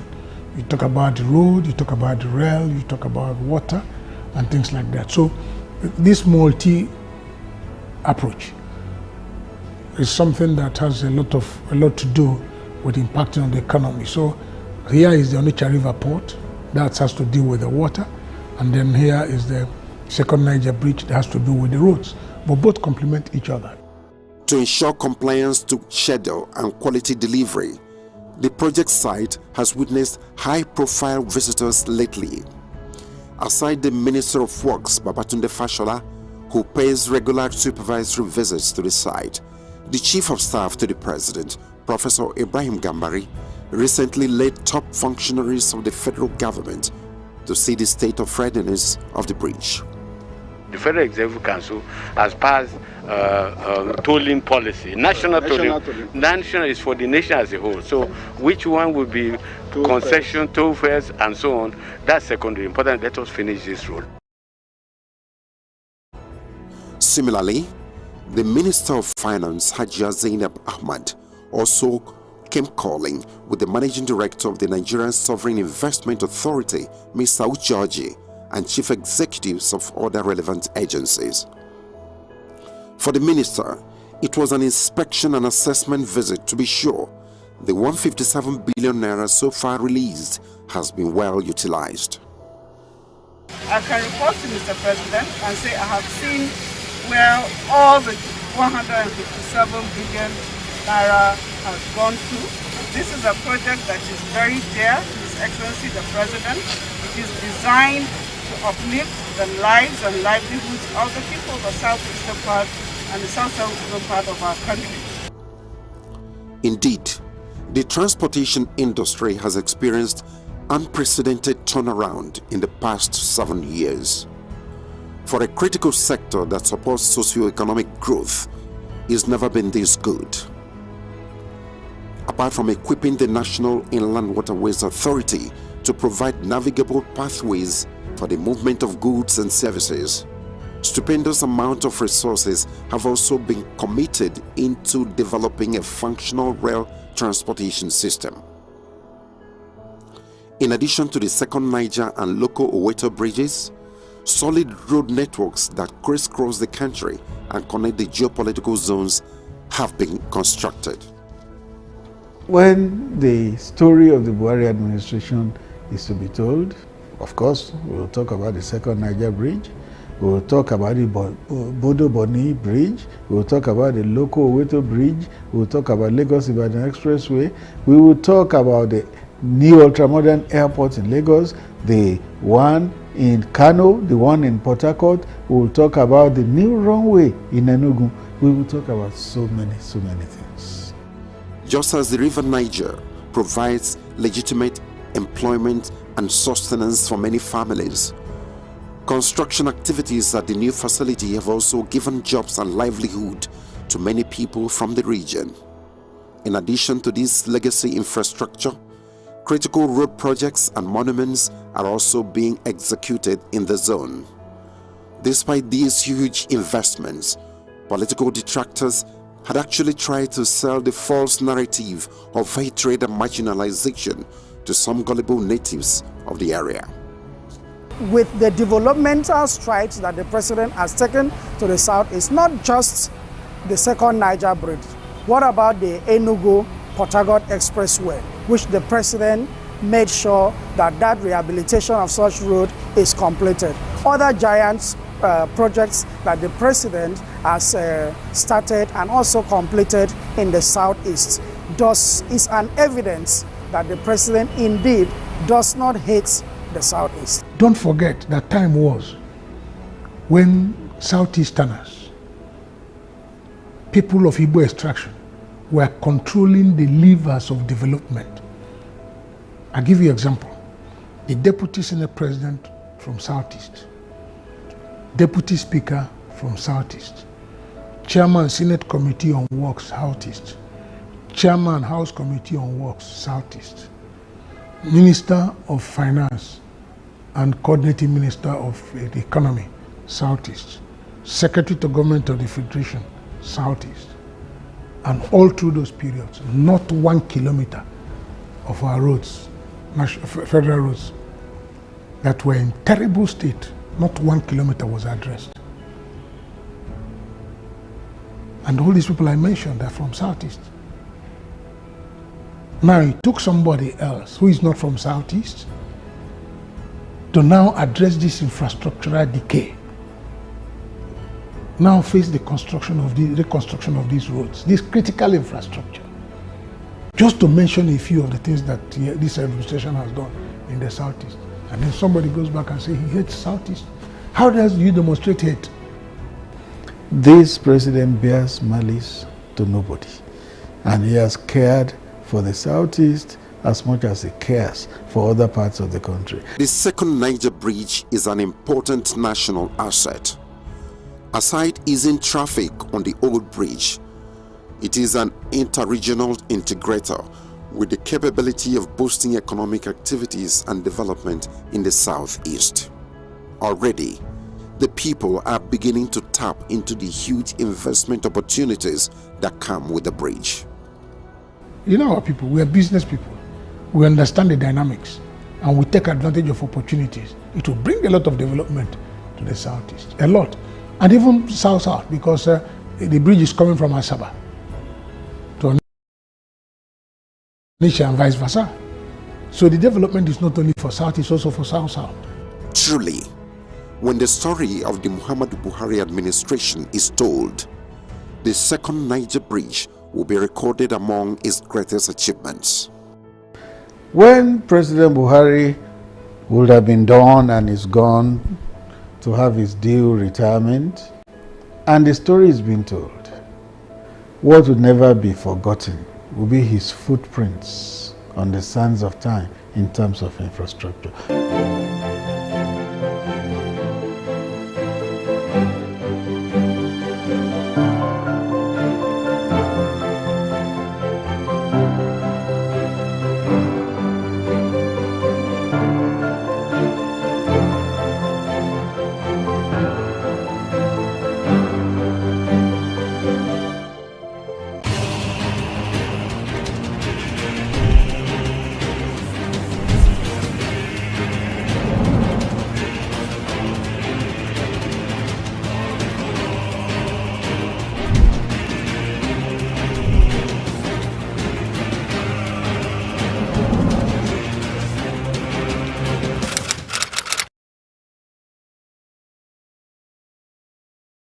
Nigerians, elections are here again. Let us shun violence. Let us play the game according to the rules. Do not be a thug. Say no to violence. Let's rise and defeat violence, crime, and sabotage against the peace of our nation. Nigeria is the only country we have. We must do everything to keep it united. We must avoid any act that promotes hate and disintegration. Say no to separatist movement, terrorism, fake news, hate speech, religious bigotry, and any act that tends to divide us as a nation. Watch out for strange gatherings and suspicious movements. Restrict access to sensitive documents and data, the disclosure of which may damage national security. Educate your staff and family, particularly on measures to safeguard information and report security breaches. Apply relevant legal security guidelines to protect yourself and your neighbors. Due to misinformation and wrong choices, some idle persons resort to vices in their greed to get rich quick. They resort to kidnapping, killings for rituals, and other heinous crimes. Avoid wrong use of the social media. Before you broadcast that false message, think twice. Ask whether it will promote peace or violence. For safety at home, still be security conscious. Educate your household on safety tips. Report all suspicious movements and persons to the security agencies nearest to you. Be a good citizen. Be patriotic. To pass security information, please call 0813-222-2105, 0915-339-1309, 0908-837-3514, or send a mail to dssPR@dss.gov.ng. This message is from the Department of State Services, DSS.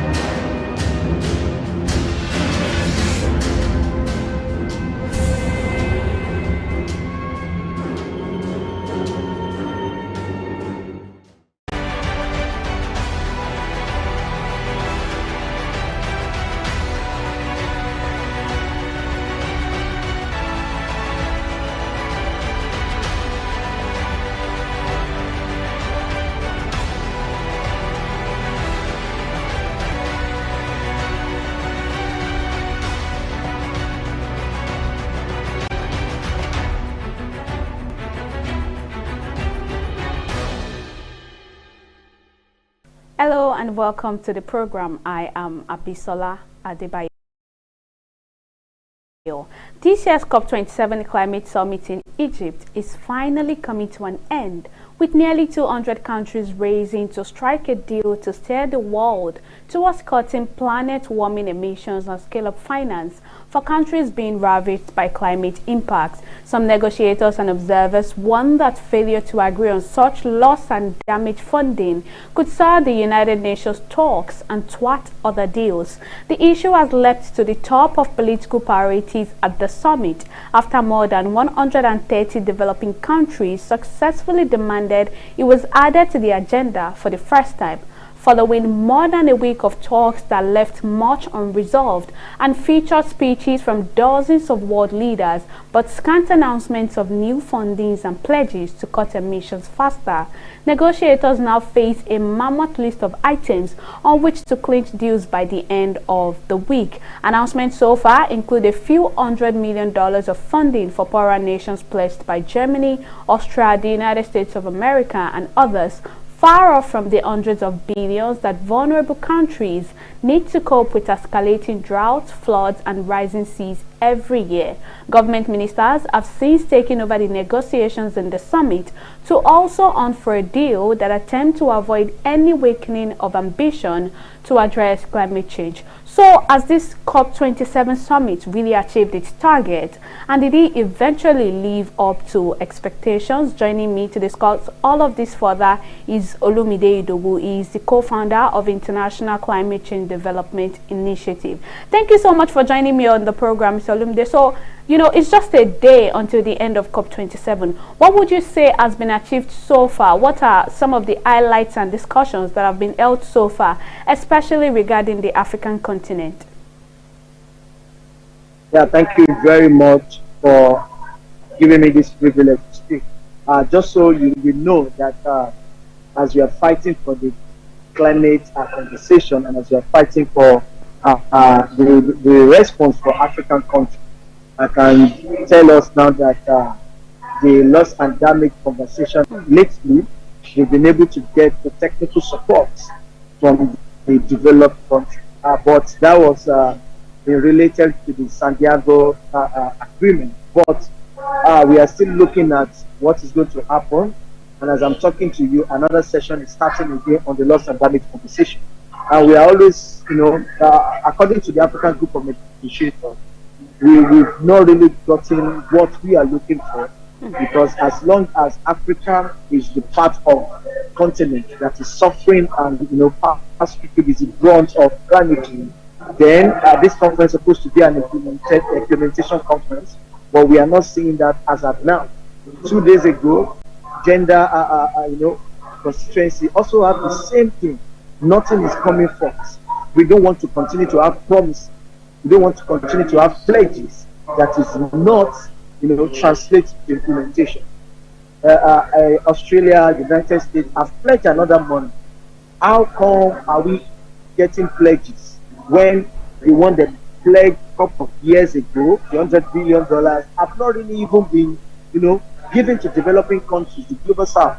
So how do we continue to talk about this issue and turn the conference to like Christmas, you know, activities yearly? So for me, I think the African Group of Negotiators, they are really doing their best, and it is high time for us as African countries to start looking at the kind of languages we are using in negotiating, so that we not look as if we are begging for money, we are just asking for money every time.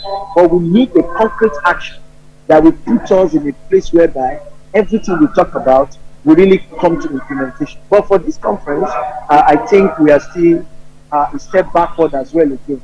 But for the issue of loss and damage, which I'm also following up, I can tell you that as of yesterday night, we've been able to reach a support for technical support. But when you say technical support, you need to define it. So those are the kind of things we are still looking forward to know whether we are still on the right track when it comes to loss and damage, to know whether we are still on the right track when we are talking about adaptation. So it's for us, it's very, very disappointing that we are still going back and forth with promises and pledges rather than implementation that we are looking for. Okay, yeah, so you said the African Group of Negotiators they are yet to get what they want. What exactly would that be? As I'm saying, is concerning them making pledges. Fine, you are telling them that you are making pledges, but how do you make sure that these pledges turns to implementation? Because they've made such pledges in 2019 in Spain. They make such pledges through the global Glasgow Pact. What is happening now is you've not talked about the implementation of what you've said before. Now you are making another pledge. I remember during the speech of the United States President, they make emphasis on the flood and the disaster that is happening to some countries across the world. But the pledges are really not concrete in the sense that how will it translate to implementation? That is what we are talking about. I mean, apparently, and with what you've actually said, finance has been on the front burner of this particular summit. African nations have made demands for monetary commitment from these developed nations. Do you actually think that money would solve the issues of climate change in Africa? Yeah, anybody that you ask that will say yes. But how are we asking for this money? Are we asking for this money in loan? Or we are asking for this money by making sure that the Africa have suffered from their influence? So they need to give us this money, not by loan. Most of all this money have been given to us by loan. We don't even have money to solve our problem presently. They are giving us a loan. When do we pay back? So what they need to do for us is to give money for adaptation. And money for adaptation cannot be loan. We're talking about mitigation as well. Technology is there. How many African countries can actually invest in technology to drive the economy? So financial mechanisms need to be spelled out. And people need to understand that how to access this finance also matters a lot. So every money being given to Africa must not come in loan. There must be a negotiation on how this money is going to be spent, what this money is going to be used for, so that we will not continue to find ourselves owing developed countries every time and down. Thank you. You know, Uganda's President Yoweri Museveni and even other African leaders that are in the summit, they've accused the Western countries of, reprehensible double standards when it comes to commitment to stop climate change. Would you agree with this, that other developed nations are not so invested in restoring the earth?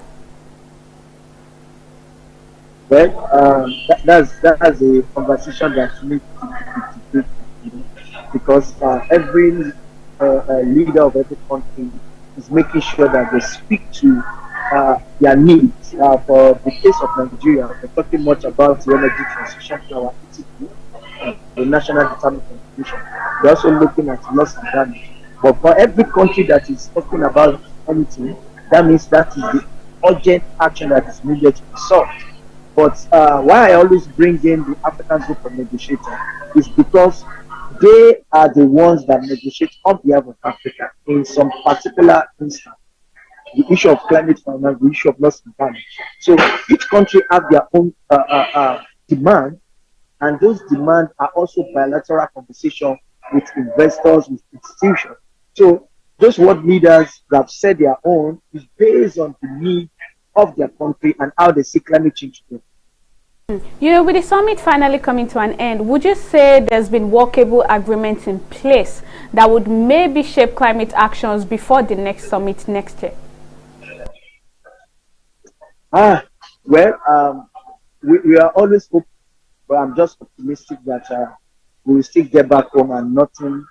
To be very frank with you, we've not gotten to anywhere.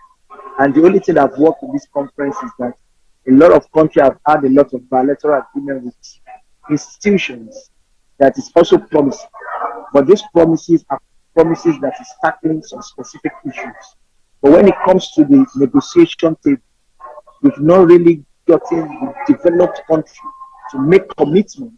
That is a genuine commitment that will solve the climate crisis. Please to our world leaders or African leaders to start looking inward. How can we retool the ideas and the opportunities that we have now as our natural resources to change the narrative of what we are looking at? So for me, in the scale of 1 to 10, I think we are 4 over 10 because we've not really gotten what we are looking for because of the technical support they say they are giving to the Santiago framework. Maybe that is the only thing I can say the major outcome for us as a continent coming from Africa or the global south. But for now, the actual outcome we are looking at is not yet reflected in the implementation of action back home in Africa. So I was asking you to talk about the other contentious issues in the talks in the summit that's still really unresolved, despite a Friday deadline. Yeah, okay. So climate finance is a big issue. It looks like nobody is attending to that presently, because when somebody said our country, our continent, Africa is owing there, it shows us that we are still in that frame of climate finance denier now. There's nobody that's making commitment and genuine commitment on climate finance. And the issue of mitigation, it has turned to they are leveraging on our incapacity when it comes to technology to make us to understand that are we ready for mitigation. And when you there's no how you want to talk about adaptation, mitigation, loss and damage without financing for communities. So those kind of issues are the issue that is coming in between all this conversation we are having. So I think, like I said, African developing countries, the global south, we need to retune the conversation to make them to understand that we are not begging. It is our right to get financing for adaptation, financing for loss and damage. And briefly now, I want you to talk about expectations for the G20 summit. Other people see it as another opportunity to call on these rich nations to honor their promises to tackle climate change. So what are your expectations of the discussion, and do you expect to see some major deals, especially on climate finance, to be made? Yeah, thank you very much. G20 has turned to something like Christmas that we go every time. But my own expectation is just very simple. African leaders, how do we start thinking inwardly to make sure that we are always ready before we add the conversation with these developed countries? Because we are still the ones giving them advantage of what they are doing, and we need to tackle that issue now. Another thing again we need to look at critically is that are we ready to access financing as a country? If we are not ready, then we are just, or as a continent, then it is not going to work. Like they said, anything for us without us, it is not meant for us. So every conversation they are going to be having that is not including the local community that is suffering from the brunt of climate change, then it is not meant for us. So what leaders during G20 should look at what they are causing, and African leaders should look at how to galvanize support from the or to actually talk about the issue that is climate change is facing. Not only in, asking for the money, but letting them know the story that is happening on ground. Because when you don't show those things to them, for them to understand numbers of people that are displaced, numbers of people that are into poverty, energy poverty, then nothing will actually happen. They will always think that we are asking for money. So what leaders, African leaders, we should not go and ask for money, rather ask for or look for stories that will be able to speak to these people for them to release that fund that is meant for Africa to work on adaptation and lesson damage. Well said, Mr. Olumide Idowu, environmental expert. Thank you so much for joining us on the program today, and thank you for your insights. Well, we'll go on a short break now, and when we come back, we'll be talking about economy. Stay with us.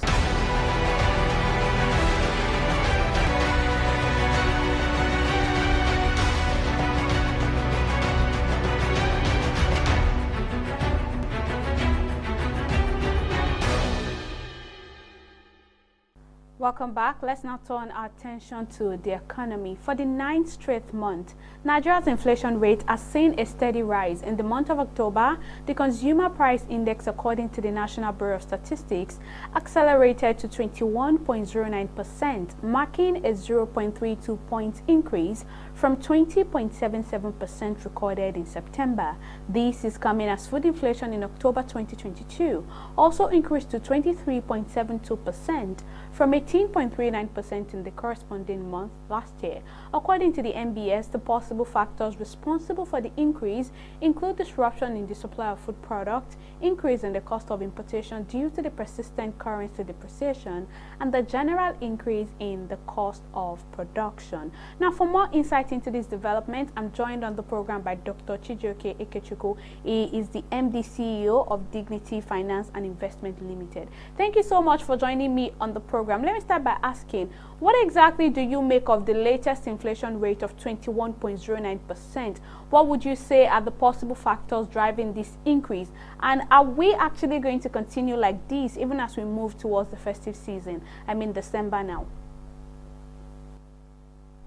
It was expected that the inflation rate would increase at the end of October. So this is expected, and the factors are already known and already there. But of course, some of the factors were already existing before the end of the month of October. The distortion in the supply chain, which was caused by the war in Russia and Ukraine. Just note that Russia produces the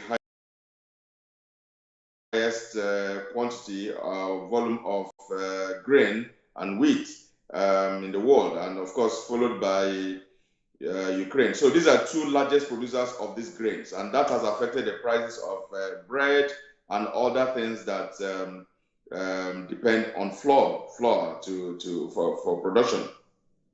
And of course, so, like I said, some of the causes were already there before now. We already talked about the insecurity that has existed in the various farms in the north, especially. In fact, right now, spread all over Nigeria. So many farmers no longer enter their farms. So because of that, there is a distortion in the supply chain, and that has actually increased the food inflation.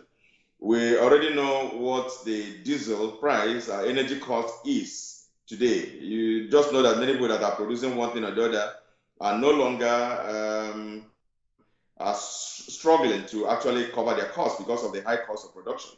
So these are the extents we have seen. Of course, just recently we saw where the exchange rate shot to as high as almost 900 naira per dollar, even though it came down a little, but of course it's still as high as we can imagine. So these are the major things that are increasing the inflation rate. And you just mentioned the seasonal period. Usually within this period of the season, from October, November, December, we'll experience the seasonal inflation that is caused by demand pool. And so these are things that will happen, and so which presupposes that the month of November will also experience another increase due to the season that we're entering into. So these are the things that actually have caused the increases and the rise in our inflation rates. Right, so how do you think the Central Bank of Nigeria will react to the rise in inflation, especially as regards to the interest rate? Of course, we expect that if they continue to meet, we expect right now, even with the decision to have a redesign of the Naira, I expect that certain ratios are going to change. I expect that the CRR is going to increase in order for just to enable them mop up money in circulation, M1, M2 in circulation. So we expect that this will happen. Whether they are going to react immediately by increasing the MPR is not certain. I mean, it can go neither here nor here, either here nor here. So we expect that they may wait for certain increases to be more than this, because they just increased the MPR just the other day. So we don't expect them to increase the MPR just because of this marginal increase. Otherwise, I expect that the CRR will increase because they want to really use that to mop up more money in circulation.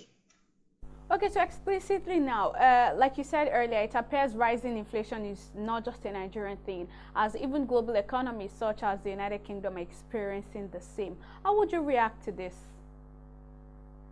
Yeah, obviously, not just the UK, all the countries of the world, because the supply distortions that we're talking about has affected all the countries of the world. Of course, we're talking about the supply of gas, the supply of petroleum products. European countries are heavily hit right now. Prices of petroleum products have gone so high that people are beginning to even demonstrate in some areas. So these are the kind of, the same thing that is causing our own inflation is causing it globally. And so, but where we need to watch are those ones that are within our control, the ones that are peculiar with our own environment. We need to work on those ones if they are within our control. But the one that is global, there is little or nothing we can do. Of course, what we can possibly do in such areas could just be to localize our own production, have some production of make sure that our raw materials are sourced, grow our agro products in grains and in wheat and other grain products. We'll grow them locally and reduce our dependence on importation. But these are things that will happen in the long run. Right now, I think it's going to affect productivity. Of course, recently we heard about the flood that filled up many parts of the country. That is also going to affect the prices of rice and some other grains that have been affected. So these are the things we expect. So for us to reduce the inflation rate, all we do is just to make sure that we don't depend so much on some of these imported goods and grow ours and do things within ourselves in order for the global inflation impact not to hit us adversely. So, increasing inflation is not the only challenge facing Nigeria's economy. We also have issues like fall of the naira and, many other issues. How exactly do you think, or what do you think the government can do, to cushion the impact on the common Nigerians now? Yeah, the economy of the country is controlled by monetary policy, by trade policy, by fiscal policy. And these are all things controlled by different areas of government. We know that CBN controls the fiscal policy. CBN has been doing a whole lot of things to ensure that the pains and the exchange rate, the impact of the exchange rate does not continue to affect Nigerians. But to what extent they have achieved results in this area is that which we need to question. On the fiscal area, we just know that, of course, certain aspects of, we know that our revenue base is not just anywhere, and we know what the revenue to debt service ratio is, the highest in the world. And so these are all the things. So what we need to do is just identify those things that have affected our economy. Once we identify them, we will now look for, isolate them, and start making efforts to solve them, reduce their impact one after the other. If I talked about revenue base, we then have to talk about what is that affecting our revenue. Or is it the oil revenue or other revenues that we're not collecting? So we need to work on our revenue. If we're talking about our debt, is there any way we can reduce the borrowing we're doing? Is there any way we can reduce our budget expenditure in order for us to reduce our borrowing? So these are the things we have to look at. So the areas of government that we have should actually work on this. So when we're talking about trade policy, we also have to look at making sure that we'll continue to grow our export level and reduce our importations. And so what are those policies we're going to do to continue to grow our export in order for us to have a balanced trade, a very favorable balance of trade? So if we do all these things, over time, we may have to have a good result arising from the efforts made by these three arms of our economy. Well, finally, before I let you go, it's impossible to talk about food inflation without touching on flooding. How significant will this year's flooding be on food prices in the coming months? A lot. The impact is going to be heavy. The impact is going to be heavy, especially on grains. And it came at a wrong time when an item like rice will be needed in every household for the celebration of the season. So we're going to talk about two things. There's going to be a major drop in supply, and there's going to be a heavy increase in demand. And so when we have two of these things clashing, then the impact is going to be heavy on us. So we expect that the food inflation is going to rise more than this by November ending, and in fact in December. So these are the expectations we have arising from the flood and what it has caused to the agricultural subsector. Right, Dr. Chijioke Ikechukwu, the MD CEO of Dignity Finance and Investment Limited. Thank you so much for joining us on the program today, and thank you for your insights. Well, that's how much we can take on the program today. I'll see you again next time. Bye-bye.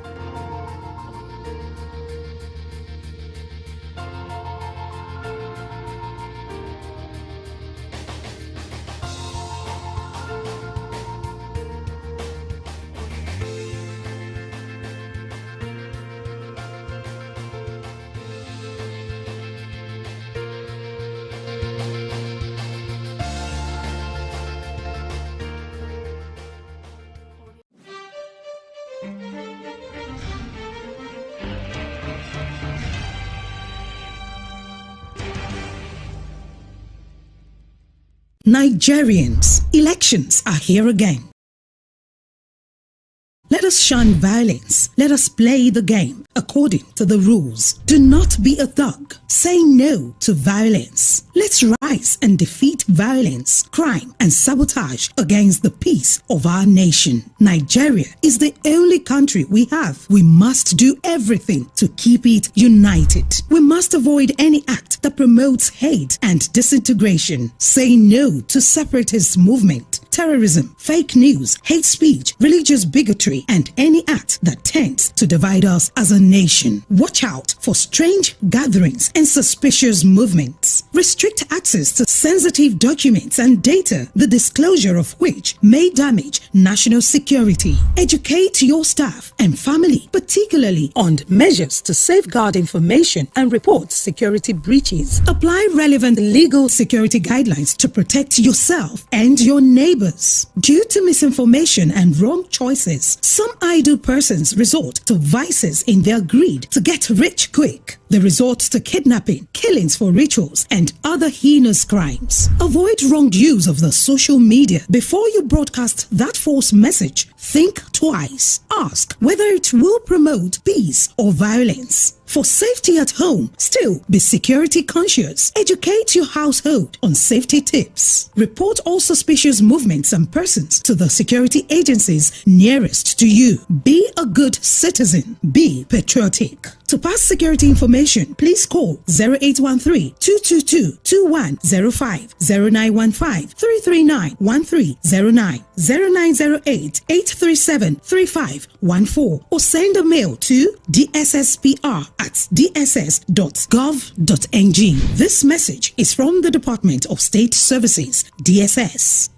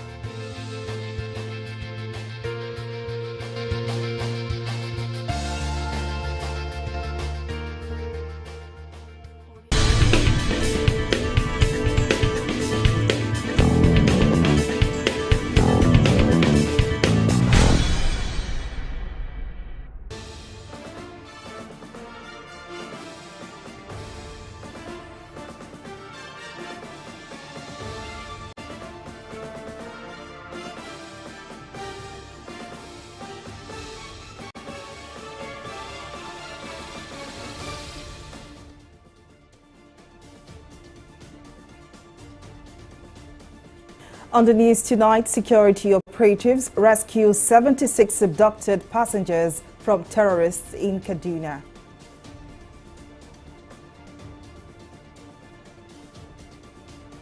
Ekiti Assembly impeaches Speaker Aribi Shogun 6 days after election. And PDP G5 forms integrity group says doors are open for reconciliation but insists on Aye's removal.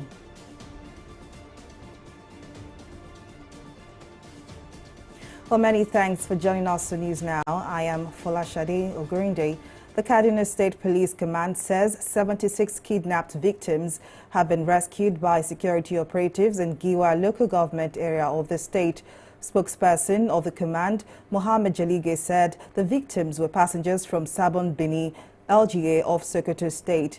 Jalige said the passengers were traveling to different destinations when a large number of bandits blocked a section of Funtua Zaria Road at Gubala area of Giwa, LGA, and abducted many commuters. The police spokesperson also said a combined team of police and military were immediately mobilized to locate and cleared with the clear directives to dismantle the road blockade, root out the armed miscreants, and rescue any victims they may have abducted. Kaduna Police Commissioner Yakini Ayoku also reviewed that rescue effort was achieved through the collaboration of the security agencies. Ekiti State Assembly Speaker Gboyega Aribishogun has been impeached and suspended indefinitely by members of the Assembly. 17 out of the 25 members impeached the Speaker and elected Olubunmi Adelugba as the new Speaker. As members were embroiled in a controversy following the death of the former Speaker, Fumuniyi Afuye. A month after his demise, the Parliament held an election and Aribishogun, who is the representative of Ikole 1 constituency in the Assembly and a two-term lawmaker, emerged. Speaking in a televised interview, Aribishogun accused the immediate past governor of the state, Kayode Fayemi, of working with members of the state legislature to impeach him. Still on party politics, 5 governors of the People's Democratic Party, PDP, who have described themselves as a G5, have met in Lagos as a division within the PDP lingers ahead of the 2023 elections.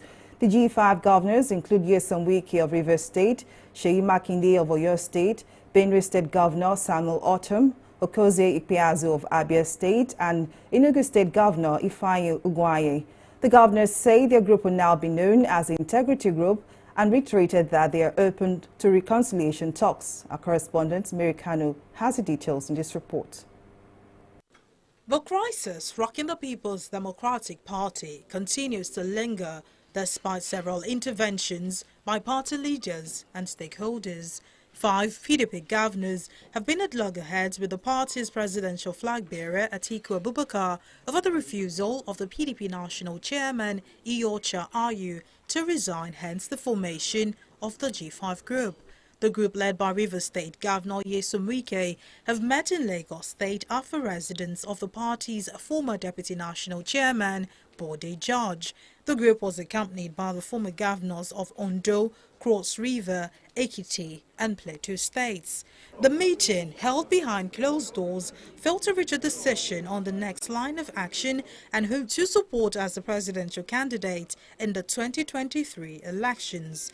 Briefing newsmen shortly after the closed-door meeting, the former governor of Plateau State, Jonah Jang, said the group is still open to consultations. I've decided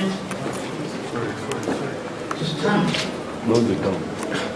on the decisions we took our last Harcourt meeting.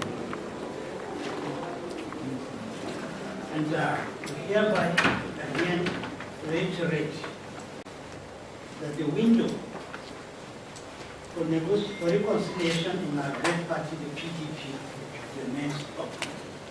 Also speaking after meeting, Oyo State Governor Seyi Makinde said the G5 governors had the backing of the leaders and elders of the party. It's all about the integrity group. You can see us as serving governors as the face of this struggle, but the leaders and elders of the party that you see here, they are the people behind those faces.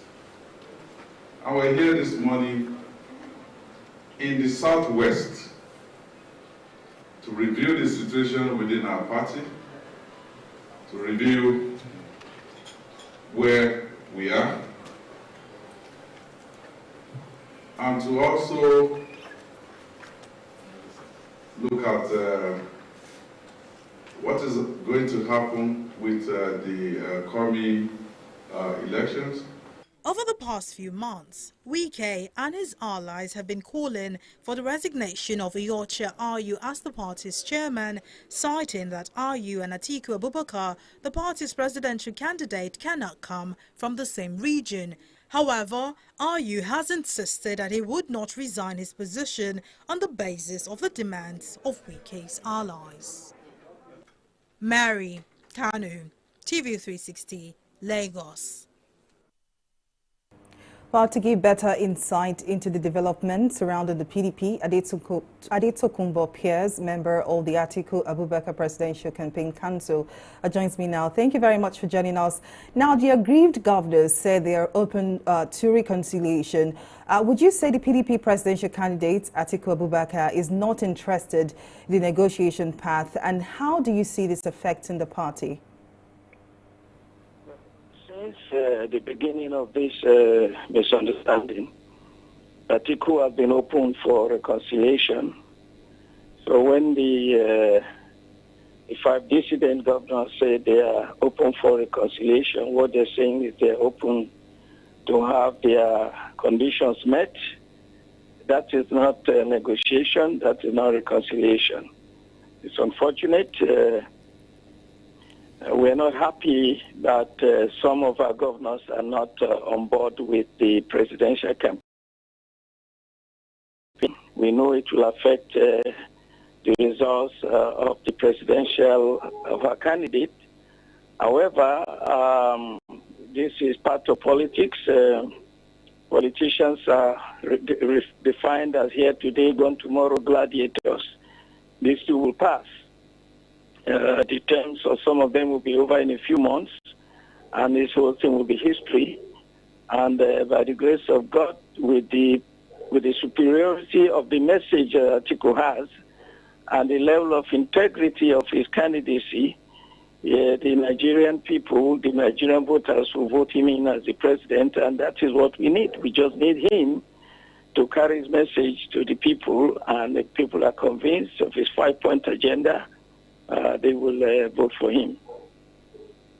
Now, the 2023 election is just around the corner, but with this level of disunity in the PDP, are there concerns that this rancor would affect the performance of the PDP in the election? Do you think all of this internal crisis is enough to convince the electorate that the PDP is the best candidate, or is the best party to vote into power next year? I think what the electorate wants is the candidate, a presidential candidate who has a plan to rescue Nigeria from poverty, from insecurity, from disunity. And Atiku's 5-point agenda: 1, unify the country by being fair to all sections. 2, to secure the country by increasing the number of police, and also making sure that there's zero tolerance for terrorists. And 3, promotion of education as the foundation for growth in any country, and the economy, by diversifying the economy, making sure that each region has an opportunity to use its God-given resources to develop, and also restructuring the state so that we will develop our federating units, decentralized power, so that everybody will be included. Once the Nigerian people hear this is what they want to hear. They don't want to hear about the problems in PDP and the problems in APC. Those are party issues, those are internal issues that have nothing to do with the need to improve the quality of life for Nigerians. So, but you know what they say about a divided house. Yes. But you know what they say about a divided house. Do you not think these issues are actually big enough to cost the PDP the presidential race? Because we've seen some of the activities of the Rivers State governor. And are you not concerned that some of these activities could hamper the ambition of the PDP in next year's election? No political party in the world where there are no divisions, where there are no disagreements.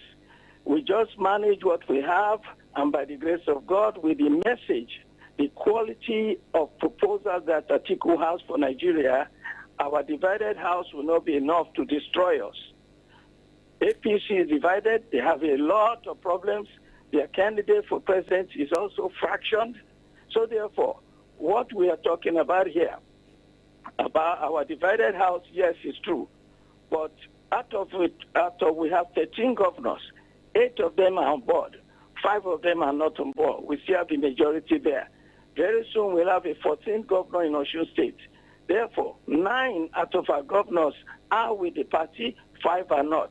We're ready to move on with the majority to coast to victory, because what is most important is not to divert attention from what is key. It is to repair Nigeria that is most important. We will continue to have division in every political party. That is the nature of politics.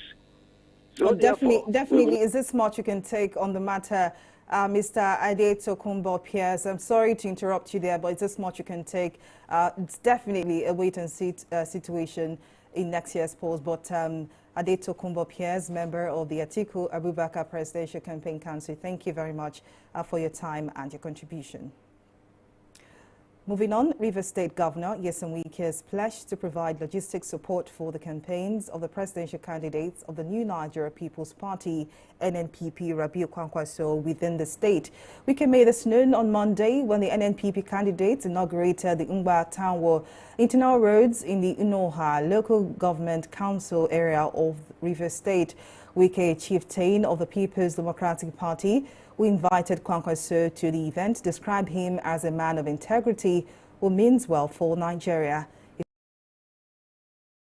What is required to put Nigeria together, adding that it is unfortunate that there are no longer members of the same party. Integrity is very, very important. Whatever you tell me, do. Whatever I don't want to do, you don't need to say you will do it. So you're a man of integrity. You are a man of integrity. It's unfortunate we're not in the same party. But God will help at the appropriate time. God will help. People like this are people that should talk about leadership of the country. Yes, I have no apologies to make to anybody. I said it to Peter when he came. And I want to also tell you that if you are coming for campaign here, I will give you the logistic support for you to campaign. We found ourselves in a party that we helped to build. I was in PDP like you. In 1998, I had the opportunity of being part of the founding fathers of PDP. And we have done extremely well, especially our first 8 years. Unfortunately, as the time went on, many things started to go wrong. And unfortunately, some of us saw what Your Excellency, did not see in time. With the potential to generate 7 trillion naira in revenue annually and create not less than 4 million jobs in the next 5 years, it has become imperative to deliberate on ways to harness the opportunities and challenges in Nigeria's maritime sector. Dubbed the Blue Economy, the Minister of Transportation, Muazu Sambo, identified sustainable financial models as a key to building maritime infrastructure and assets. Speaking at the Nigeria International Maritime Summit held in Lagos, Sambo also disclosed that Nigeria's maritime sector has achieved some enviable strides, such as curbing piracy on its waterways and on the Gulf of Guinea. He added that since the commissioning of the Deep Blue project in 2021, Nigeria has not recorded a single incident of piracy. Is a critical driver for unlocking the potential of the blue economy in Africa and in particular Nigeria. Sustainable financing models are therefore important to build critical maritime assets such as shipyards and ports across the country. Similarly, the discussions within the global community on the need to reshape the way the shipping industry operates in the face of current and future challenges ranging from a changing climate and the need for rapid decarbonization by 2050 cannot be overemphasized. Since the commissioning of the Deep Blue project by our President in June of 2021, now over a year ago, not a single incident of piracy has been recorded in our maritime domain. Automation and digitalization are also critical to shaping the future. IMO seeks to embrace the benefits of new technologies in a considered way, including addressing safety, cyber security risks, and impacts on the environment and on personnel, both on board and ashore. In this regard, I'm pleased that IMO and the Nigerian government has worked together to develop a port community system for electronic data exchange for its ports. We'll take a break here, but still to come. China announces first COVID-19 death in almost 6 months. Details of the story and more right after this break.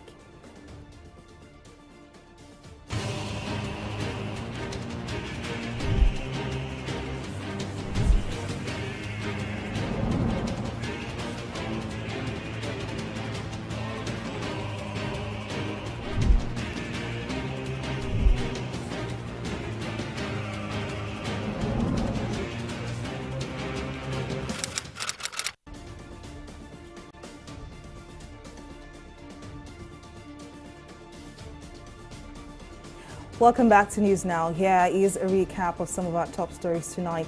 The Kaduna State Police Command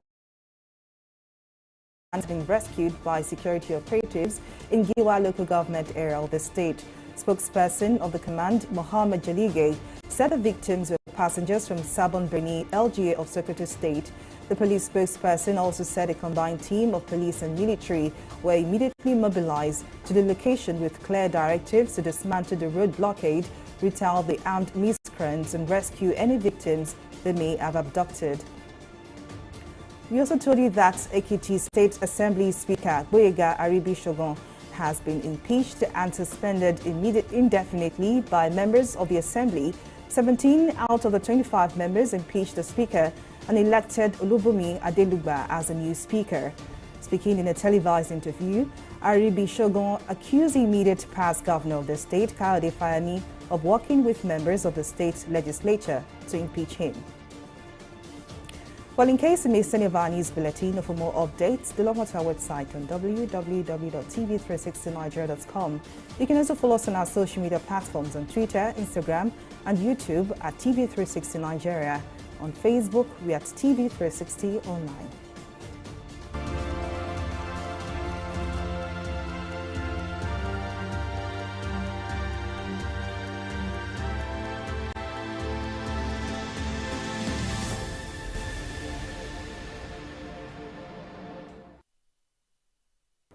China has announced its first new death from COVID-19 in nearly half a year. Strict new measures are imposed in Beijing and across the country to ward against new outbreaks.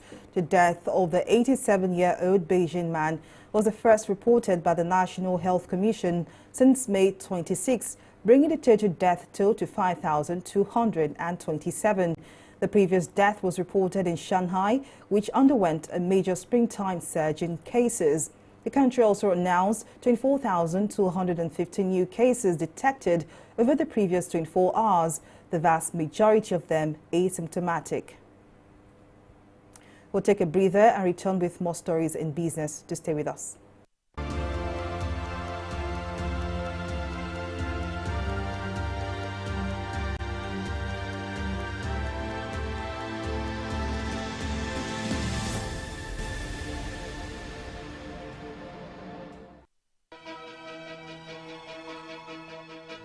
Opinions are free, facts are sacred, but truth is universal.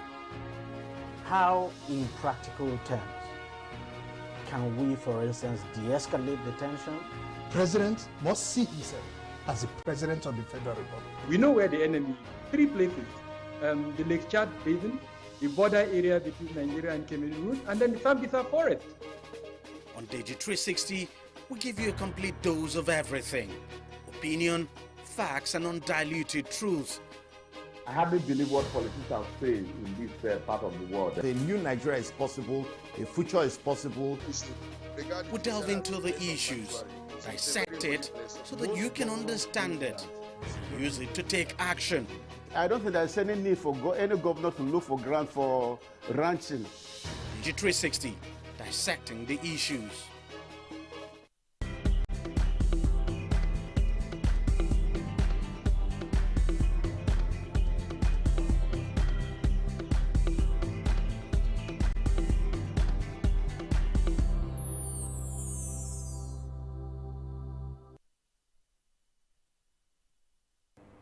Welcome back. Well, we have Abisola Adebayo standing by to bring us up to speed on the latest in the world of business.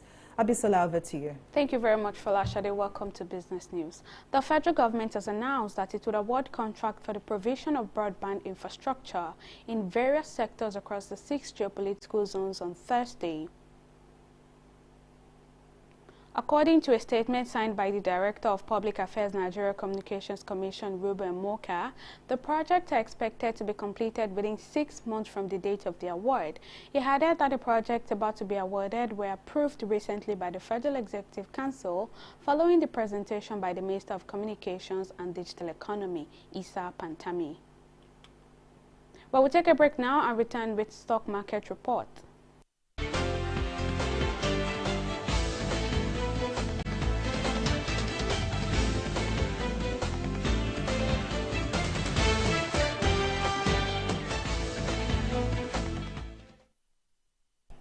The Nigeria stock market opened the week on a positive note, rising by 0.38% to close at 44,662 basis points during trading session on Monday.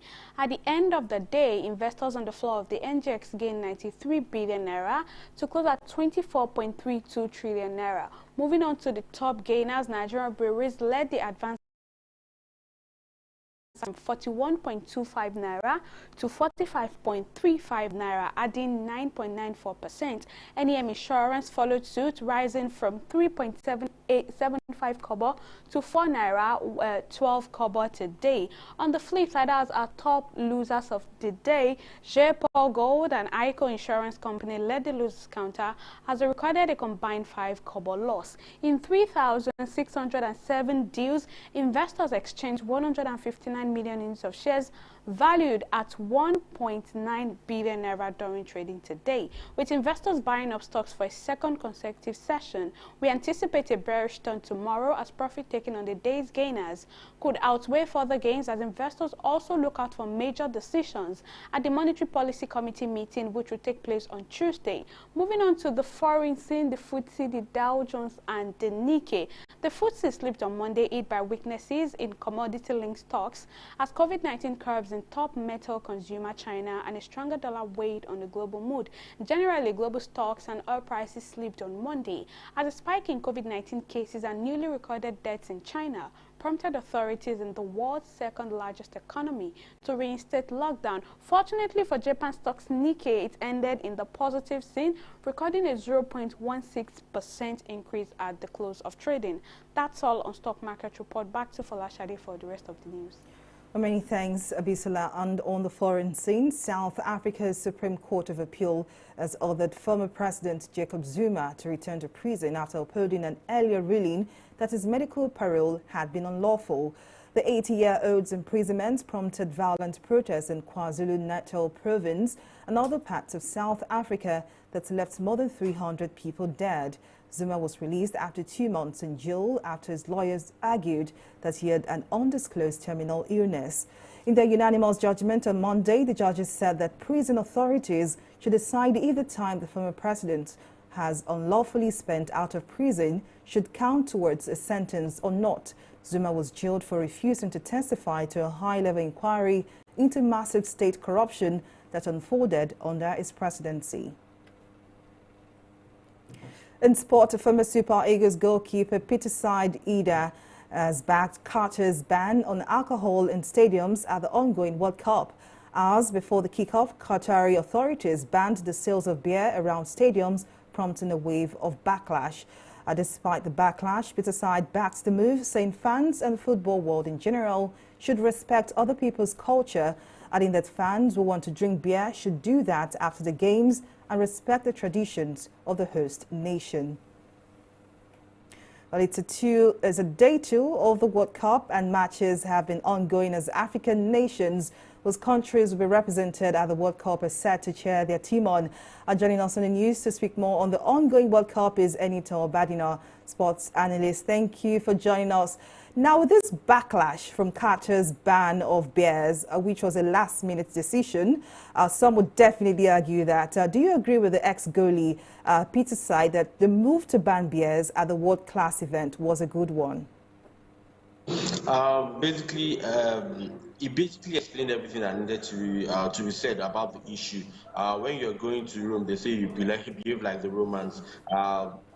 Not just about Qatar. Now, if we expand this conversation, you see that most stadiums try to curb, most international leagues try to curb the incidence of alcohol, because when you take too much alcohol, fans tend to misbehave and cause a lot of havoc in games. So it's not like it was a total ban that they were not going to drink. They are not going to drink alcohol at all around. I was basically some particular portion of the stadium, which most European leagues also put into focus, that you cannot bring bottled drinks and some certain things into the stadium. You can only get it outside, this is what the Qataris did. In some places they've designated for people to take alcohol. So I don't see why there's a backlash. It's just the West kicking against the fact that they never liked in the first instance that Qatar got the rights to the World Cup. And so there is nothing, like the FIFA president said, not drinking beer for 90 minutes or thereabouts will not be the end of the world. And also it helps to put all the fans in a sober mood to enjoy the beautiful game. Now let's move now to the mainstay of this conversation. The Super Eagles missed out on this World Cup, and Africa's representatives are Cameroon, Ghana, Morocco, Senegal and Tunisia. Which team would you say will Africa be proud of at these games? Quickly tell us your perspective on that.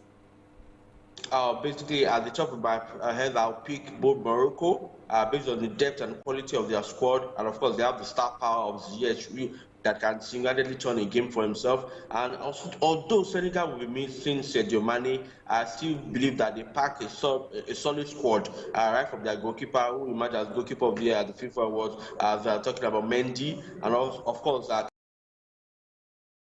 African champions. And I believe, although they may struggle in terms of the influence of Mane, the extras that Mane puts into that team, but overall as a team and based on the group they find themselves, I think they can get out of the group stage. And I'm also banking on Morocco to be able to pull the chestnut out of the fire. Those are my 2 picks. My dark horses for Africa will have to be Ghana, though they lack the depth. But their first 11, based on the work our coach Ado will drop, should be able to deliver at some stage. But it's a tough call for them. Well, Enito Obadina, sports analyst, thank you very much for your time and your contribution. I need to wrap on news now. Many thanks for watching. I am Folashade Ogorinde. Bye for now.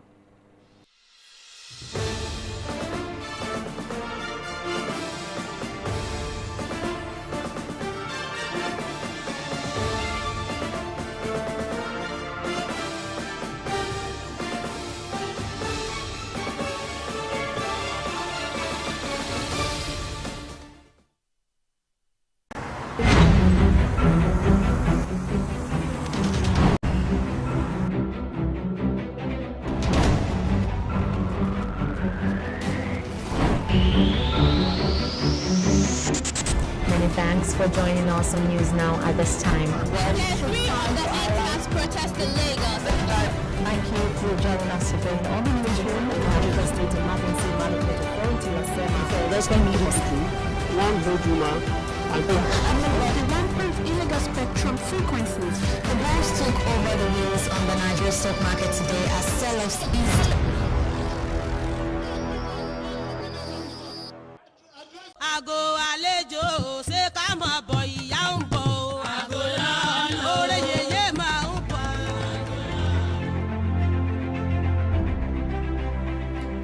The Osun-Osogbo Sacred Grove in Osogbo, Osun State, southwest Nigeria, is one of the last remnants of primary high forest in southern Nigeria.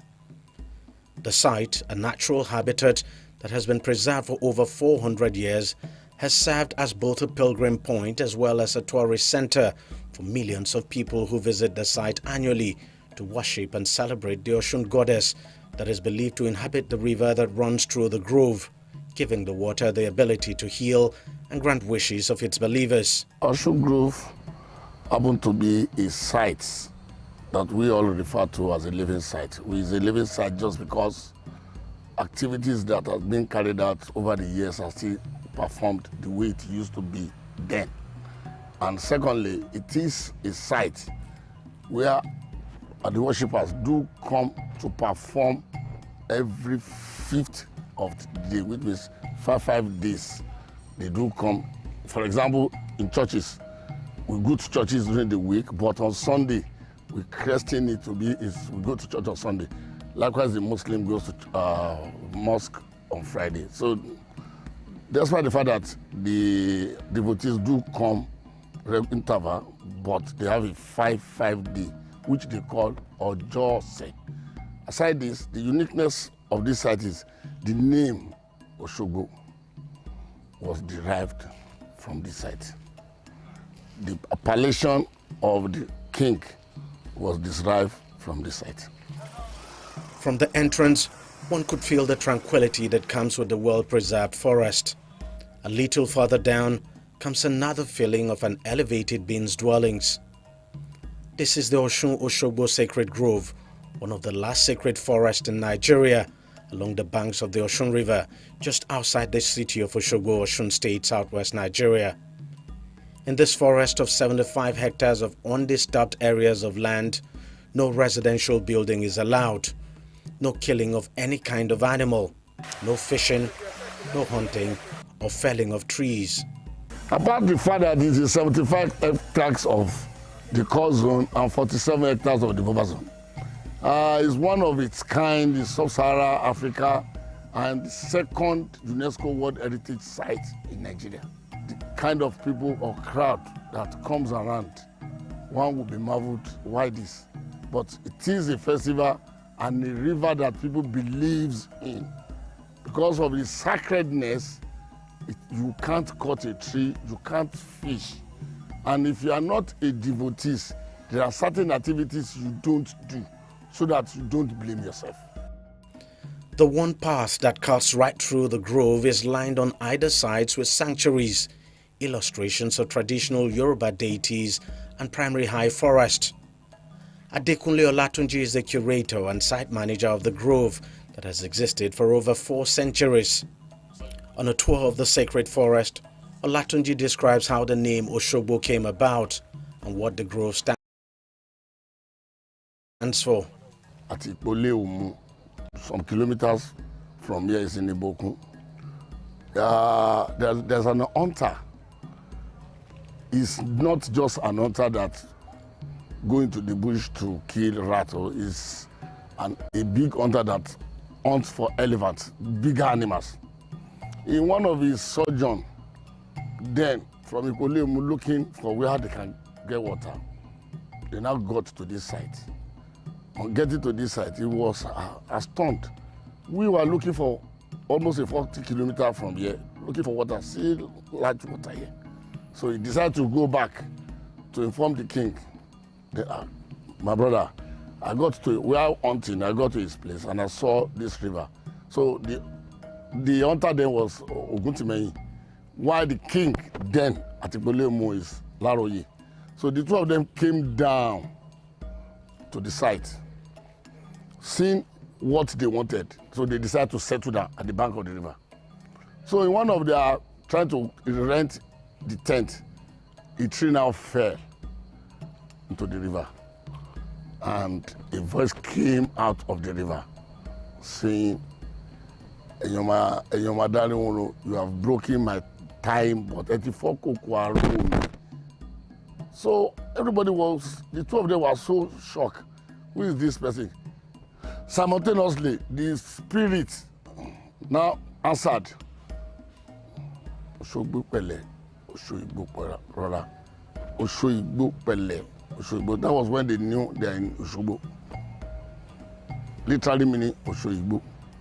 So now, they now felt, what is the next thing to do? In Yoruba then, something strange happened, you do divination.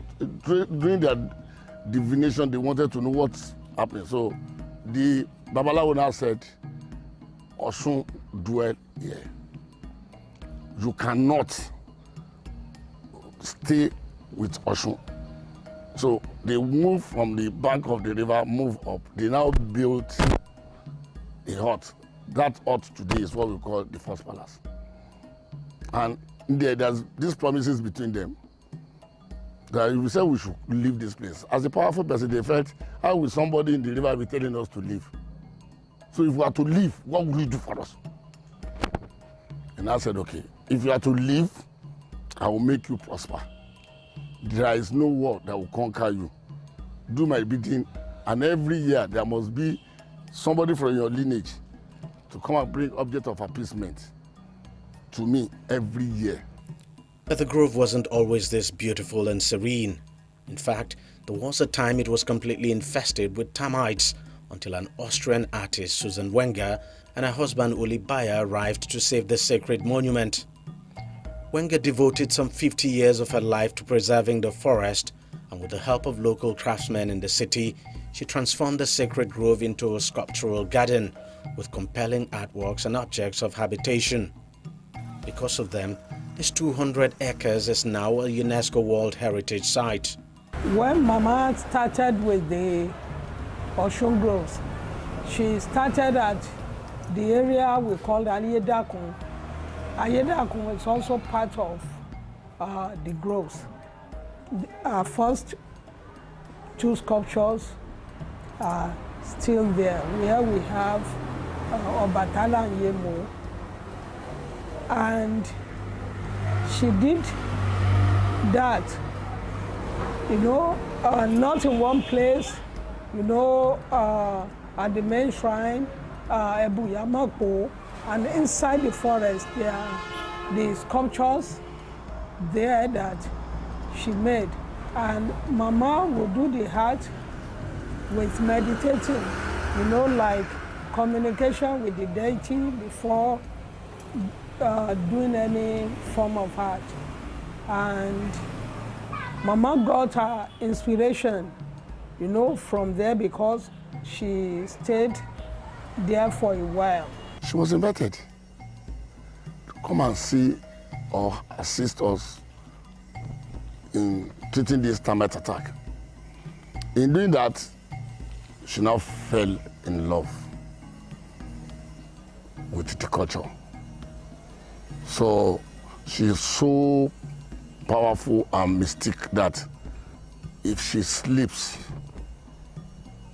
revelations of what she is expected to do for this place will come to her.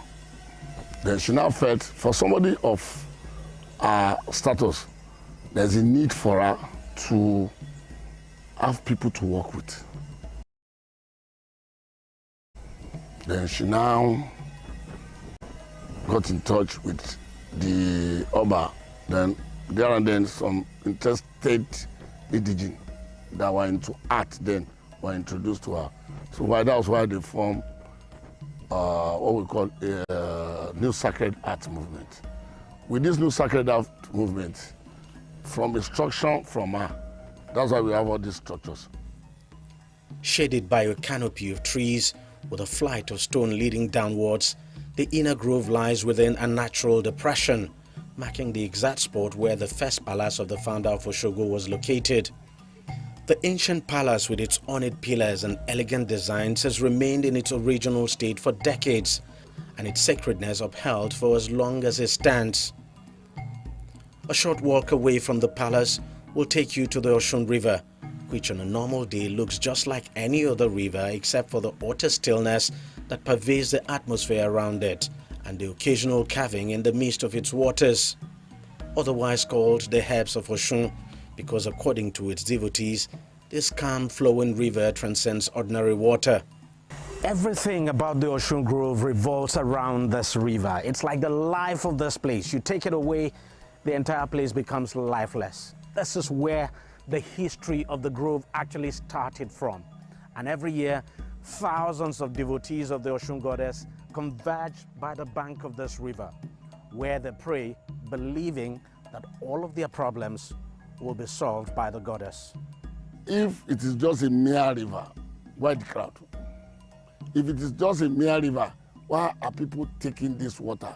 I'm using this water in context because here we don't have river, we don't have water. Please, we don't have water. Once you are here, you want agbo, apps. People that needed one thing or the other comes here to seek for assistance from Osun Goddess. Believing, that's what I said, it's your faith. Believing he or she will do it for them. Whatever is being taken here is apps, is agbo. If you take it with your faith, be you me, you will be healed. It has been proven beyond reasonable doubt. While the grove is the site of Osun's most sacred shrine, many Yoruba deities are also depicted here with sculptures that are centuries old and shrines where their devotees worship. Despite the sanctity attached to it, managing the grove is not without its own challenges. There's no lumber that will come into this site that will not pray will sleep off 72 hours. So that before we wake up, we would have cut down all the trees. We do have butchers, and despite the native laws that we do use to operate, because here you are not supposed to hunt. If you are caught, you'll be taken to the enforcement agency through the authority of Osogbo. And because of developmental pressure, as the town grows, you are bound to see people wanting to build closer to the site, thereby giving you problem. You have the challenge, but God is helping us through that native law. That native law, don't cut, don't fish.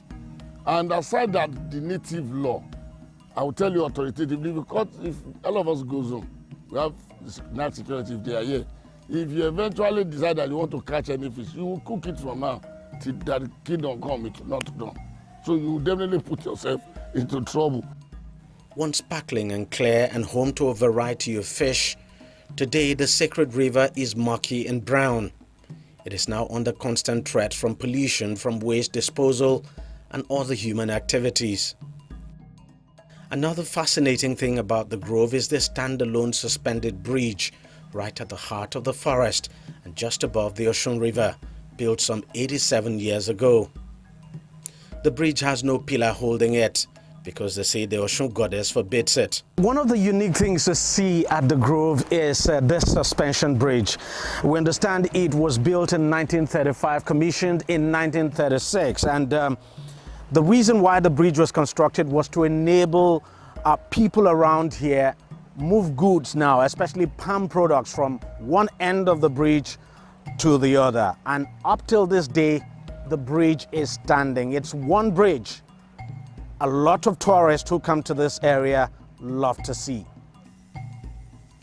Despite the gradual fading away of celebrated African culture and tradition, the Osun Osogbo Sacred Grove is one cultural phenomenon that has not only stood the test of time, but also become a reference point for people from this part of the world.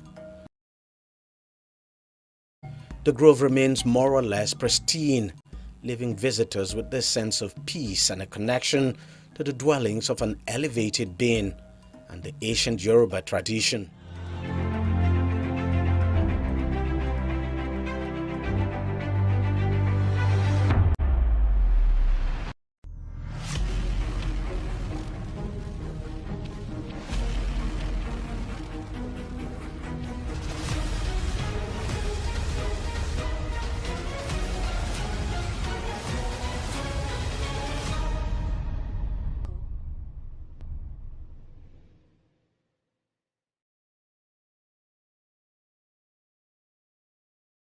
You can't travel on a wrong road for too long and expect to arrive at your destination early. Nigerians rode to nowhere. In 1999, after a windy period of military rule, Nigerians celebrated the advent of democratic governance, hoping that Obasanjo will bet the beginning of a new and prosperous Nigeria. Unfortunately, the long military rule, coupled with most military personnel who transmutated from military to civilian rule, created a military mentality that made Obasanjo turn himself into a headmaster, who treated the governors as errand boys who could be whipped into line for disagreeing with the headmaster, using state apparatus like EFCC, while corruption went on unabated. At the end, funds were wasted until date unaccounted for on a failed third-term bid. Umaru Musa Yar'Adua was subsequently promoted as president, and Nigerians celebrated the election of a graduate for the first time, even though he agreed that the election that brought him to office was far from free or fair. But he didn't last, and you don't want to go into the political intrigues until Goodluck Jonathan was allowed to come on board. In 2011, Nigerians again celebrated the election of a PhD holder as a president who claimed he had no shoes. But in 2015, after the man obviously, have had some shoes, Nigerians wanted anybody but Jonathan. Away with his PhD. Even if it's a toilet paper certificate, we don't mind, they say. This ineptitude and incompetence was getting too much. But came Buhari, a retired general, with his anti-corruption stand and his mantra to fight insecurity to a standstill. And like others before him, promised to turn the state into the fastest growing economy in the world with massive infrastructure. Unfortunately today, Nigerians are rather leaving their own country massively as a result of insecurity, lack of basic infrastructure, inefficiency, ineptitude, and gross incompetence. Yet, with the 2023 election fast approaching, Nigerians are yet again building hopes on the same political parties and candidates who will still overpromise and deliver nothing, not because they don't want to, but because they are handicapped by the constitutional structural defect of the country. You can't run a car on diesel and expect it to move like a car who's running on gasoline or fuel. It's not possible. Nigeria is a country with a federal constitution but managed as a unitary system. Yet, the people blindly expect election to bring them development. No be juju be that. No wonder governors like Ben Ayade, Godwin Obaseki, Nyesom Wike and co. during election can hawk appointment of special advisors on a tray like someone hawking akara, appointing almost every youth in the state as SA, yet have no sustainable development plan for creating gainful employment or creating a thriving private business climate that can create jobs for such youth. Even as funds are allegedly laundered through this SA appointment process, yet nobody is worried. Yet, we must all get fixated at the center. Look at all the states of the major contenders at Adamawa, Anambra, and Lagos. None of them can boast of a public pipe-borne water. Yet we are shouting, go and verify. I created Lagos, or I will unify Nigeria. We never start. But second base, Jerry. Countries only develop when they domicile infrastructural development in the hands of the managers at the local level, except in the case of a dictator. Or maybe after the presidential election, we're expecting a dictatorial president. We have to create stronger federating units where the likes of Peter Obi can be free to harness the resources of the East to turn the region into a productive economy as against a consuming one, without anyone from other regions bothering to go verify. Or where Bola Ahmed Tinubu can use his leadership experience to synergize the resources in the West and create a sustainable economy for them without him convincing other regions that it is his turn. And Atiku can then be free to not only unify the entire North against insecurity, hunger, and banditry, but harness the potential therein for sustainable prosperity without being afraid of a Governor Wike's threats. The region can then contribute to a weaker center for the benefit of the weaker units and protection of our territorial integrity. I will therefore advocate that Nigeria as presently constituted is not working, and no matter who wins the election, with the current constitutional structure, it can never move forward or bet a future of our dream. The earlier we collectively realize that we have traveled on the wrong road for too long and must halt our trip and redirect our coexistence before proceeding on the next journey, the better for all of us. Failure to do this, we will soon realize that after the election, that the various agitations from the federating region may have been suspended for the election and will be renewed with greater strength and vigor after the election, no matter the outcome of the election. For example, if Igbo win, the North and the West will start their own agitation. If the West win, the East will renew their own agitation for Biafra. And if the North wins, then the entire East and West agitation might crumble the country.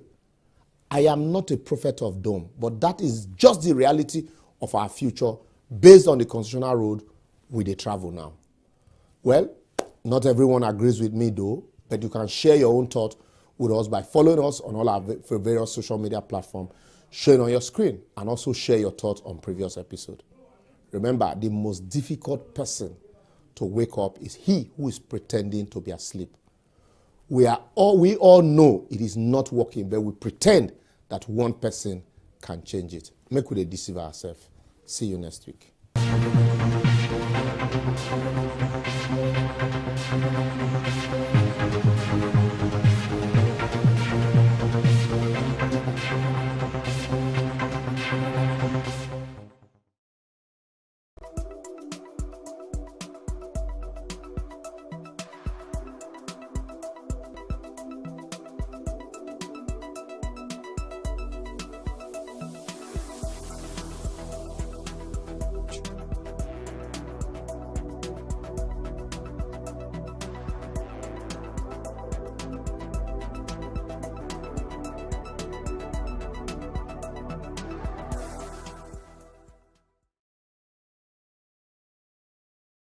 COVID-19 is an infectious disease caused by a new coronavirus introduced to humans for the first time.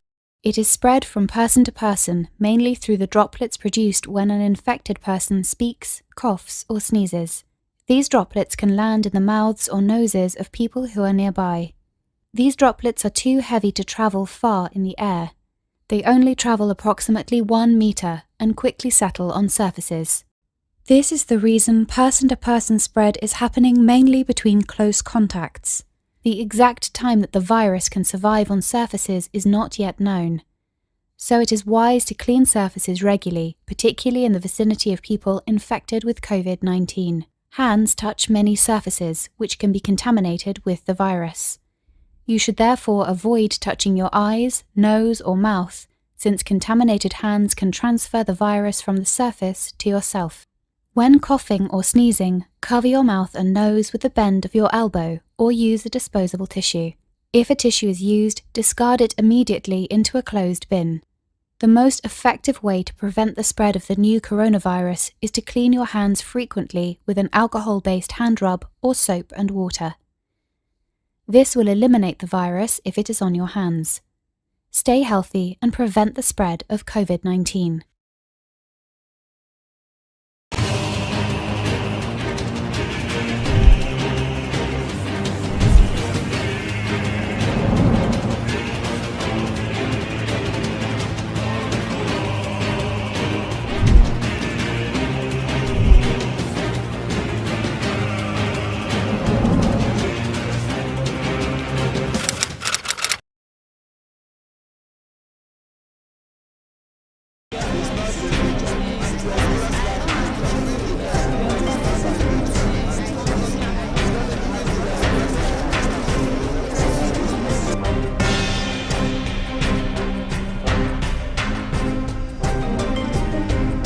I don't know how to swim, but when they load me in the boat, we were like 155 people in one boat.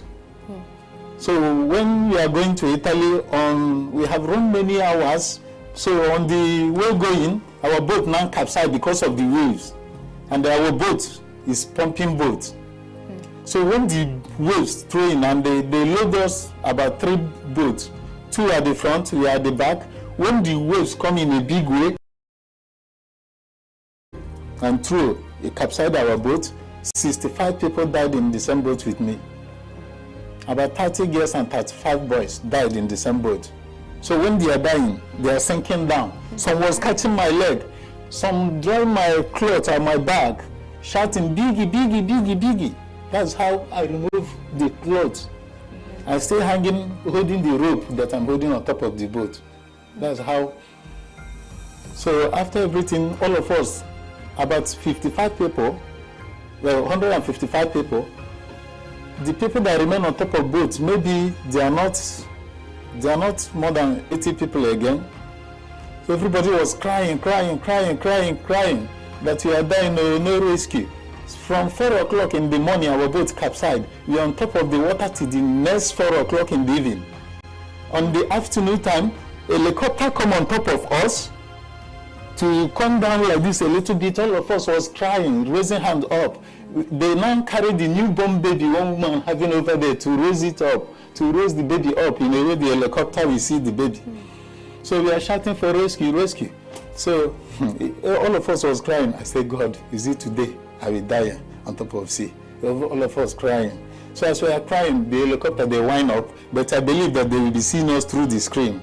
After everything, when the helicopter left, it's like they called the police people in the area. The police people now coming with a small boat to come and rescue us.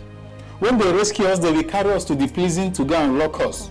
And when they lock us there, the Nigerians that are in that very highland will come and bail us with like 500 dinar. 500 dinar. When they bail us like 500 dinar, like they were using in form of 50,000 Nigeria. They use it to bail us out. They will go and lock us somewhere. Our family in Nigeria, we can be calling our family in Nigeria to pay 150,000 in their account. Then we get like 100,000. They are using it to do business. In my life, even if they told me that Libya is like America again, I cannot try that country anymore in my life because I suffered a lot, honestly.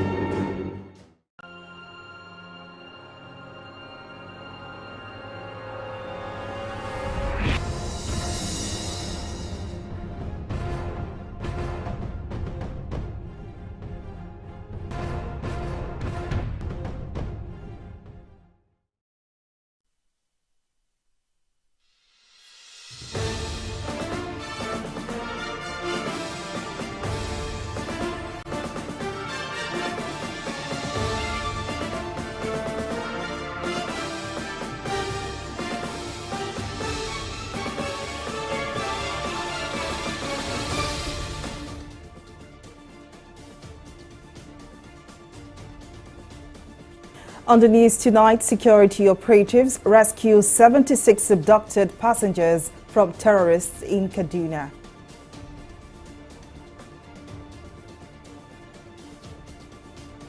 Ekiti Assembly impeaches Speaker Aribi Shogun 6 days after election.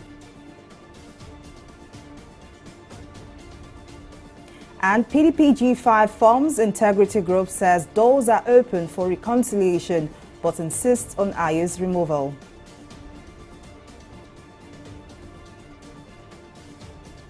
Well, many thanks for joining us on News Now. I am Folashade Ogurinde. The Kaduna State Police Command says 76 kidnapped victims have been rescued by security operatives in Giwa local government area of the state. Spokesperson of the command, Mohammed Jalige, said the victims were passengers from Sabon Bini, LGA of Sokoto State. Jalige said the passengers were traveling to different destinations when a large number of bandits blocked a section of Funtua Zaria Road at Gubala area of Giwa, LGA, and abducted many commuters. The police spokesperson also said a combined team of police and military were immediately mobilized to locate and cleared with the clear directives to dismantle the road blockade, root out the armed miscreants, and rescue any victims they may have abducted. Kaduna Police Commissioner Yakini Ayoku also reviewed that rescue effort was achieved through the collaboration of the security agencies. Ekiti State Assembly Speaker Gboyega Aribishogun has been impeached and suspended indefinitely by members of the Assembly. 17 out of the 25 members impeached the Speaker and elected Olubunmi Adelugba as the new Speaker. The Assembly complex had been sealed as members were embroiled in a controversy following the death of the former Speaker, Fumuniyi Afuye. A month after his demise, the Parliament held an election, and Aribishogun, who is the representative of Ikole 1 constituency in the Assembly and a two-term lawmaker, emerged. Speaking in a televised interview, Aribishogun accused the immediate past governor of the state, Kayode Fayemi, of working with members of the state legislature to impeach him. Also on party politics, 5 governors of the People's Democratic Party, PDP, who have described themselves as a G5, have met in Lagos as a division within the PDP lingers ahead of the 2023 elections.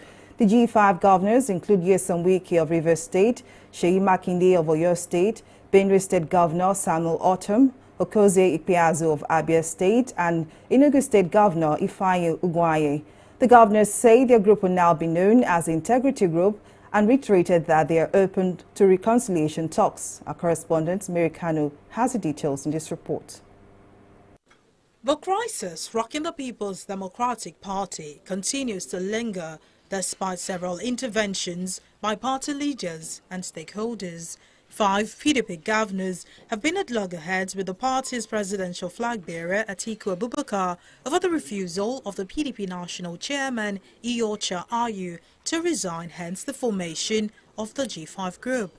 The group, led by Rivers State Governor Nyesom Wike, have met in Lagos State after residence of the party's former Deputy National Chairman, Bode George. The group was accompanied by the former governors of Ondo, Cross River, Ekiti and Plateau states. The meeting, held behind closed doors, failed to reach a decision on the next line of action and who to support as the presidential candidate in the 2023 elections. Briefing newsmen shortly after the closed-door meeting, the former governor of Plateau State, Jonah Jang, said the group is still open to consultations. Have decided to stand on the decisions we took on last Accord meeting,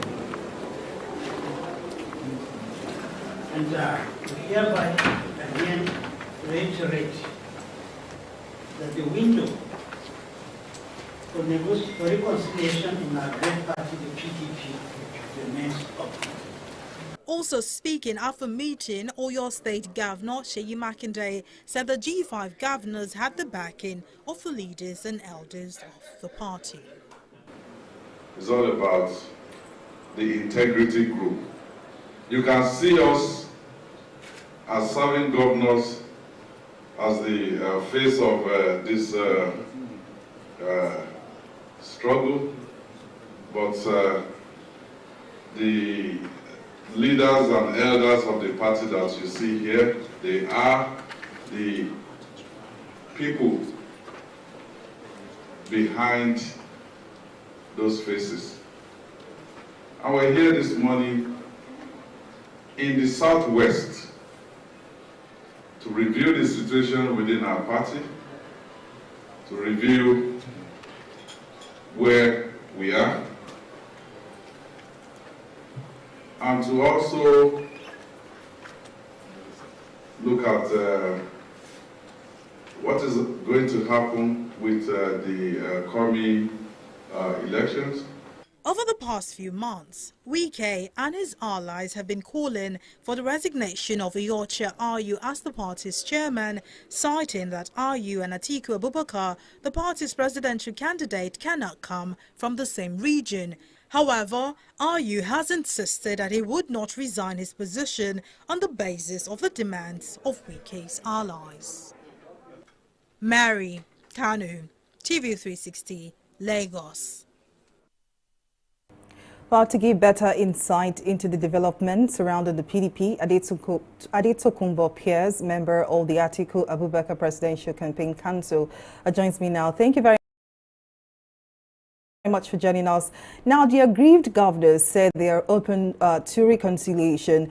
Would you say the PDP presidential candidate, Atiku Abubakar, is not interested in the negotiation path? And how do you see this affecting the party? Since the beginning of this misunderstanding, Atiku has been open for reconciliation. So when the 5 dissident governors say they are open for reconciliation, what they're saying is they're open to have their conditions met. That is not negotiation, that is not reconciliation. It's unfortunate. We're not happy that some of our governors are not on board with the presidential campaign, and we know it will affect the results of the presidential of our candidate. However, this is part of politics. Politicians are defined as here today, gone tomorrow gladiators. These two will pass. The terms of some of them will be over in a few months, and this whole thing will be history. And by the grace of God, with the superiority of the message Atiku has, and the level of integrity of his candidacy, the Nigerian people, the Nigerian voters will vote him in as the president, and that is what we need. We just need him to carry his message to the people, and the people are convinced of his 5-point agenda. They will vote for him.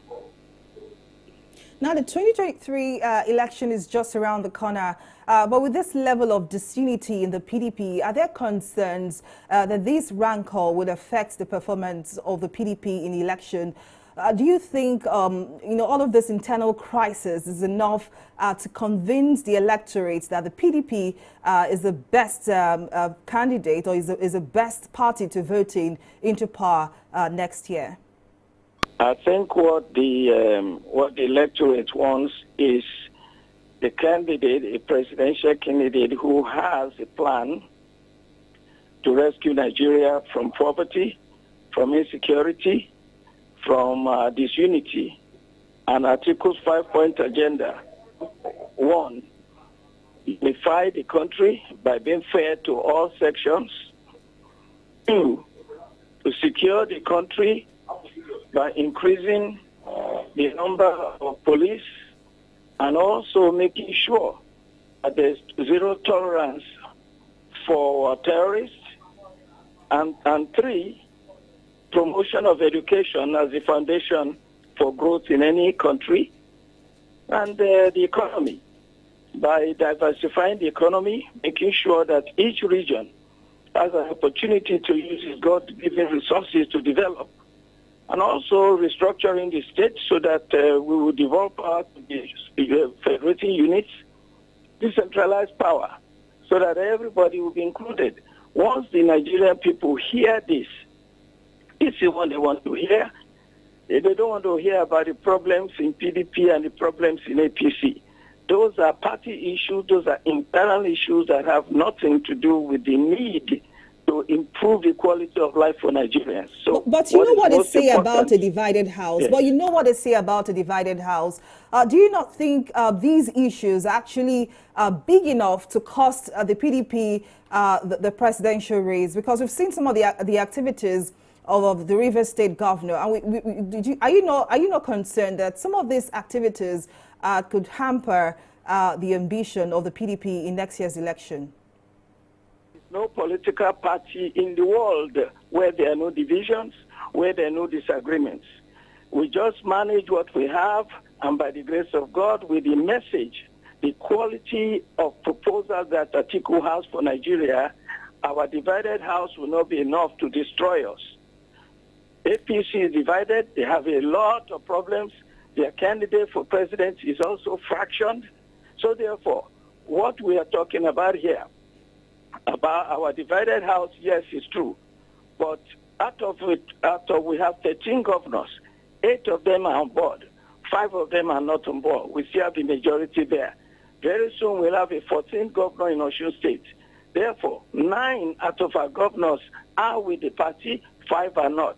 We're ready to move on with the majority to coast to victory, because what is most important is not to divert attention from what is key. It is to repair Nigeria that is most important. We will continue to have division in every political party. That is the nature of politics. So definitely, is this much you can take on the matter? Mr. Ade Tokunbo Pierce, I'm sorry to interrupt you there, but is this much you can take? It's definitely a wait-and-see situation in next year's polls, but Ade Tokunbo Pierce, member of the Atiku Abubakar Presidential Campaign Council, thank you very much for your time and your contribution. Moving on, Rivers State Governor Nyesom Wike has pledged to provide logistic support for the campaigns of the presidential candidates of the New Nigeria People's Party, NNPP, Rabiu Kwankwaso, within the state. Wike made this known on Monday when the NNPP candidates inaugurated the Ngba Townwo internal roads in the Unoha local government council area of Rivers State. Wike, chieftain of the People's Democratic Party, who invited Kwankwaso to the event, described him as a man of integrity who means well for Nigeria. He further said the former governor of Kano State has what is required to put Nigeria together, adding that it is unfortunate that they are no longer members of the same party. Integrity is very, very important. Whatever you tell me, do. Whatever I don't want to do, you don't need to say you will do it. So you're a man of integrity. You are a man of integrity. It's unfortunate we're not in the same party. But God will help at the appropriate time. God will help. People like this are people that should talk about leadership of the country. Yes, I have no apologies to make to anybody. I said it to Peter when he came. And I want to also tell you that if you are coming for campaign here, I will give you the logistic support for you to campaign. We found ourselves in a party that we helped to build. I was in PDP like you. In 1998, I had the opportunity of being part of the founding fathers of PDP. And we have done extremely well, especially our first 8 years. Unfortunately, as the time went on, many things started to go wrong.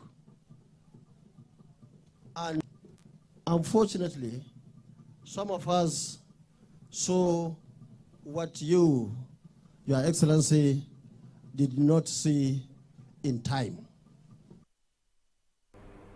With the potential to generate 7 trillion naira in revenue annually and create not less than 4 million jobs in the next 5 years, it has become imperative to deliberate on ways to harness the opportunities and challenges in Nigeria's maritime sector.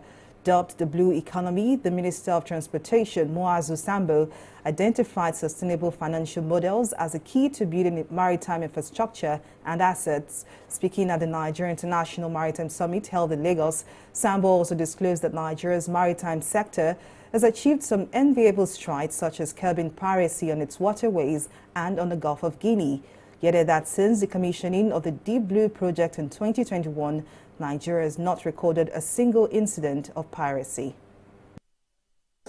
Is a critical driver for unlocking the potential of the blue economy in Africa and in particular Nigeria.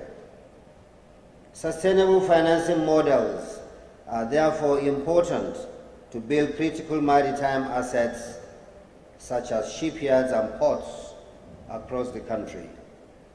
Similarly, the discussions within the global community on the need to reshape the way the shipping industry operates in the face of current and future challenges ranging from a changing climate and the need for rapid decarbonization by 2050 cannot be overemphasized. Since the commissioning of the Deep Blue project by our president in June of 2021, now over a year ago, not a single incident of piracy has been recorded in our maritime domain. Automation and digitalization are also critical to shaping the future. IMO seeks to embrace the benefits of new technologies in a considered way, including addressing safety, cyber security risks, and impacts on the environment and on personnel, both on board and ashore. In this regard, I'm pleased that IMO and the Nigerian government has worked together to develop a port community system for electronic data exchange for its ports. We'll take a break here, but still to come. China announces first COVID-19 death in almost 6 months. Details of the story and more right after this break.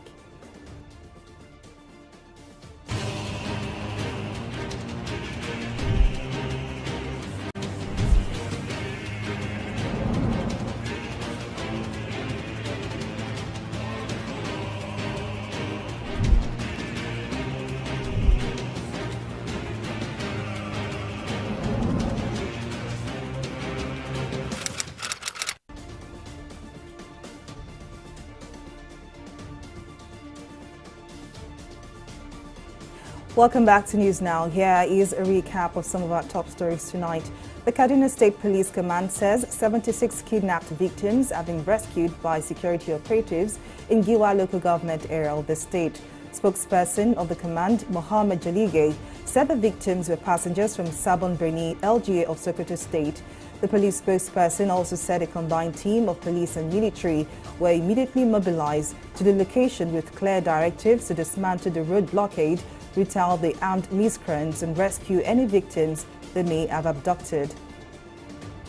We also told you that Ekiti State Assembly Speaker Boyega Aribi-Shogun has been impeached and suspended indefinitely by members of the Assembly. 17 out of the 25 members impeached the Speaker and elected Olubunmi Adelugba as a new Speaker. Speaking in a televised interview, Aribi-Shogun accused the immediate past governor of the state, Kayode Fayemi, of working with members of the state legislature to impeach him. Well, in case you missed any of our news bulletin or for more updates, do log on to our website on www.tv360nigeria.com. You can also follow us on our social media platforms on Twitter, Instagram, and YouTube at TV360 Nigeria. On Facebook, we are at TV360 Online.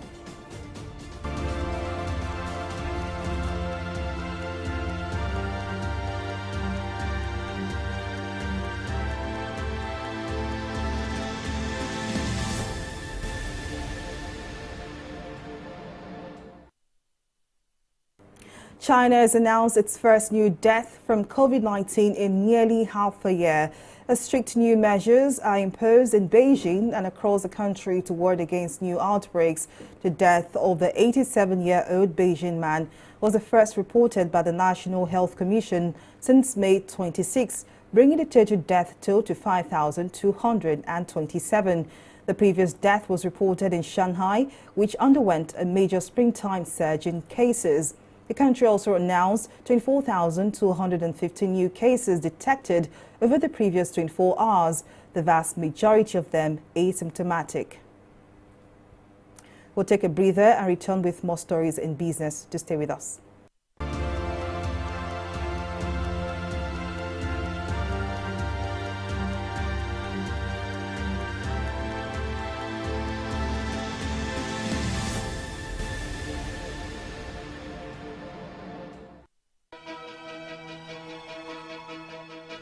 Opinions are free, facts are sacred, but truth is universal.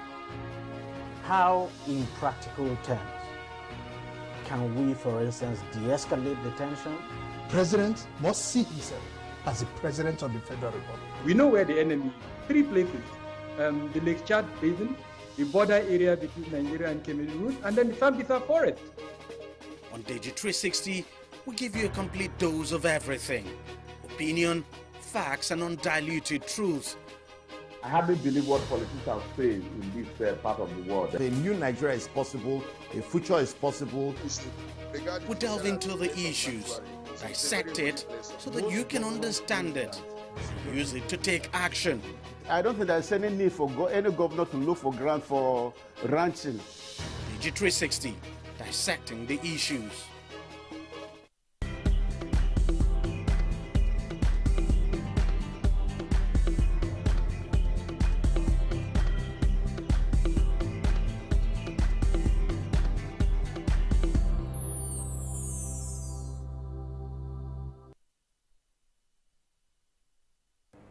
Welcome back. Well, we have Abisola Adebayo standing by to bring us up to speed on the latest in the world of business. Abisola, over to you. Thank you very much, Folashade. Welcome to Business News. The federal government has announced that it would award contract for the provision of broadband infrastructure in various sectors across the 6 geopolitical zones on Thursday. According to a statement signed by the Director of Public Affairs Nigeria Communications Commission, Ruben Moka, the projects are expected to be completed within 6 months from the date of the award. He added that the projects about to be awarded were approved recently by the Federal Executive Council following the presentation by the Minister of Communications and Digital Economy, Issa Pantami. Well, we'll take a break now and return with stock market report.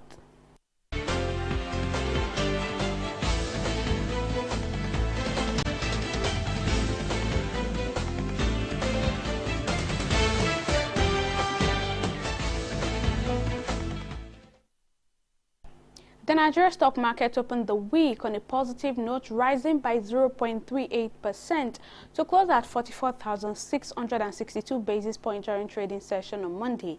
At the end of the day, investors on the floor of the NGX gained 93 billion naira to close at 24.32 trillion naira. Moving on to the top gainers, Nigerian breweries led the Advancers League after its share price increased from 41.25 naira to 45.35 naira, adding 9.94%. NEM Insurance followed suit, rising from 3.75 kobo to 4 naira 12 kobo today. On the flip side, as our top losers of the day, J-Paul Gold and ICO Insurance Company led the losers counter as they recorded a combined 5 kobo loss. In 3,607 deals, investors exchanged 159 million units of shares valued at 1.9 billion naira during trading today. With investors buying up stocks for a second consecutive session, we anticipate a bearish turn tomorrow as profit taken on the day's gainers could outweigh further gains as investors also look out for major decisions at the Monetary Policy Committee meeting, which will take place on Tuesday. Moving on to the foreign scene, the FTSE, the Dow Jones and the Nikkei. The FTSE slipped on Monday, aided by weaknesses in commodity-linked stocks as COVID-19 curbs in top metal consumer China and a stronger dollar weighed on the global mood. Generally, global stocks and oil prices slipped on Monday as a spike in COVID-19 cases and newly recorded deaths in China prompted authorities in the world's second largest economy to reinstate lockdown. Fortunately for Japan stocks Nikkei, it ended in the positive scene, recording a 0.16% increase at the close of trading. That's all on Stock Market Report. Back to Folashade for the rest of the news. Well, many thanks, Abisola. And on the foreign scene, South Africa's Supreme Court of Appeal has ordered former President Jacob Zuma to return to prison after upholding an earlier ruling that his medical parole had been unlawful. The 80-year-old's imprisonment prompted violent protests in KwaZulu-Natal province and other parts of South Africa that left more than 300 people dead. Zuma was released after 2 months in jail after his lawyers argued that he had an undisclosed terminal illness. In their unanimous judgment on Monday, the judges said that prison authorities should decide if the time the former president has unlawfully spent out of prison should count towards a sentence or not. Zuma was jailed for refusing to testify to a high-level inquiry into massive state corruption that unfolded under his presidency. In sport, former Super Eagles goalkeeper Peter Said Ida has backed Qatar's ban on alcohol in stadiums at the ongoing World Cup. Hours before the kickoff, Qatari authorities banned the sales of beer around stadiums prompting a wave of backlash. Despite the backlash, Peterside backs the move, saying fans and the football world in general should respect other people's culture, adding that fans who want to drink beer should do that after the games and respect the traditions of the host nation. Well, it's a day two of the World Cup, and matches have been ongoing as African nations whose countries will be represented at the World Cup are set to cheer their team on. Joining us on the news to speak more on the ongoing World Cup is Anita Obadina, sports analyst. Thank you for joining us. Now, with this backlash from Qatar's ban of beers, which was a last-minute decision, some would definitely argue that. Do you agree with the ex-goalie Peterside that the move to ban beers at the world-class event was a good one? He basically explained everything that needed to be said about the issue. When you're going to Rome, they say you behave like the Romans. Not just about Qatar. Now, if we expand this conversation, you see that most stadiums try to curb, most international leagues try to curb the incidence of alcohol, because when you take too much alcohol, fans tend to misbehave and cause a lot of havoc in games. So it's not like it was a total ban that they were not going to drink. They are not going to drink alcohol at all around. I was basically some particular portion of the stadium, which most European leagues also put into focus, that you cannot bring bottled drinks and some certain things into the stadium. You can only get it outside, this is what the Qataris did. In some places they've designated for people to take alcohol. So I don't see why there's a backlash. It's just the West kicking against the fact that they never liked in the first instance that Qatar got the rights to the World Cup. And so there is nothing, like the FIFA president said, not drinking beer for 90 minutes or thereabouts will not be the end of the world. And also it helps to put all the fans in a sober mood to enjoy the beautiful game. Now let's move now to the mainstay of this conversation. The Super Eagles missed out on this World Cup, and Africa's representatives are Cameroon, Ghana, Morocco, Senegal and Tunisia. Which team would you say will Africa be proud of at these games? Quickly tell us your perspective on that. Basically, at the top of my head, I'll pick both Morocco, based on the depth and quality of their squad, and of course they have the star power of Ziyech that can single-handedly turn a game for himself. And also, although Senegal will be missing Sadio Mane, I still believe that they pack a solid squad, right from their goalkeeper, who emerged as goalkeeper of the year at the FIFA Awards, as talking about Mendy, and also, of course, Kalidou Koulibaly leading from the back. They are the African champions, and I believe, although they may struggle in terms of the influence of Mane, the extras that Mane brings into that team, but overall as a team, and based on the group they find themselves, I think they can get out of the group stage, and I'm also banking on Morocco to be able to pull the chestnut out of the fire. Those are my two picks. My dark horses for Africa will have to be Ghana, though they lack the depth, but their first 11, based on the work of Coach Addo will drop, should be able to deliver at some stage, but it's a tough call for them. Well, Anita Obadina, sports analyst, thank you very much for your time and your contribution. I need to wrap on news now. Many thanks for watching. I am Folashade Ogorinde. Bye for now.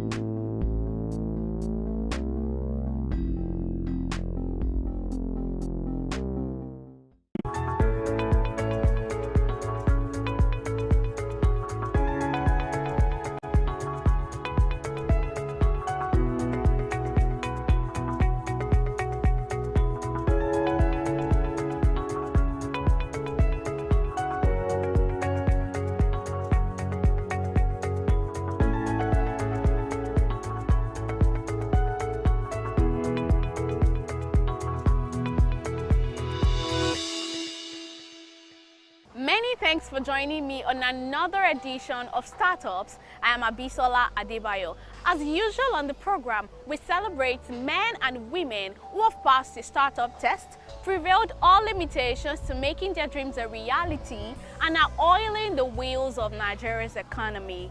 Today on the program, we'll be talking to two startup owners who are using technology to solve several challenges in the Nigerian society. Let's find out how.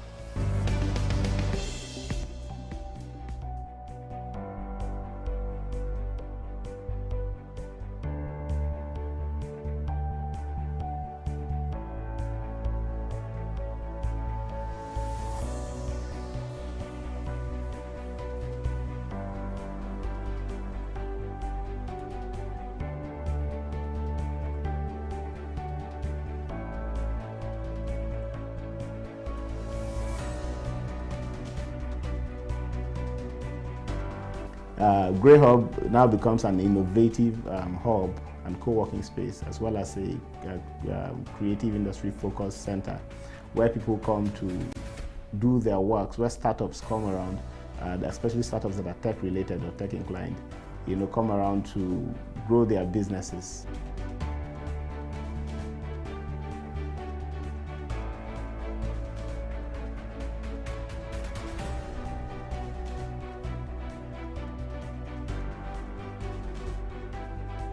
My name is Raphael, Issa Raphael, and I'm the CEO and founder of Grey Hub Technology.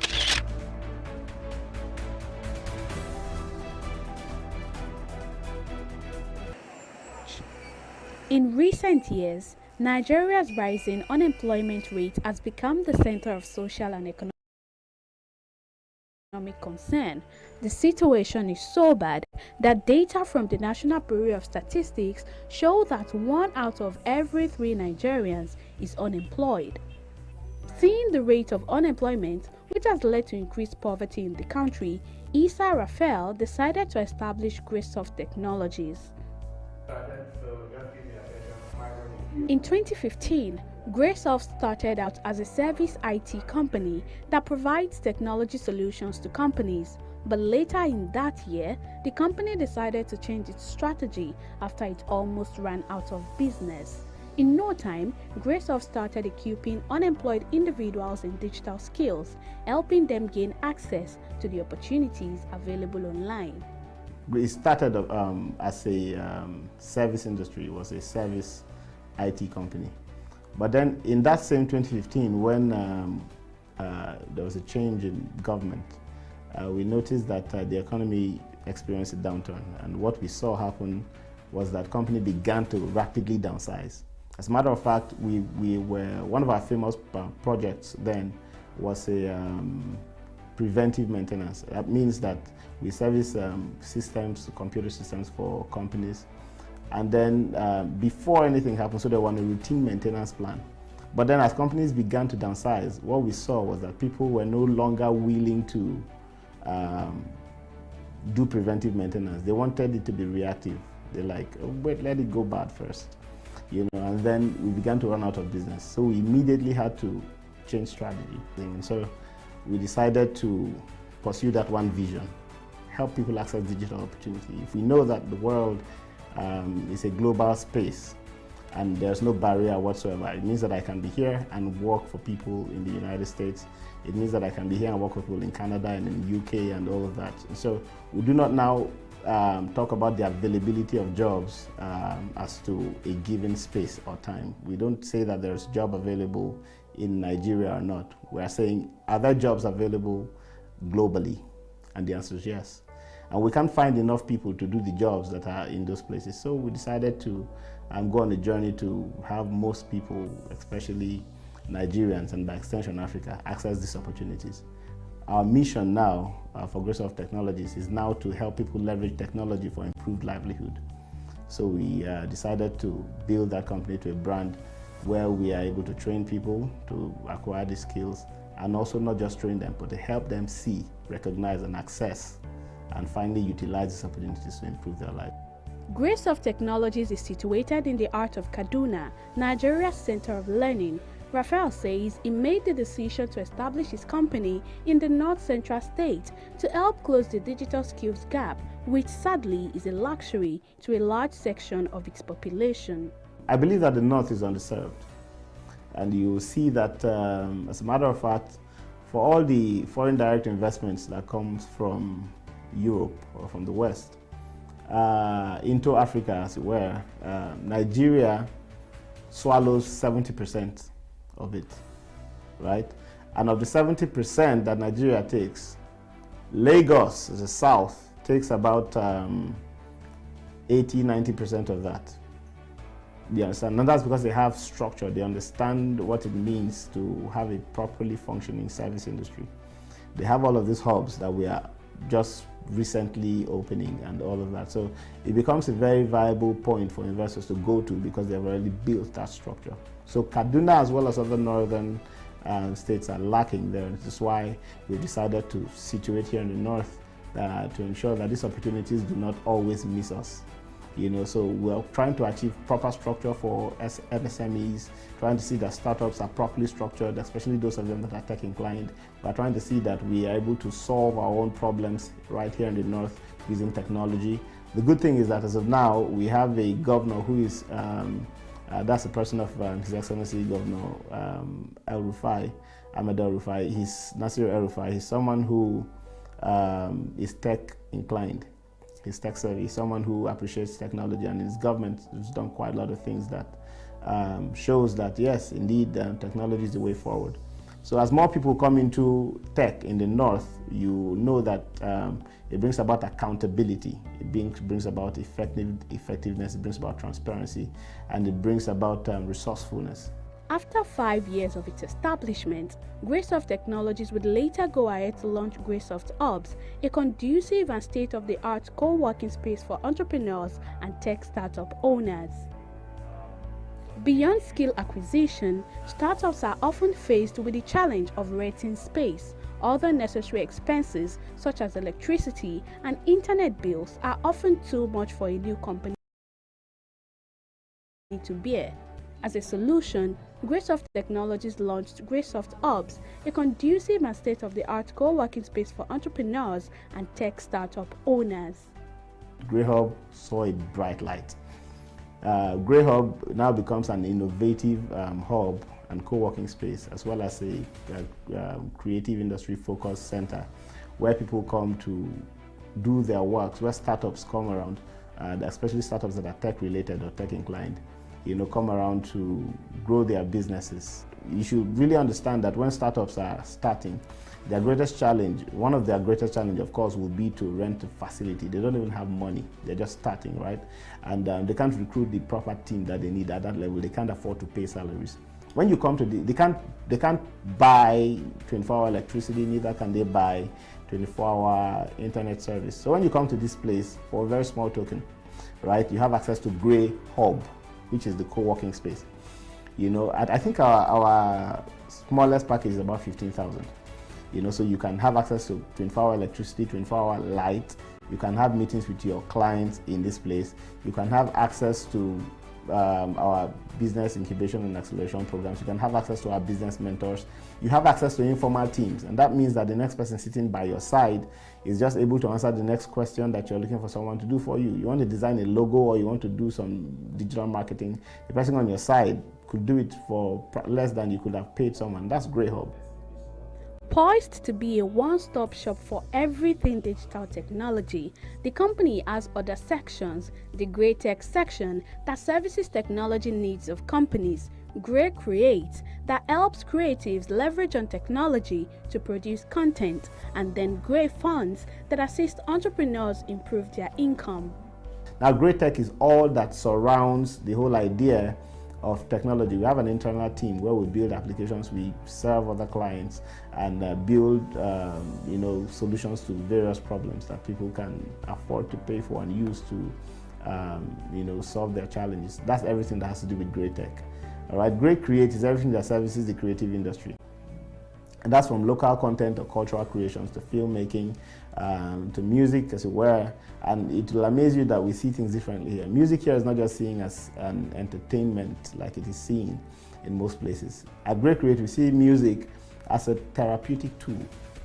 And we see that even dance, as it were, things that people can use to exercise themselves instead of just for entertainment, that music also is also seen as a tool that is used to calm the mind sometimes. So we try to engage these things from this point of view. And of course, Grey Fund, like you said, finally, is a sort of trading, forex trading we're trying to put together, but to mainly serve the grey soft community.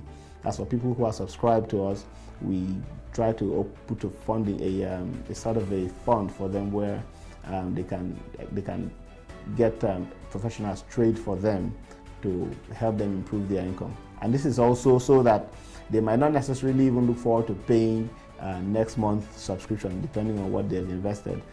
Depending on the profit that they make from the Grey Fund, these profits can cover for their next subscriptions, and then they also make something in return. This is just seeing that the community is able to serve them and to give back to them. Raphael says even though funding was an initial challenge for the organization, Greysoft has been able to overcome this challenge through its focus on empowering people. Our major challenge so far, since we started in 2015, of course, was funding, and that's why we stopped at a point, and the various government instability as per policies that came on, the taxing policies and all of that put together.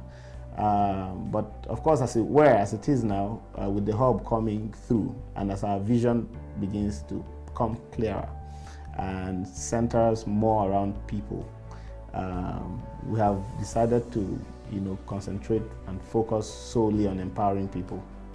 And since that's our main target, you see a lot of people coming around to learn stuff here for free. Of course, there are some premium courses, but then you see a lot of people coming here to learn stuff for free.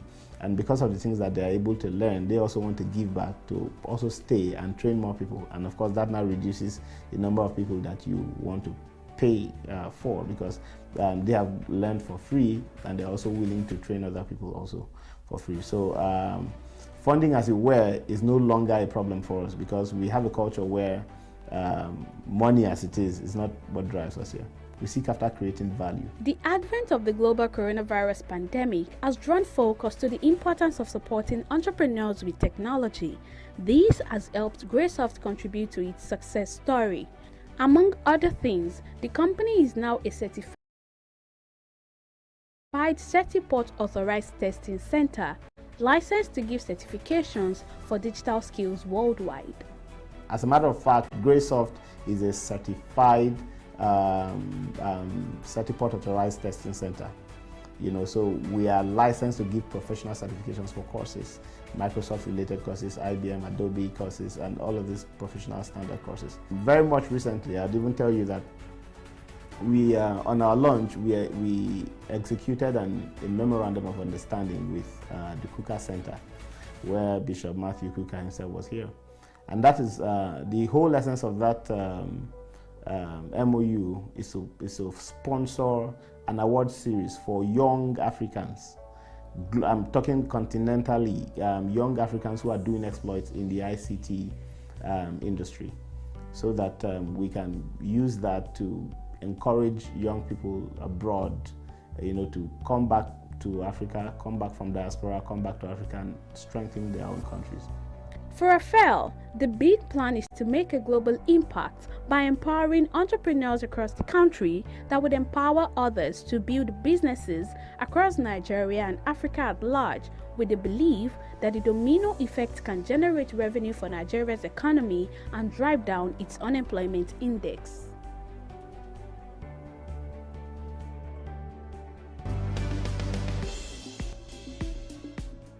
Well, just like Raphael said, the world is now a digital space that we have no choice but to adjust to the new normal. And Wabi Nigeria in Lagos couldn't agree more. They are helping local retailers adapt to the new normal by bringing them on board in the digital space.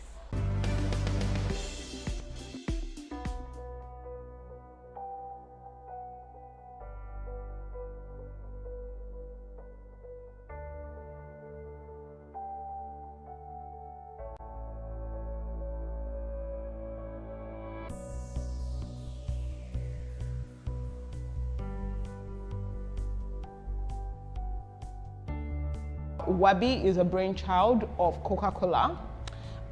So we do have that leverage in the name that we work with, Coca-Cola. Really, the key thing we're offering is convenience for our retail outlets, helping them be in a digital space, play alongside the big boys, and also be in a position where they can enhance their trade.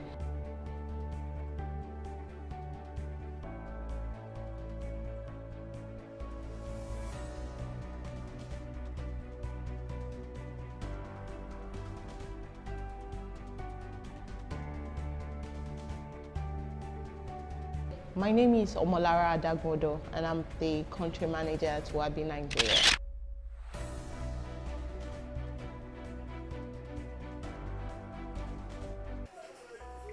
Nigeria's informal retail market is currently worth over $100 billion and continues to grow by the day, significantly contributing to the nation's economy.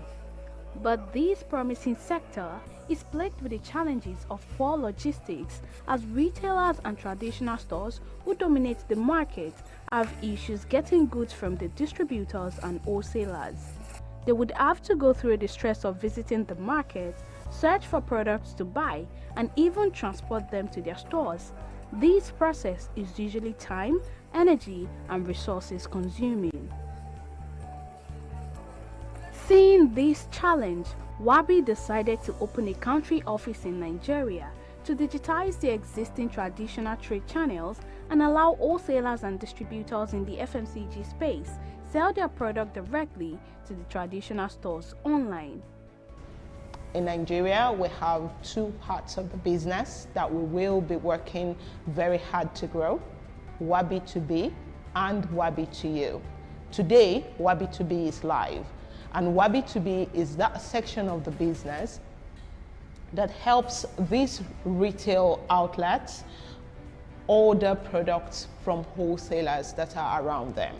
So imagine someone who's used to going into the open market to ask for prices on products, moving from one shop to the other, getting to a point where they can order all the products they need on one platform in the comfort of their shops. We see that the traditional trade channels are being left behind in the digital move. So what is happening, and what we see going on, is that digital commerce, e-commerce as it were, is building giants even in the space of selling groceries and daily needs. So it is important to make sure our traditional trade channels are able to play in the digital world to be prepared for a great digital move, as we have seen is going on. Now they see the need to go online. Now they have incentives to make them want to buy online, because they see that, why do I need to stress to go to the market, right? Somebody is going to give me the products I need at the best prices, and I can get everything I need in one place. So it becomes easier for them to transact. Wabi 2B is a digital platform where wholesalers can sell directly to retailers.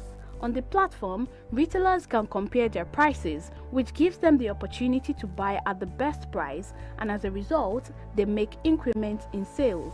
Really, the key thing we're offering is convenience for our retail outlets, helping them be in a digital space, play alongside the big boys, and also be in a position where they can enhance their trade.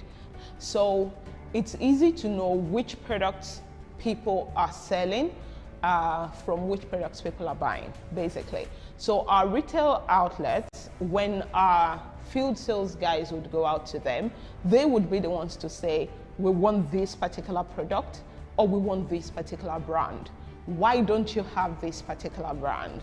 Then we source for those products. Because when we first launched, we launched with Coca-Cola products, and then we started going out to other companies to bring their products on board. And like you said, There's over 5,000 SKUs in Nigeria today. How to narrow it down is to know what our customers are purchasing. And to know what the end consumers will purchase is from what the retail outlets are asking for. So we take their feedback and we'll continue growing. And this is how we maintain good pricing as well. Because sometimes, you know, a wholesaler will say, I'm selling this product at this particular price, and the retail outlet will tell you that, no, I bought it 2 days ago in the market at this price. So we can challenge the wholesalers with those and make sure we keeping the best prices on the platform. The startup is a brainchild of Coca-Cola Company, which is an international beverage distributor. Country manager of Wabi Nigeria, Lara Adagundo, says, although Coca-Cola's reputation eased Wabi's transition into Nigeria's FMCG sector, getting the company started is not a walk in the park. Getting customers on the platform was one of the early challenges the startup had to tackle. We do have leverage, to be honest, in the sense that Wabi is a brainchild of Coca-Cola. So we do have that leverage in the name that we work with, Coca-Cola, but it hasn't really stopped the challenges and the issues we'd face around getting people to want to actually do business online. Imagine a sales rep goes into a shop of Mommy Titi to say, oh, I want to put you online, you can now buy and sell online. They're suspicious immediately, right? They're like, you want to defraud me, get out of my shop. And our guys did get that a lot in the beginning. And after that, we also had issues, you know, with retail outlets, wholesalers, not even wanting to go online at all because they believe that transacting online meant they were using their data. And they were very, very guided about their data. Greatest challenge we've had has been around logistics. And logistics is a challenge, not only for e-commerce businesses, but also for FMCG businesses in Nigeria. So this is a daily challenge that we'll work with, and we keep finding creative ways to solve. Wabi's mode of operation is simple. To get the local retailers on the platform, sales representatives, who are referred to as Wabi hunters, go into communities, interact with local store owners on the convenience they enjoy when they register on the platform and place their orders. So we have retail sales reps, as I mentioned earlier. They go directly to the shops. We have a specific number of sales reps who are assigned to certain areas, and they go directly to those shops and try to bring them on board. So they convince them with offers, deals, show them the platform, and then get them to register whilst they are there. For that crop of customers, we found that the best way to reach them is through one-to-one communication. So we have invested a lot in having field sales reps all across Lagos, speaking to them, bringing them on board. Once they bring them on board, the engagement starts, right? Then the retailers are able to place orders, and the retail sales reps, you know, continue to speak to them, getting what they need, getting feedback for the company, and then sending this through to us. Since its launch in April 2021, the company has garnered over 10,000 retailers on the platform, with over 100 field sales representatives constantly engaging customers and gathering feedback. The company is set to launch Wabi to You, a platform that allows the local retailers they service sell to final consumers online. Coronavirus time and the economy at hand currently. It's very tough for businesses like us because we play in the FMCG game, and if you are familiar with the FMCG game, you will know that it's just a game of numbers. You know, we just keep chasing targets, and little profits, you know, at the end of, you know, the whole quarter. But since Chimeze introduced Wabi to us, I remember I think we started in June. I was very reluctant. I'm like, this thing sounds stressful. That's, you know, because for example, I would paint an instance to you. We buy from Macedo, we buy from Nestle, we buy from Caraway, we buy from GB Foods. We have stipulated targets to meet at the end of every quarter. We forget the reason why we're in business, which is to make profit. Wabi has actually changed the experience for us because, for instance, if I buy my cowbell or my peak milk, I'm selling to the customer buying from me at cost price. You know, I'm sure you'll be wondering how we're making profit, right? But since we joined Wabi, we've been selling profitably, to be honest. I think in June, we recorded about 26,000, thereabouts, very small. In July, it was going, like she said, incremental sales. It was going up. Last month, we did 7 million naira sales. It sounds small still, right? But the profit on the 7 million is more than the businesses I've been doing with all my suppliers in the past. I don't need to say too much. Wabi is just the way to go. Wabi is the future. For instance, I sit at the convenience of my office, comfort of my office. The app pops up. Okay, I have 4 orders from Shomolu. I have 4 orders from Ikeja. I have from, So they keep opening up more spaces for me in Lagos to make sales. So that has been very, very wonderful. Right now, the sales is very overwhelming. As I'm speaking to you now, we are looking for more vans to be able to accommodate the order. It's not easy, to be honest, but they have created this niche for us wholesalers to be able to reach out to retailers that would originally or naturally not reach out to. According to the International Labour Organization, the retail sector employs at least 142 million people in developing countries. Given the importance of the retail industry, services that startup like Wabi Nigeria offers is exactly what the economy needs to achieve economic viability.